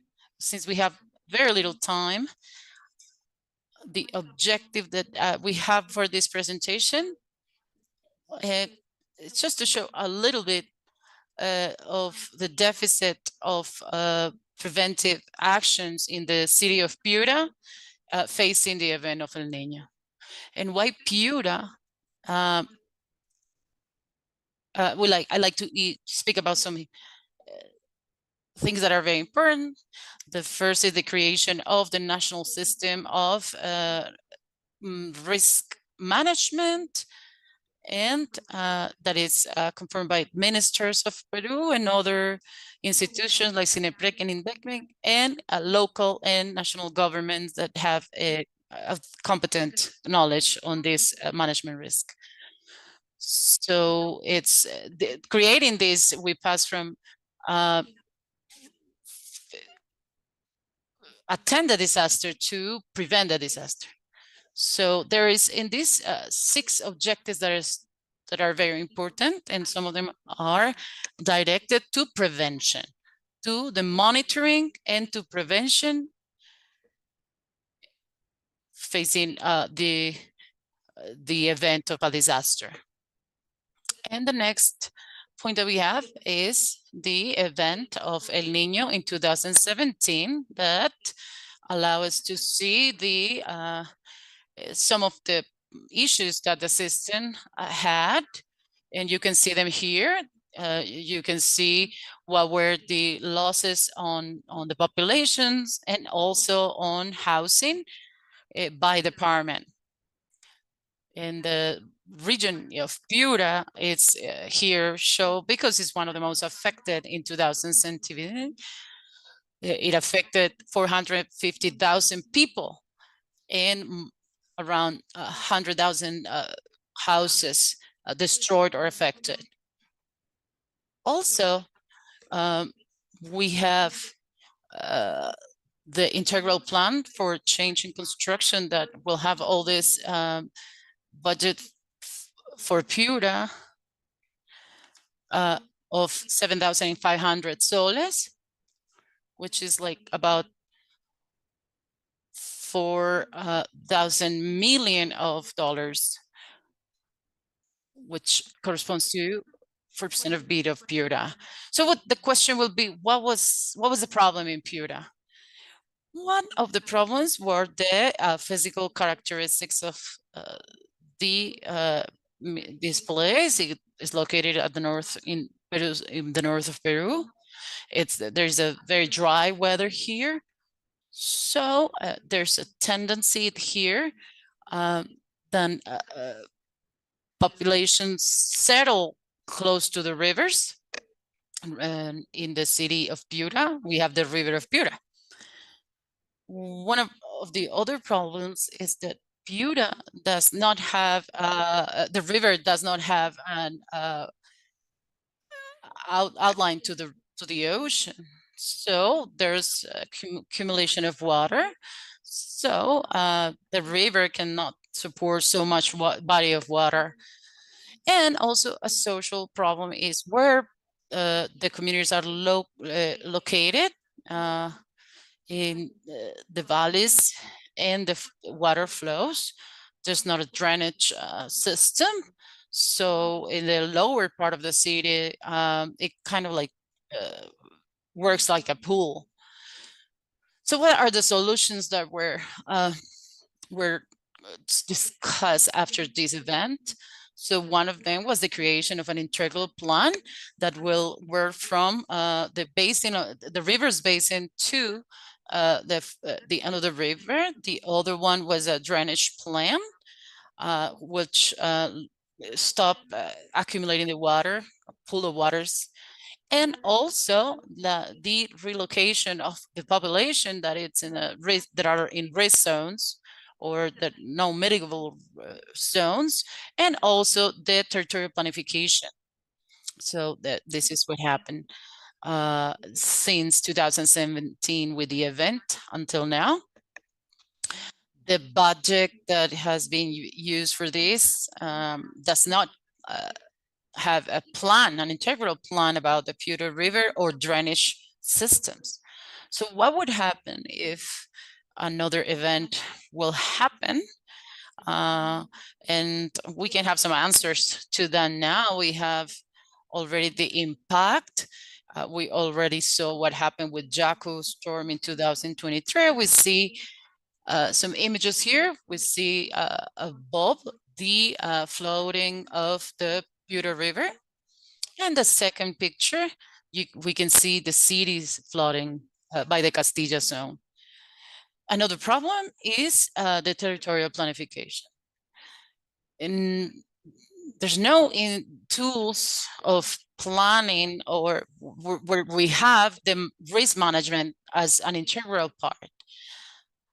They do have developed some service where all the institutions that are involved with risk management have to be part of. And is developed around those 6 main objectives that we saw at the beginning of this presentation. And one of the questions of that survey is this.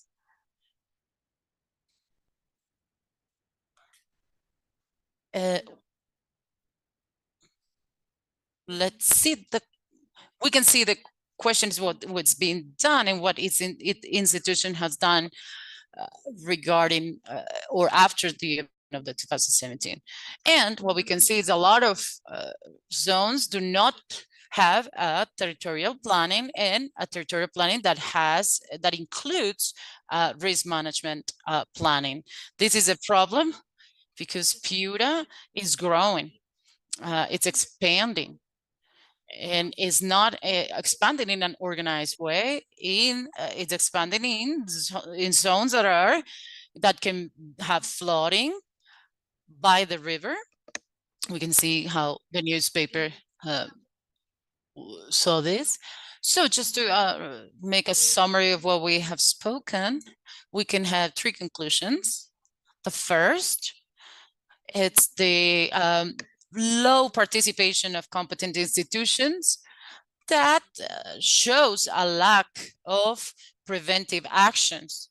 So we know already prevention is so important. After 2017, not any prevention activities of actions have been taken care in the Piura River or in the drainage systems. We also see the lack of territorial planification that connects the territories, that takes into account the risk zones and how exposed the population is, and this is caused by that urbanistic expansion that is not organized.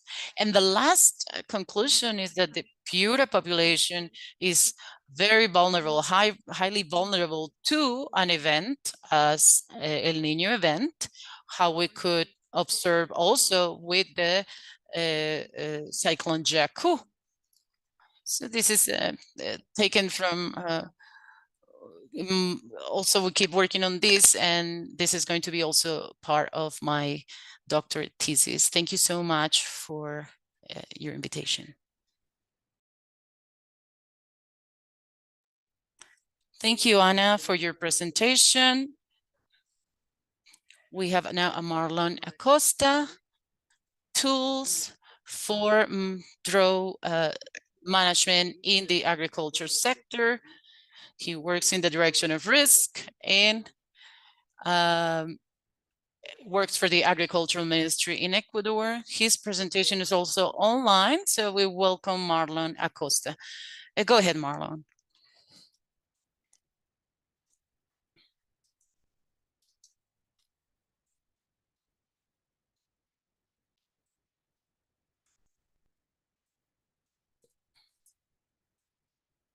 Good afternoon. Thank you so much to Sven for this invitation, and at the same time congratulate you for this event, so important, that gathers so many institutions and is trying to enhance the management risk in any economic sectors in the country. I'm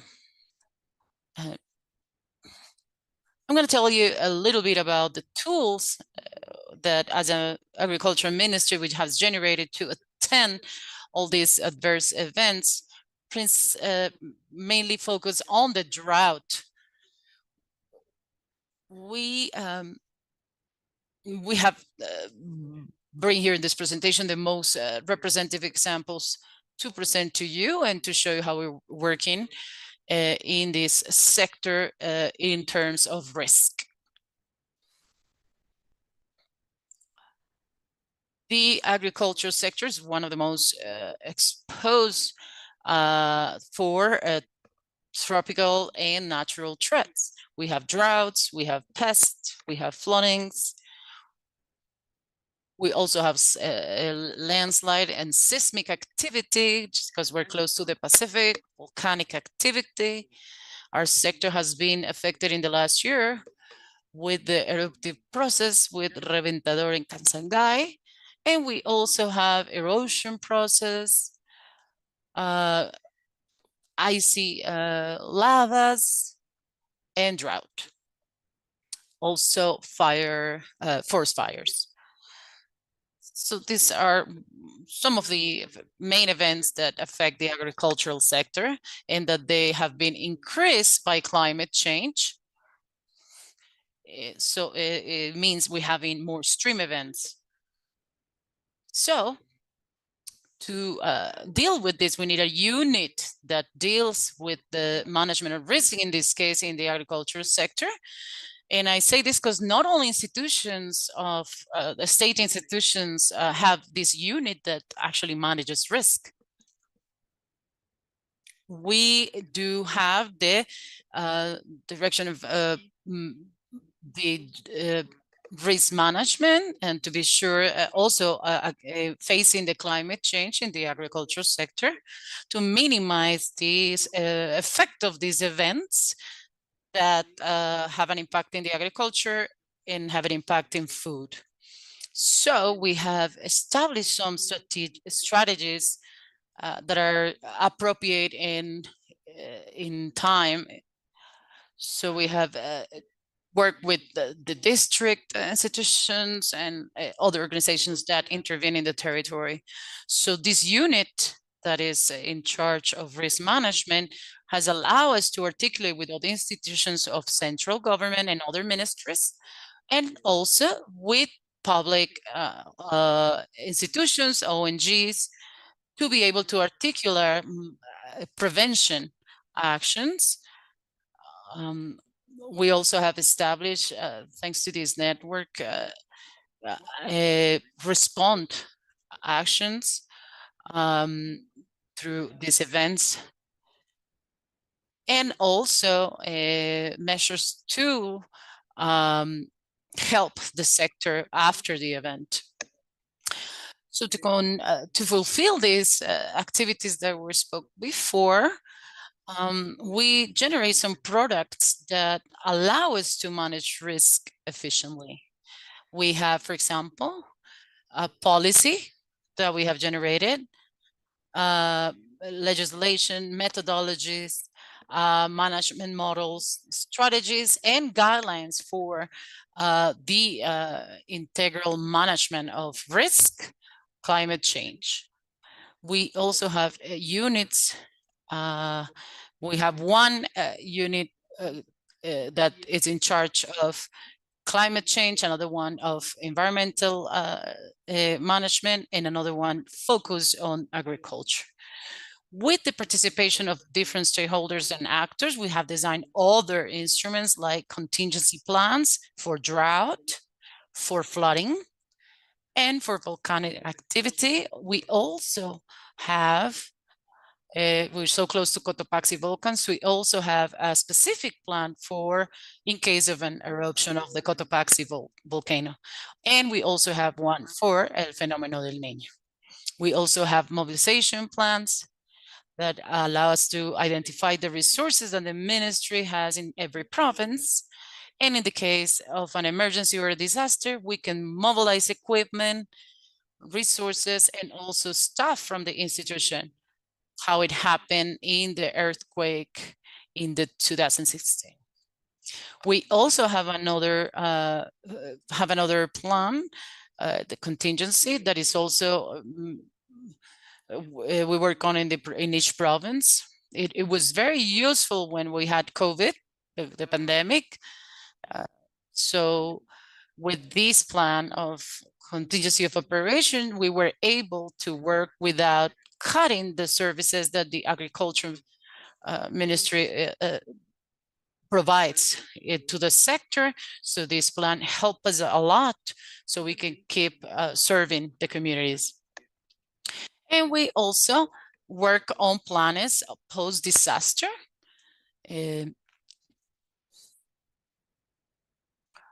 We also have as an element of resource to generate these maps, these instruments. I want to tell you that the Agriculture Ministry also has a collaboration of the Institution of Information of the Agricultural Sector. It also collaborated with institutions that are scientific institutions. So with them, we have elaborated these maps where we analyze the threat and also the mapping of risk for drought, where we not analyze only the threat, but we also analyze vulnerability. So we have maps for frozen lands, soils, also meteorological information that allows to monitor these events that also cause drought. All this information you can find in our portal.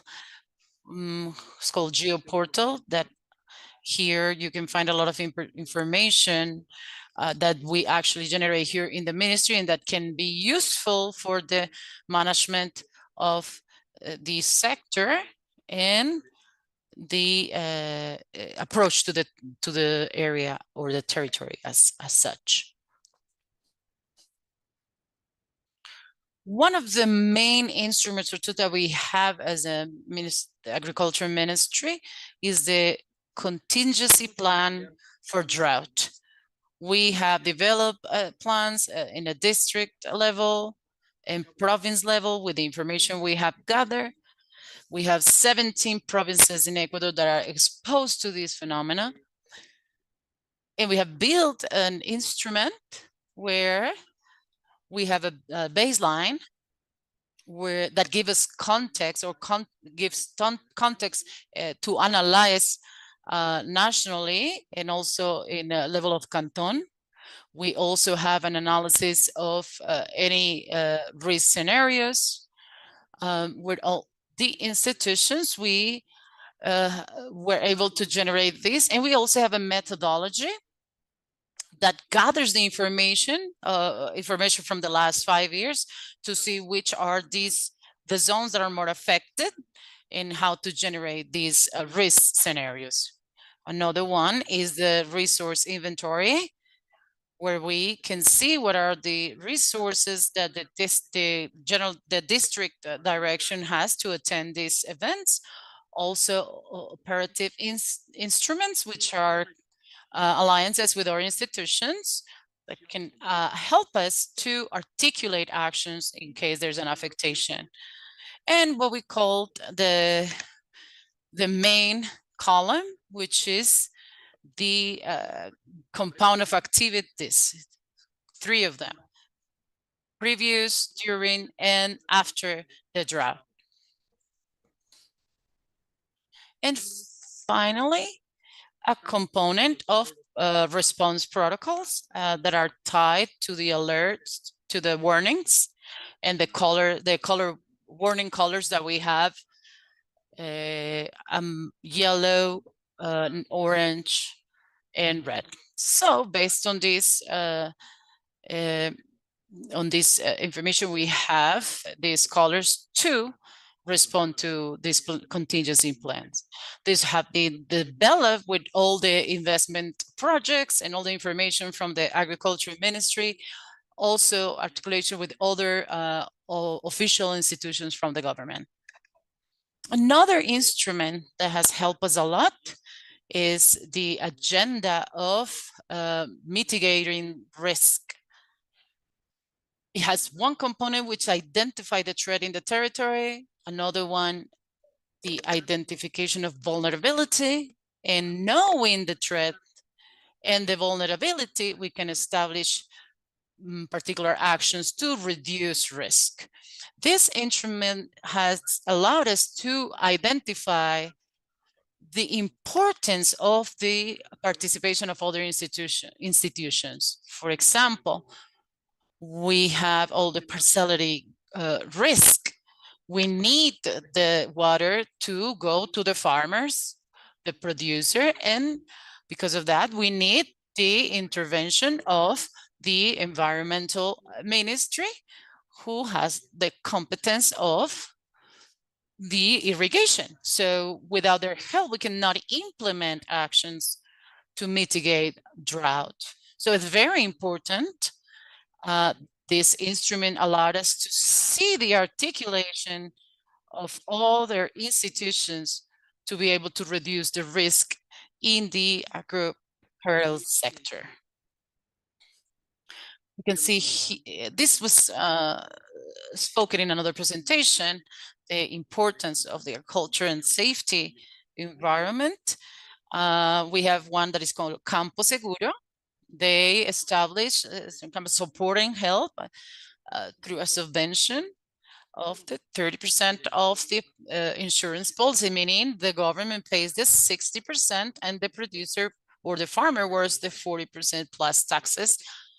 It's kind of like an agriculture insurance that covers 32 harvests and crops and another associated crops. And this is the analysis that we have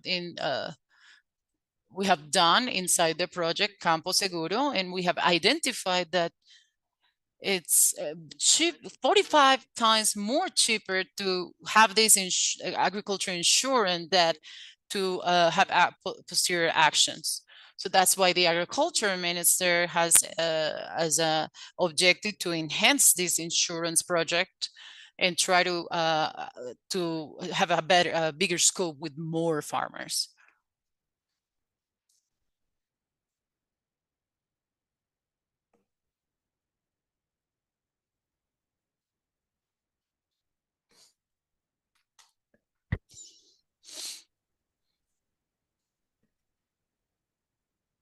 Okay, great. The other one of the tools that we have is the monitoring system for droughts, ASIS. This is an observation system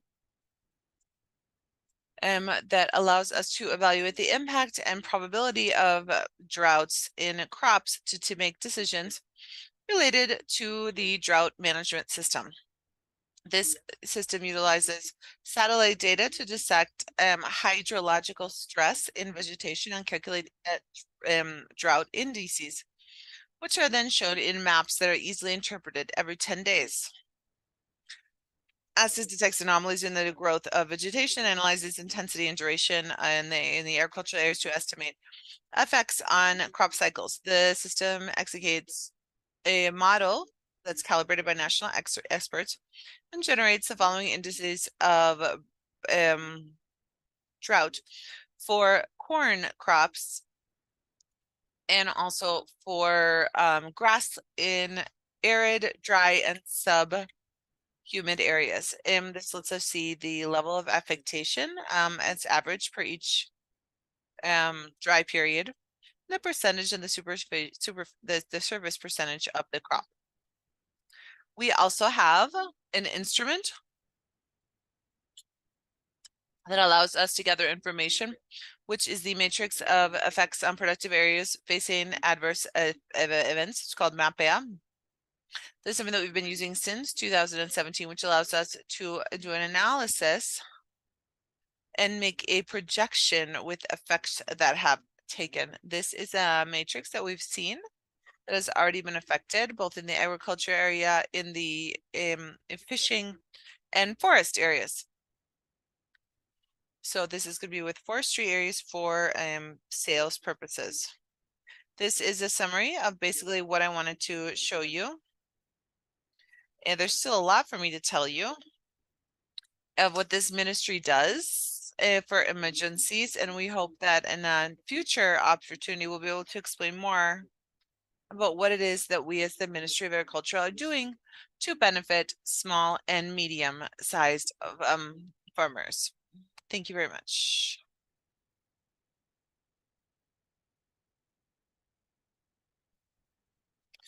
Thank you very much for your presentation. And finally, we have the participation of Jesus Villegas. Jesus is a geographer with a master's degree in public administration and is the director of adaptation to climate change and desertification for the Ministry of the Environment of Peru. So let's welcome Jesus and go ahead with your presentation.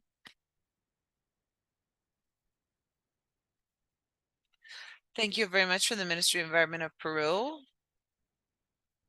I think that I was frozen for a minute. We are very happy to be sharing here in the Ministry of the Environment of Peru some of these contributions that we can make to this work that is done for in the climate change, and when it talks about the El Nino phenomenon. We would like to thank the organizers for this invitation. I'm going to share the presentation.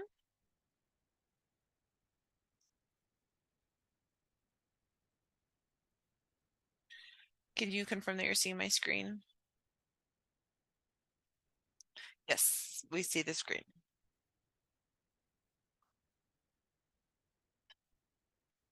So the presentation has to do with the adaptive management of climate risks and El Nino in Peru. In our role as the manager of climate change in Peru, we have an important role as to managing actions that will make it possible to adapt to climate changes and contexts, seeing the scenarios that are presented based on El Nino phenomenons. So like we have already been able to see in previous presentations, climate change is something that is generated by different greenhouse gases. It's a whole joint a result of elements, of toxic elements that come, as well as are activated by the activities that are done by humans, like deforestation, unrestricted livestock grazing, industrial things, air conditioning, production of aerosols, LCD screens, electrical generation, etc. So if we look here at the El Nino phenomenon, and as we have seen, and I think it's not necessary to go any deeper into this, is that we have in the occurrence and here a relationship, because when we have this event that is generated and it happens from time to time, climate change, what it does is exacerbate the frequency and intensity that this phenomenon has, and therefore its effect, like we've seen here, the most recent El Nino phenomenon that happened in 82, 83, and in 97, 98, 2017, as well in 2023 and 2024. To this effect, the consequences that we can see from climate change about this are related to the El Nino phenomenon is something that is very much related to hydrometeorological associated risks, and climate change can intensify these extreme events that are related to the El Nino phenomenon. So together with high vulnerability of the population, and can turn into more serious impacts like we're seeing right now with forest fires, which is something that we are seeing frequently, and for example in Peru has caused over the last week a relevant news to the country, something that we had never seen before. So what is Peru's response to climate change and the effects of El Nino? Just like all management, it always must be adapting to realities, even more and more so when it's a climate change that represents a dynamic that it requires something very close to something that is foreseeable, and something that can be that we know that we can do something about it, and it generates a major challenge for us. And to this effect, first of all, we begin with information that's based on data to be able to give a dimension to the management that needs to be applied in our actions when it comes to climate change. So here we can see several figures that 67% of natural disasters in the national territory are events related to climate phenomenons. And like I've said, we can see that we are amplifying this throughout the country, where we see a lot of vulnerable conditions, and at the same time, the intensification in each case that's being presented. This is something that has an economic effect, as we can see here. The Central Bank of Peru estimates that it's going to have a reduction of the national product of 60%, and we can see that about 9% less income per inhabitant to 2050 and 22% by 2100 approximately. And so this is going to have an effect on the quality of life that is so important to each of our populations. And so this is something that makes us wonder, what would be the limits? To what point can we come where our measures can generate this change in this forecast that we have to consider? And we see this with as a very urgent matter. Similarly, as we can see on the right, we can estimate that the decarbonization of the economy is going to provide an economic benefit of around $140 billion by 2050. This is data that has been calculated and estimated because it also allows us to give evidence, quantitative evidence, of what would make it possible to provide a response to facing the risks of climate change. And similarly, we ask ourselves just how vulnerable we are to the Niño. We've also seen that when we have this problem, in effect, that happens because of the country's development, like we can see in homes that are at risk, given these types of floods, especially in the northern part of the country, in the northern coast.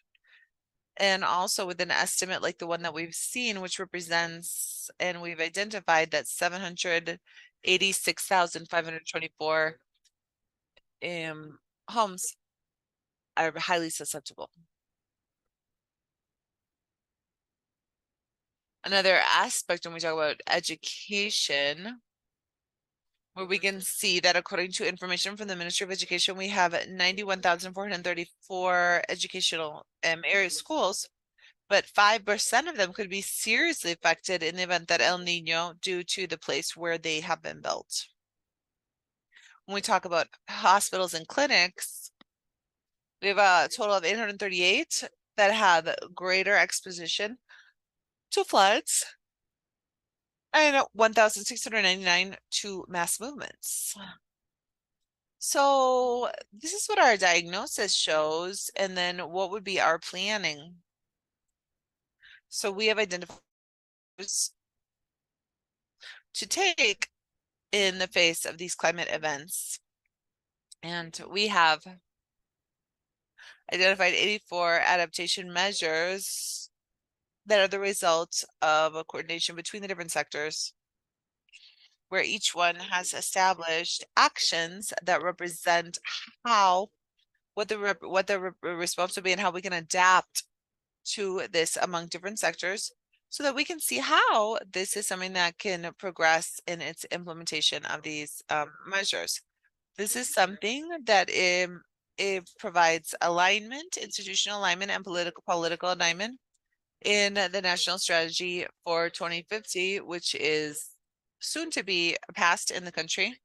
And this is a macro instrument in the national political level, which is also articulated in the territory with regional strategies and also local plans that have to do with climate change, that generate and identify the measures that from within the territory make it possible to contribute to these 884 measures nationwide.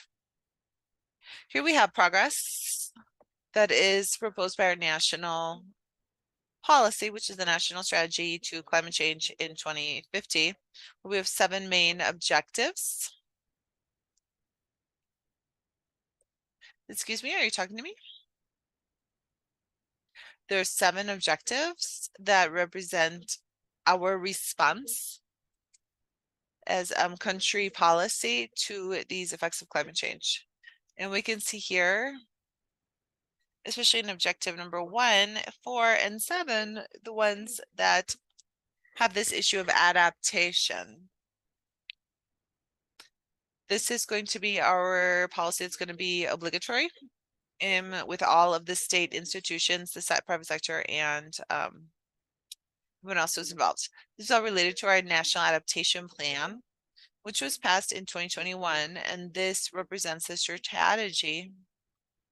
And when we talk about and what we're seeing in the country. And so this is something that is focused, and it's something that's very programmatic.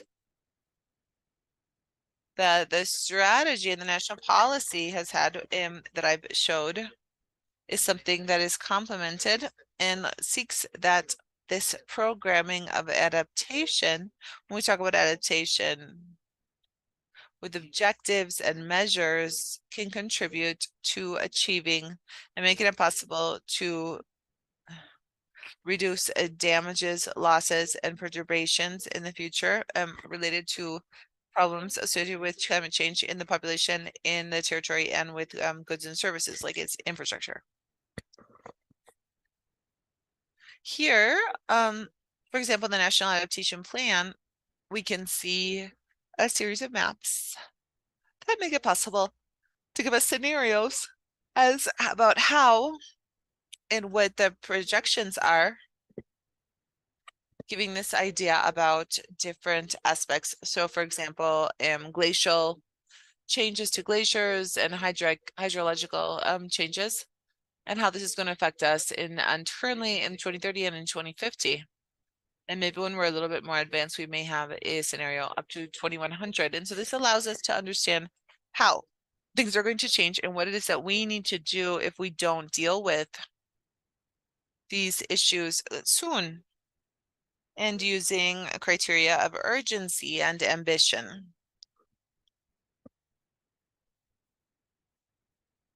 So for example, when we look at early warning systems, that's in our National Adaptation Plan.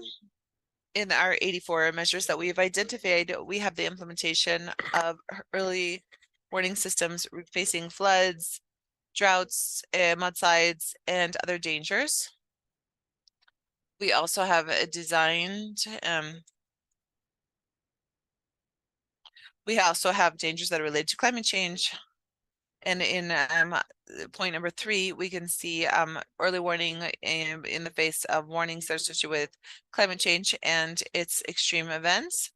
And we have BOSS 11, implementation of the early warning national warning system to dangers associated with climate change to lessen the impact of forest fires.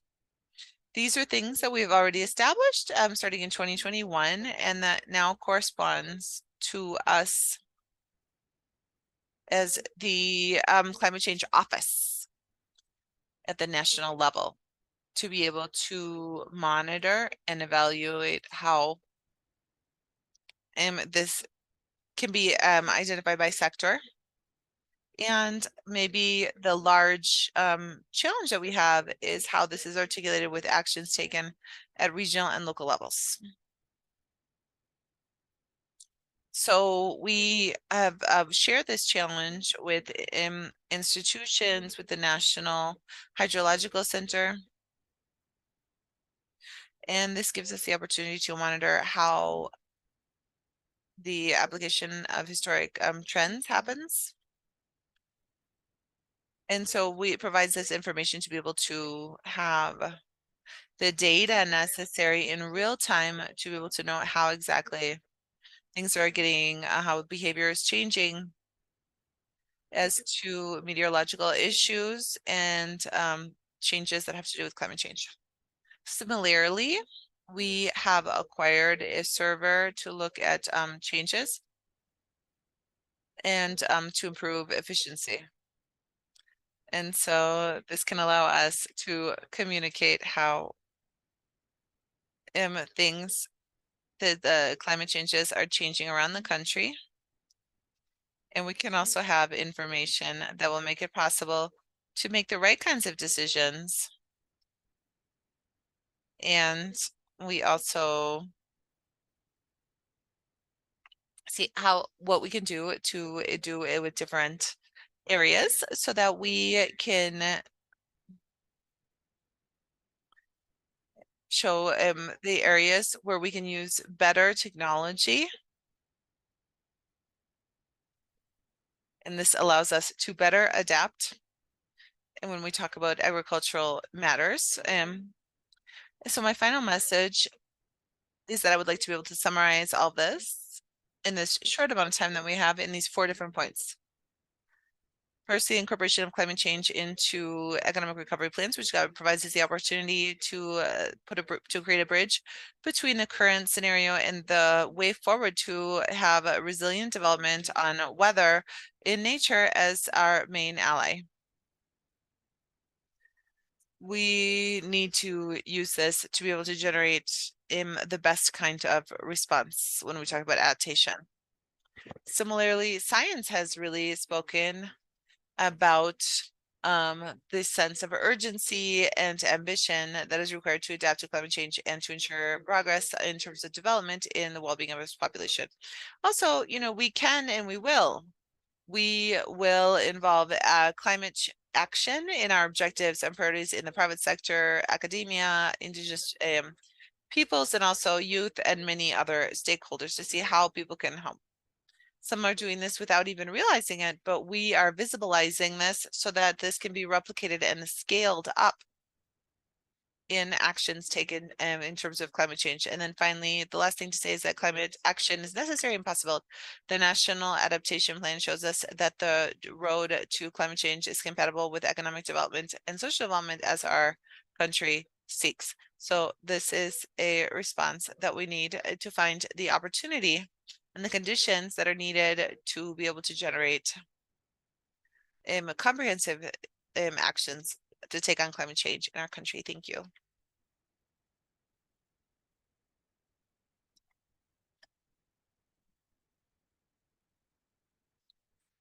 Thank you, Jesus Villegas, for your presentation. We're going to close this block on cities and regions to see that this is a block that's been taken as a more territorial area.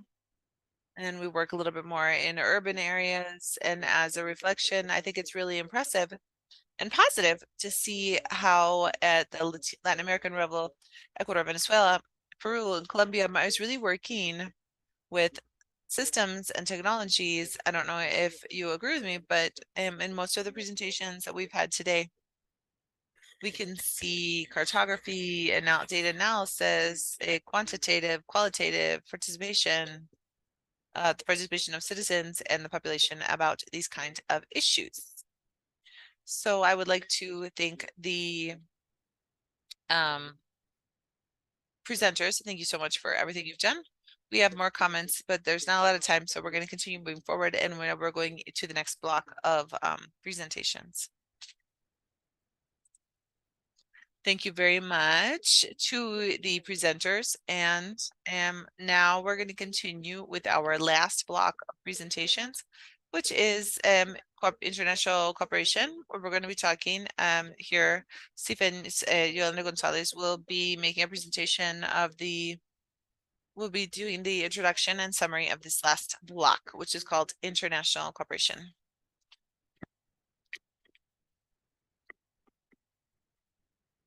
Thank you all. Very good afternoon, good evening. Thank you for continuing with us virtually and also on site. We're finishing up this world event. We're going to continue with the international cooperation panel.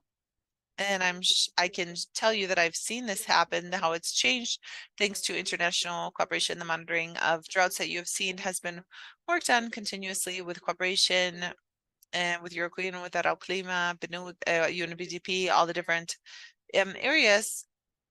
The support of USAID and here I could also be mentioning all the international cooperation institutions that we've seen. We're here with three major presenters that have given us time in their agenda to be able to close out this fifth conference. And so we're going to begin with Dr. Ruinetti, who's going to talk about the preparation of PMAs about the El Nino 2023-2024, communication and international relations, who has a master's degree in international relations in humanitarian action. He's a consultant for the World Health Organization. So thank you very much. And we are here very attentive to everything you have to say.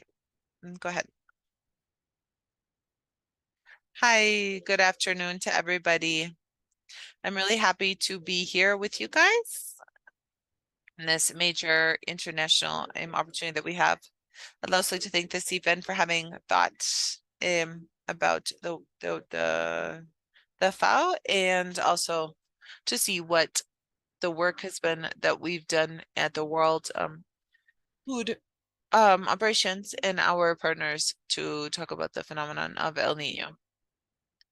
I'm going to mostly focus on the work that's been done to prepare for the most recent El Nino phenomenon in Ecuador. And so I'm going to go into historic events, but I'm going to focus on the work that has been done in 2023, 2024.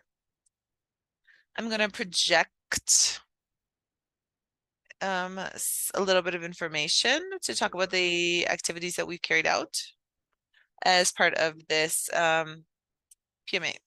So we've worked on two different fronts, which has been one that's more internal of preparation of the FAO and the World Food Program, and we've worked with risk management, and also another front that we have is more external, where we worked with coordination among our different partners. I'd like to say that in Ecuador and everything that has to do with humanitarian efforts, we don't have a cluster system or an active system group because it's not that kind of a country that has active humanitarian efforts. What we do have is a humanitarian grouping work for the country where a lot of work has been coordinated throughout this time. So what have we done internally? We, as the World Food Program, to ensure food and diversification and nutrients for all of the people who are affected by these crises. The first thing that we've talked about is being transparent and creating communication with all of the different national agencies. And so this is something that's really important because in the PMA, we have talked about the importance of this having the possibility to expand social protections. And that's something that we've been working on. And so we've really worked with different colleagues from those institutions. We have also been looking at the different units with the GIS unit in Rome. And so there's a whole lot of offices that we have there. Why do we do this? Do this because in the GIS, we were able to define two things that were really important for us, which was to define impact models based on the information that we had about the El Nino and territorial priority maps.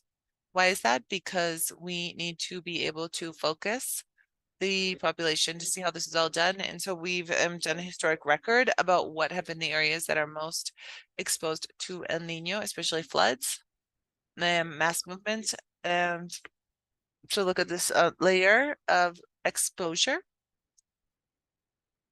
to floods and mass movements, and which are also socioeconomic layers where we can see, for example, chronic malnutrition of children, things related to health, education with the components that have to do with food security that's present in all these places. Why do we do this? Is because it helps us to prioritize the different territories that are most exposed based on what we've seen, based on our evidence, and to have more sense about the PMA and their humanitarian efforts. And so all of this work has been done very quickly with these models that were defined in collaboration with our offices. And so another thing we've done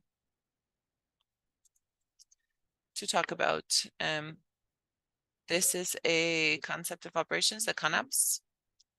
We have to go in, we know the estimates, because we're going to be looking at the El Nino phenomenon. We look at poor populations that have food insecurity. So what is it we can do? We created this internal document, which is one where we can see the capacities that are available within the country. We have been around for more than 60 years. We have an operation that's always active, and we can also look at that, do a gap analysis. And so with this CONOPS, we can see the scenario of a moderate to high impact. And so why do we do this? So that in the event that over the past of this year, when we saw that the temperature was really high, so then we expected El Nino similar to those in the 90s. And so in Ecuador, maybe it was not going to be enough resources in Ecuador. So the CONOPS is this increase that allows us to make a scenario and have to fill those gaps and be able to see how we can deal with this and put in the resources that we need. And so these are things that we do that have been created and that have been published. That is the internal work.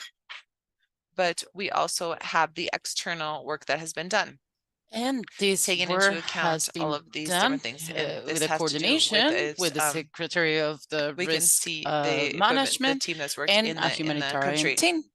We And so we can work have with the made the PAIS humanitarian team people within the country to that face can on be the El Nino evaluate phenomenon in the 2023. This is a capabilities multi-sectorial plan facing where the we El work by Nino. groups It's worked by different groups, with food security, food, with health, protections, and different groups safety, where each one of those where groups each group does an make internal analysis. So for example, what we've done for the example, food security well, how is in the the area have food given safety, priority and to they fundamental have issues. determined some actions. Why is it or fundamental fundamental to have this Why kind of it's plan is to important to have understand this who is going humanitarian to do plan. what So what's going to do what and in case what of an kind of event like activities this? What need to kind be of done, activities can we do? complementing And the also social protection complemented system. with the system of social protection. And so we can look at this risk Look at management, what the what MIAS the MIAS does is to the for social protection here in protection Ecuador. system. And it's also It is fundamental very to have important to this have this document ready too for everything that has to do with the for focus level and humanitarian humanitarian response. answers in preparation. So These are all very they are expensive, and so we expensive. need to try to get the We have beneficiaries, to get to the and it's very different. individuals. And so this is something that can happen when Maybe we we can turn something give the food in in kind. It might species be or maybe monetary transfers. humanitarian transference. So And so this this document is document one that's really important to is do all of really this type important of work, to work with and also donations to see what and the risks to of the El implement Nino actions phenomenon for are. the Nino risk And within in the a humanitarian international context context that that is can very be very complex. And complex. so up to now, So this this has allowed document us has to visualize is the made possible possible issues to that we identify could these have because of possible the El Nino issues phenomena that in El Ecuador. Nino brought here And to then Ecuador. also at the same time, and this is And something in else that we can phases talk of about, we've worked a lot about preparation, capacity building, we have and worked we've worked on this a lot in an organic way. And so we have concentrate focused on putting in together municipal and formation cantonal of issues to be able cantonal to groups improve and to their responsiveness improve the response and look at capability the different rules and and in a regulations that we national have level. around the country. For example, with the table When number we're talking 4 about was the humanitarian help humanitarian as well. And so table. these are all things that So we've we done have when it comes to workshop and also training and in logistics, how to warehouses, because we would probably need to have a how to warehouse work when with the and the humanitarian efforts are bodegas needed. and how And so what to we want to do is to enhance improve temporal things when we temporal talk about housing for temporary people that shelters. needs it. And so all of this And information is really fundamental when how we talk can about this temporary housing can be shelters that worked need with kitchens as with well. kitchens Sometimes a and shelter can food. take 200 up to 400 people. We have a And lot so of it's people in really this important to have a good temporary criteria housing. about how we can handle all of these people. Manage the And so all quality of this has of the required local food, capacity. and among the We GADs have worked with this with different and also institutions and to at the look at municipal all level. of these different options. And so So these we are have moved two in these two ways that we can look at optics, this to see internal how the and El Nino external, phenomenon works. And that's the end to of my face presentation. the Thanks. Niño phenomena. With this, we conclude. Thank you very much.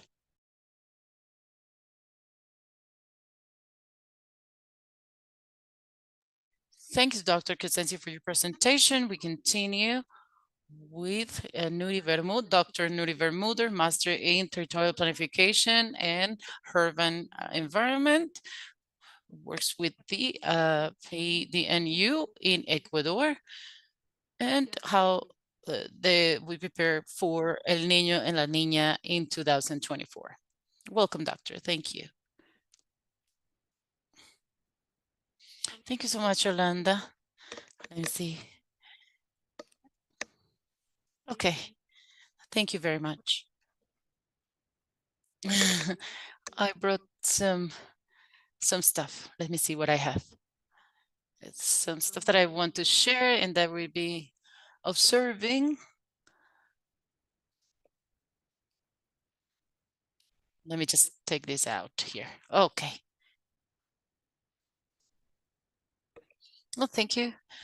We're going to talk a little bit about the preparation and the approximation that has been to the management of risk of disasters. But before we go to that,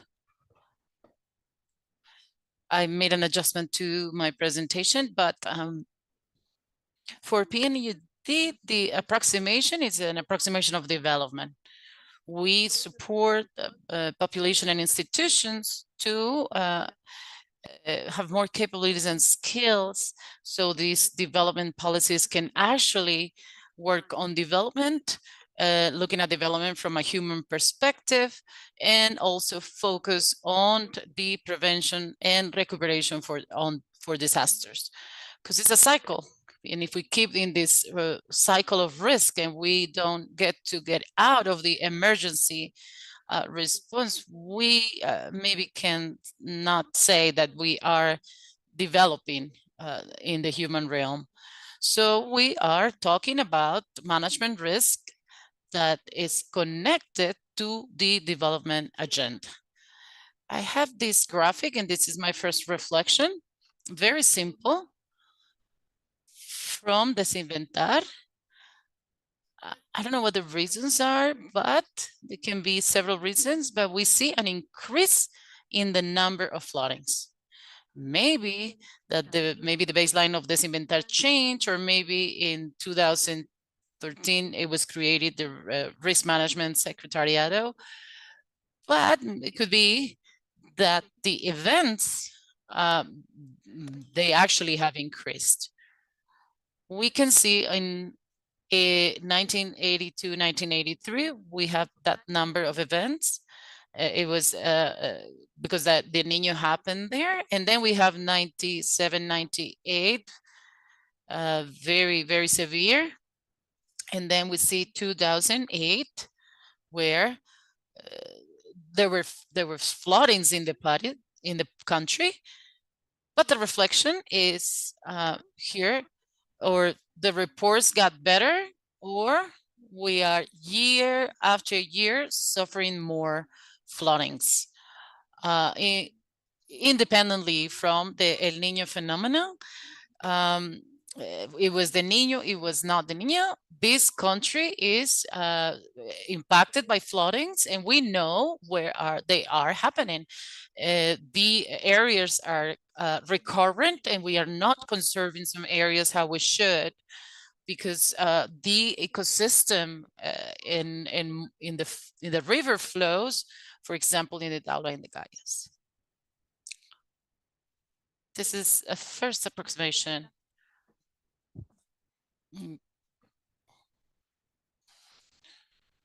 We don't need to be so so connected to El Niño, because it can also happen in the winter or in the precipitation season. Like we commented before, like for 8 or 10 months, if we have continuous precipitation, but also is the intensity. So these precipitation are more intense and it's causing flooding. And the flooding is bringing or impacting, I'm showing you here too, 82, 83, and 97, and 98. Those are historical impact from El Niño. And I'm highlighting some of them because they are focused on agriculture and livestock sector. You can see the numbers that were affected. 83 in 83, and 1,200 in 97, 98. We're not converting this to current values, but this is where the studies were done. The second sector that is severely impacted, it's agriculture, infrastructure, I'm sorry. And we can see in recent years, we have these issues continually. We are losing bridges and infrastructure in the country. We make a call to all the civil engineers. They need to get together to generate some other regulation with these bridges. We are losing our bridges. They don't have the basis that they need. And in general, with infrastructure, we have high numbers. And the third one will be transportation, which is connected with infrastructure. Then the follow one will be fisheries or fishing, especially in 82 and 83, El Niño 82, 83. So this impact in these sectors generate human impact too, that are also visible in the later events. This other graphic shows with more complexity the values to present value in 2008 with the same formulas, how you calculate the external debt from a country. So there's certain events of big, severe magnitude. 3 of them flooding, 2 of them correspond to El Niño, where the country lost 77,000 millions divided in different sectors. We have to ratify that we need to speak about risk management if we want to speak about development, because these values are worrisome. And this graphic, this is something Christian already commented before, and then are connected with our work, with our general work. PNDU works focusing 4 different areas. Governance for risk management, reduction of disaster, preparation for disaster, and post-disaster actions. So is these areas we support the country to get better in these topics. I'm not going to be detailed, but just a few hours ago, the management of risk, another item of management risk was approved. We actually have a law for risk management. We have moved forward in a very important and significant way, but we didn't have a law. It was just approved in January of this year. And today, the regulation for this law is being published. Is good news.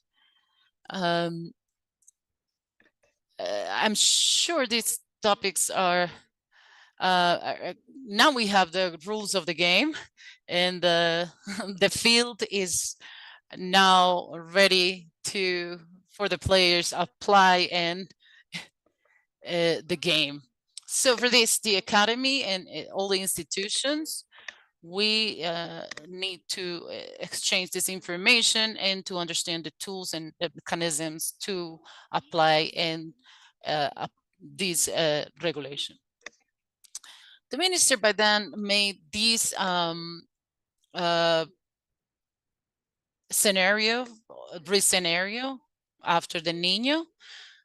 We never saw the Niño as like a lack of rain.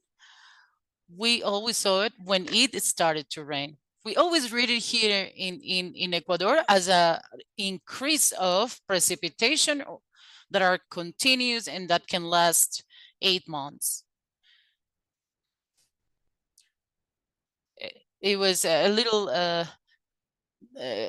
tricky scenario, and very consciously we made an action plan that included all the sectors. This map that we're showing that the basin of the Guaya was getting flooded and especially affecting the surrounding areas, 143 cantones, 483 parishes, and every territory was making clear what will be the impact on their territory. So this is the action plan of Fenómeno del Niño. This is a government document, and how Crescenzo showed the United Nations system, the Team País, built this other that was called the contingency plan of the Niño Fenómeno. So this was good to complement the official response with the team response facing the Niño phenomenon.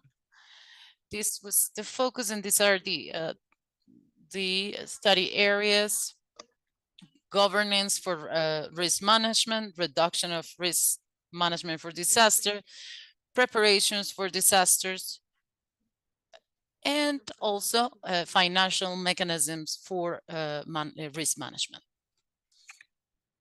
So the PNUD activated a regional mechanism last year to support the country and complement these actions and of preparation that were taking place.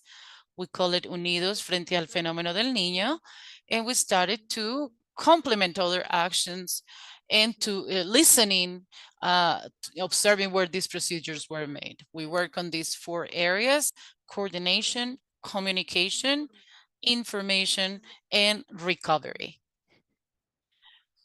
Let's remember that we mentioned that regarding coordination in May, the majors were positioned, and later on, we decide the cross that. So we were going to have elections, and maybe the El Niño was going to come at the same time where the new government will come. So this transition moment was critical for this event that seems to be severe.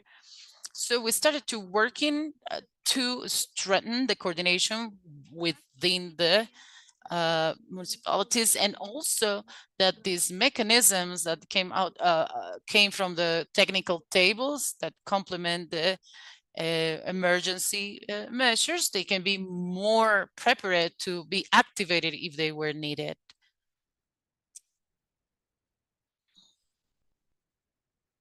We call this process, this coordination process and support to the technical tables. And we also did with the CFN a regional workshop to identify these impacts and where they could be located. And we coordinate with several actors from the public and private sectors. There is a lot of information.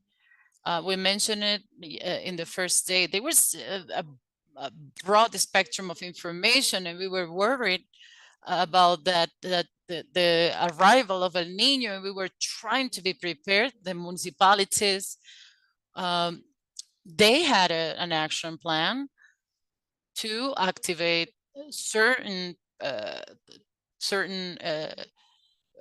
for example, cleaning some sewages or other preparations to face El Niño. So regarding communication, we built 7 books for the productive sector. I have them here, some of them. The idea was to give these guidelines for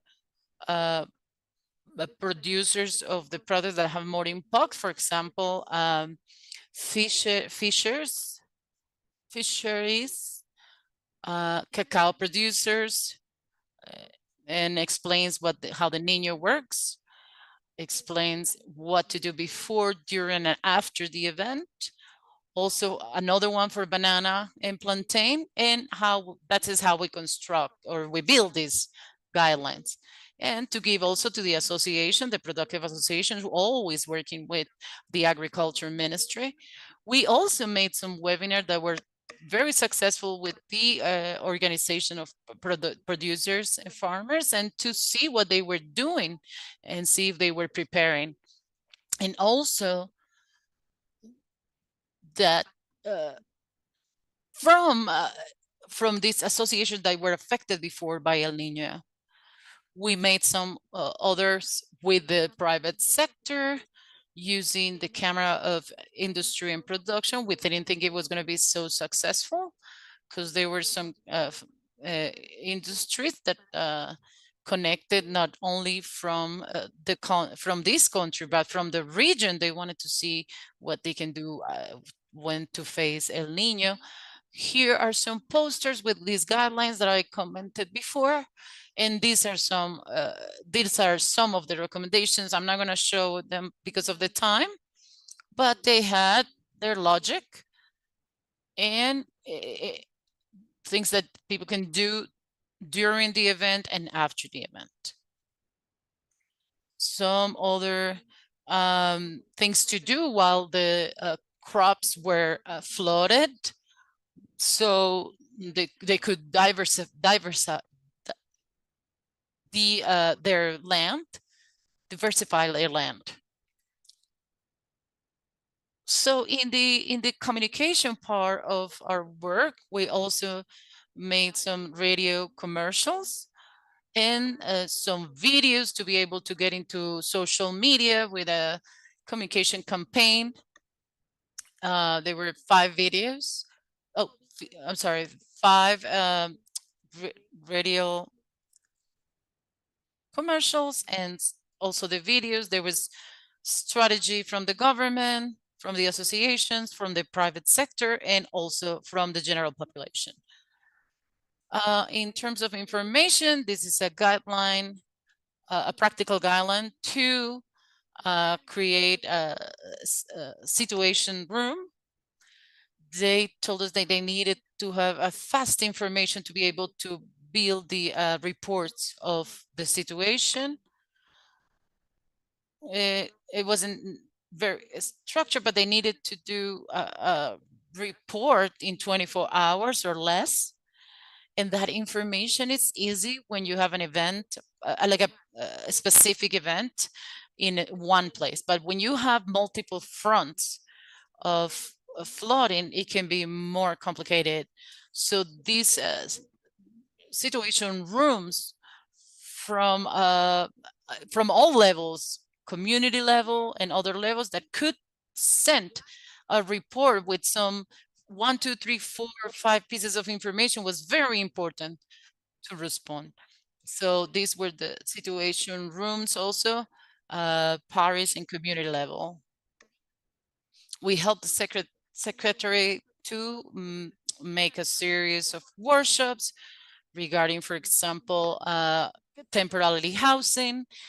And what we needed that is more stuff from this secretary was ready to manage this temporary housing where and locate the areas where this is going to be needed.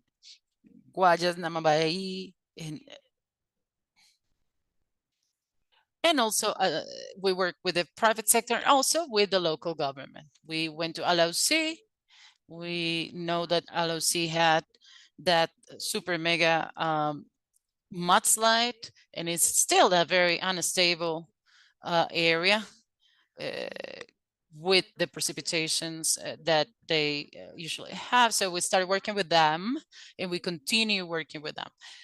In Esmeraldas, we support through Caritas. We put a person there in a line of education to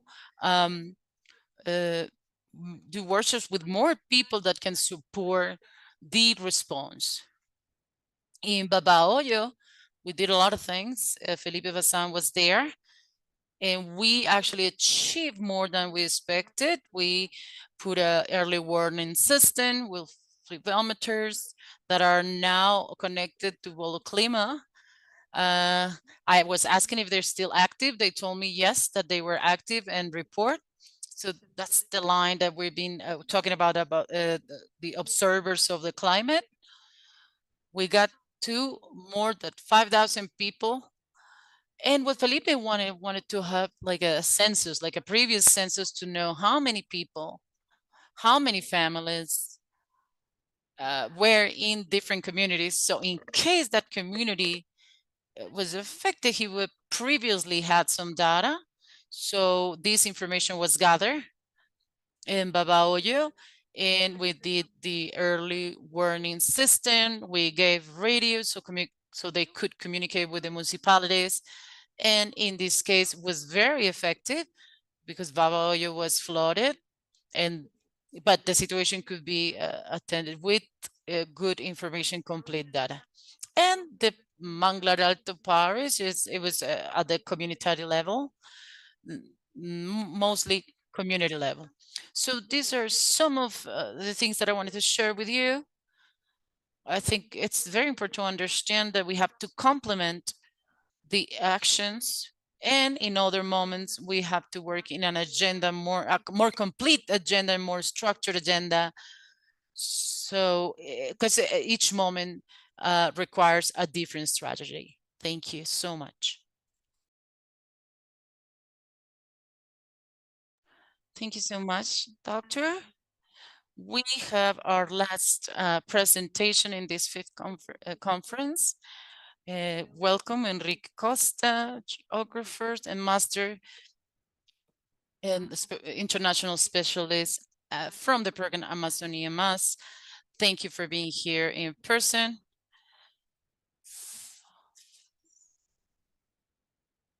And the name is the characterization of firemen and the fire department in the border zones of the Amazonian countries. Okay, thank you. Very honored to be here. Very great presentations. And now we're going to speak about a very current topic, which are the forest fires in the Amazonian jungle. I'm here, but this is teamwork, and it's supported by Amazonia, and it's a program that supports institutions from the Amazons. Also the organization of the Amazonic Corporation, OTCA, and this is basically the team. We know what is happening precisely right now. Peru just declared an emergency. Bolivia also has forest fires, Brazil, Ecuador, and Colombia. And these fires and the smoke and the impact, they don't stop in a political border or administrative border, are global events with global impact. So as international cooperation, we need to have actions that go beyond our borders. In this case, one of the entities is the OTCA, that gathers the 8 countries, the Amazonian countries, that they have been together and trying to understand the management of fire risk in the Amazonia. And also network with institutions from the government, and also entity that will work us with the information and the management of information in the Amazonian.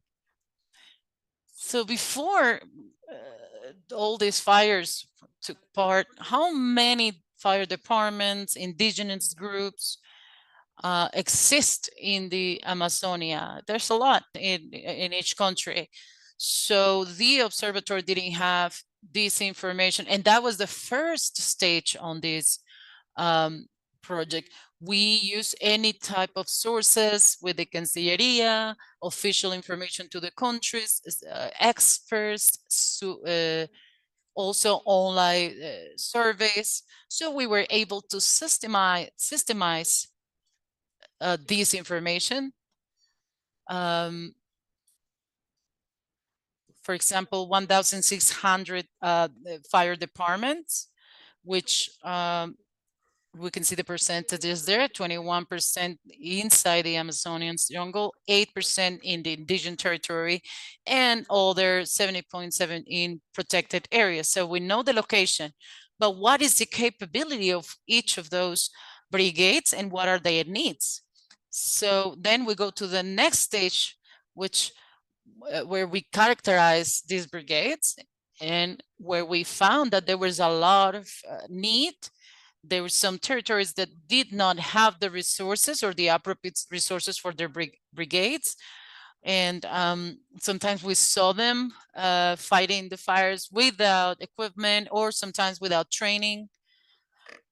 And that's why, like exactly like happened this year, we had some victims of these forest fires within the brigades.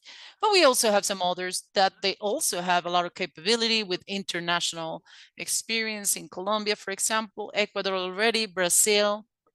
So we have to support this and identify what are the priorities.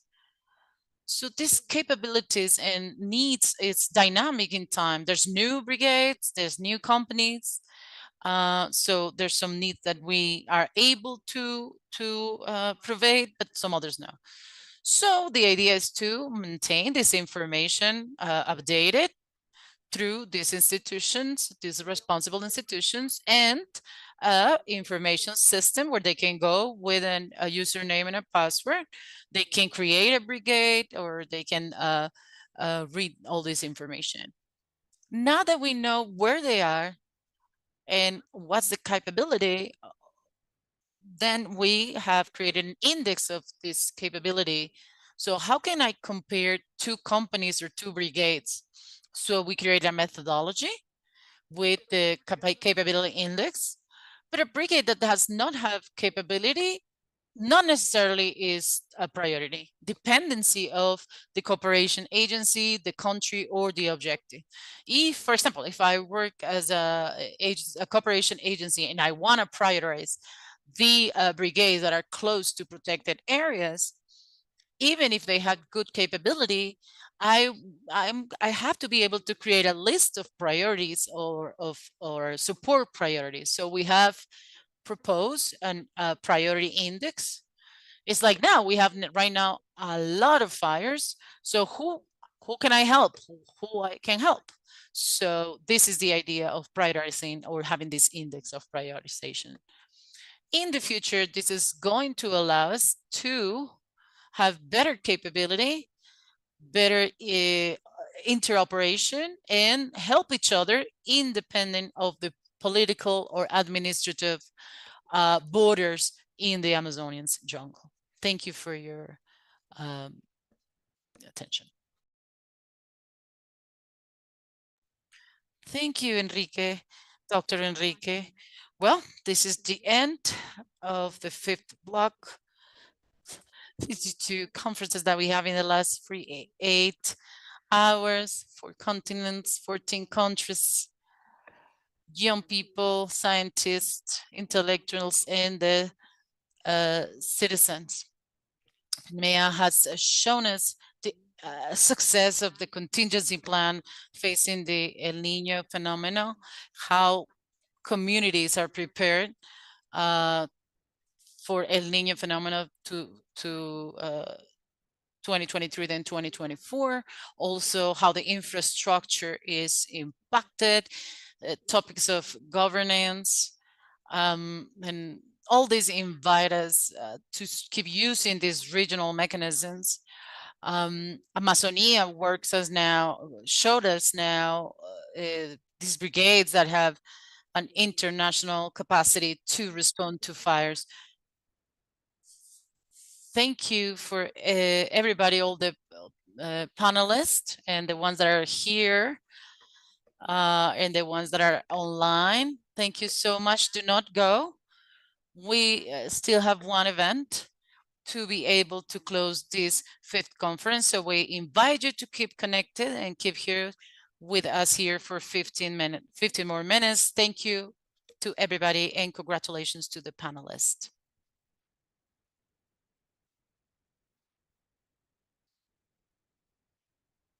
Thank you to all panelists and to Yolanda. We're going to close our conference, the International Conference on ENOS, to the director, Yolanda Gonzalez. She's going to read the Guayaquil Declaration. Go ahead, Director.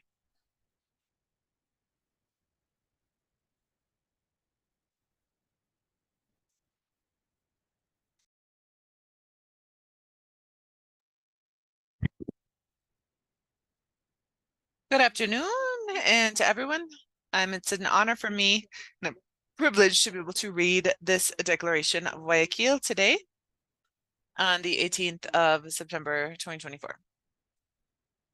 Declaration of Guayaquil. The planet facing new challenges in managing science when related to El Niño and La Niña. The participants of the 5th International Conference about El Niño, which was held in Guayaquil on the 17th and 18th of September of 2024, met both in person as well as virtually in the Gustavo Galindo Velasco campus of ESPO. This event was organized by the International Center for Research on El Niño Phenomenon with several different entities,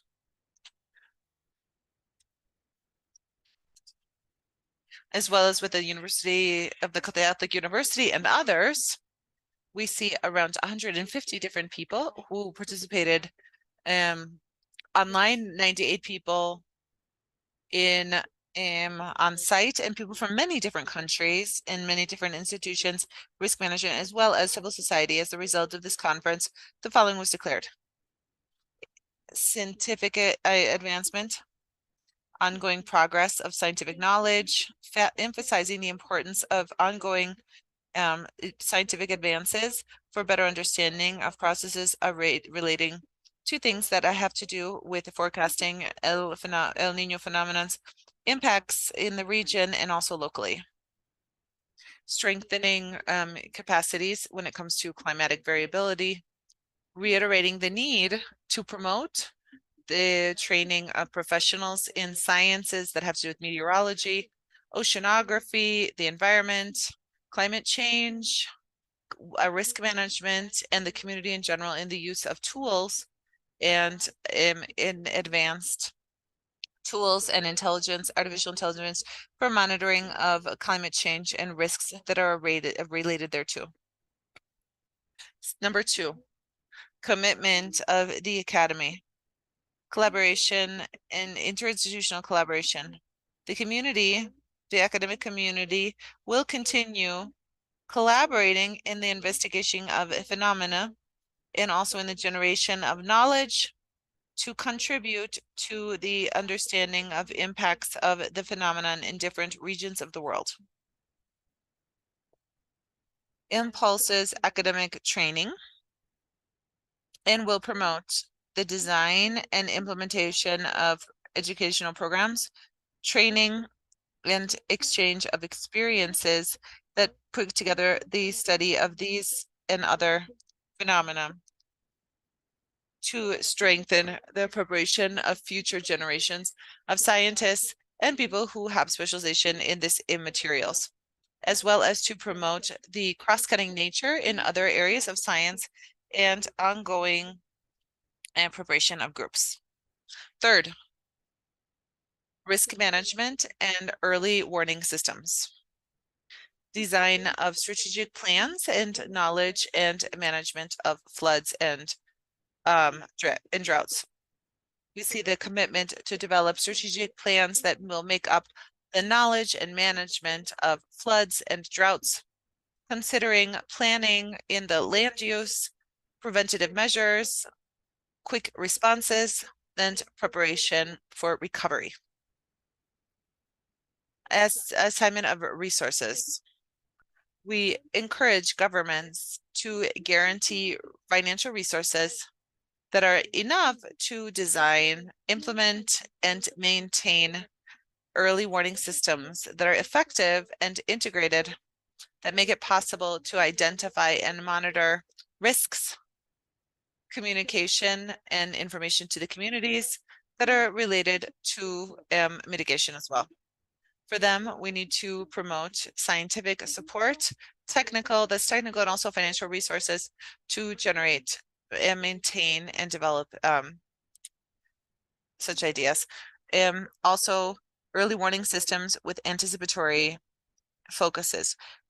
We highlight the need to create and to strengthen regional networks of early warning systems, putting a special emphasis on anticipatory mechanisms to mitigate the effects of events in order to protect communities that are most exposed. To implement tools that are interoperable to monitor droughts.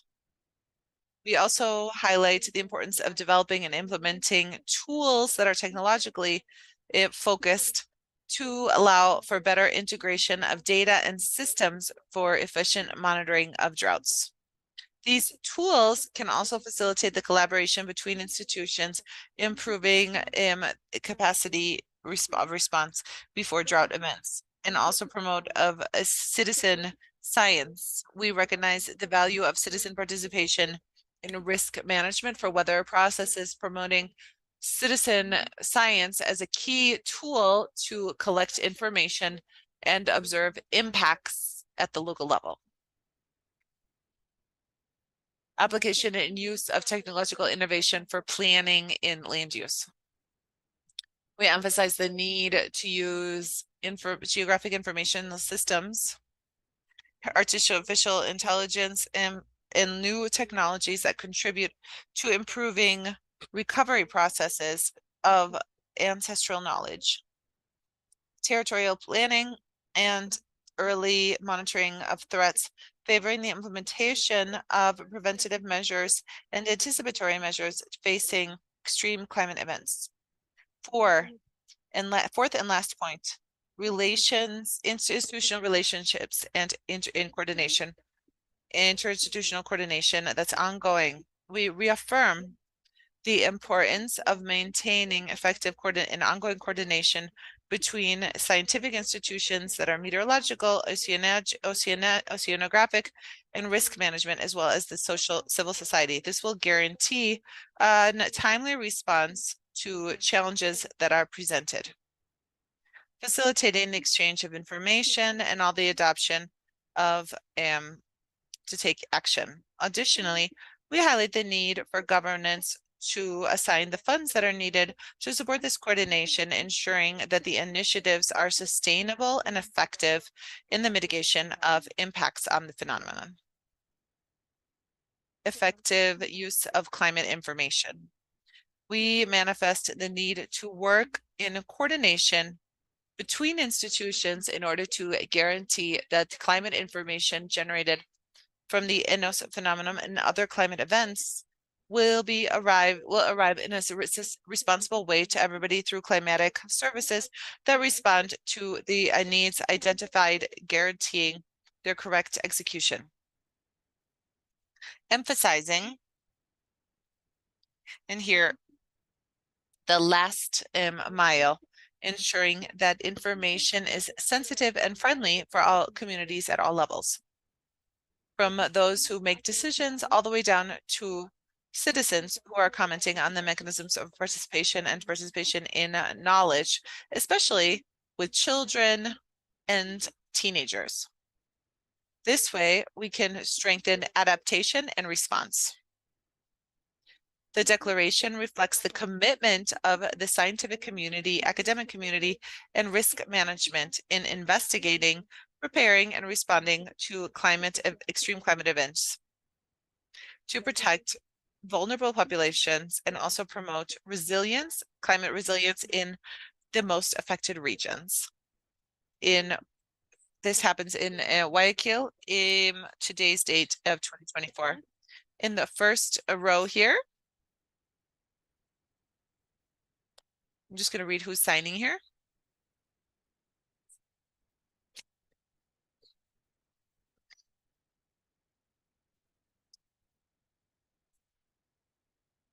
Here we're all signing, and we will have signatures from certain institutions, and we have a representative for all of the participants to this 5th conference. Yolanda Gonzalez is the director of CFEN. Tatiana Moreno is the coordinator of Ecuador for USAID. Maria del Pilar Cornejo, who's a researcher for ESPOL. Maria Loisa Velasquez, who is the director of ongoing education at the Catholic University of Santiago de Guayaquil. Gabriela Galarza of the INAMI. Alex Anchuña, who manages crisis, and also Christian Bermeo, who manages citizen safety in Guayas. And also we have a director from the municipality of Manta, Martinez Espinosa, the Ministry of Agriculture of Galapagos, and Guillermo Escobar, the general director of the Climate Change Institute, Ana Tapia, who is a teacher at ESPOL. All of them have signed here. Janet Mejia, who does risk management, Mario Garcia, who's the general manager of IMAPEC.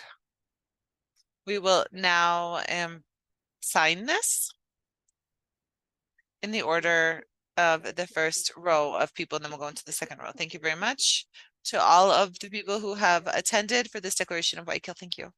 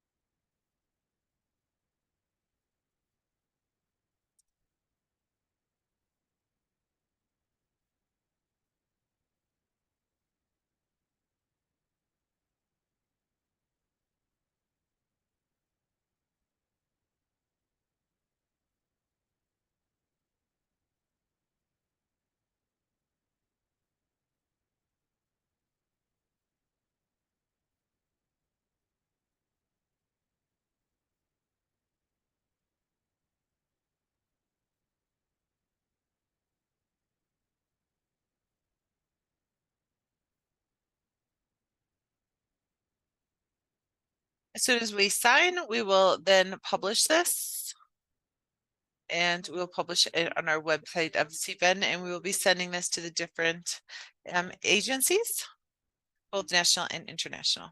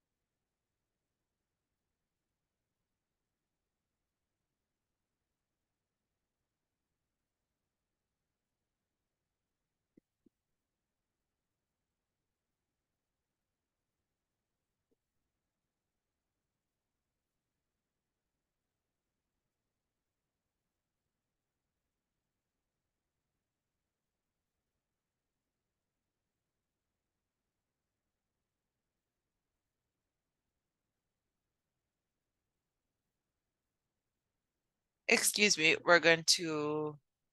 there's a little mistake here. We're going to print off this sheet again so that because there's a little mistake, we'll see what it says. Thank you. Thank you, director, and thank you.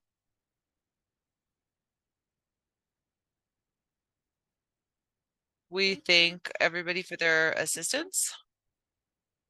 This 5th international about constructing resilience about climate.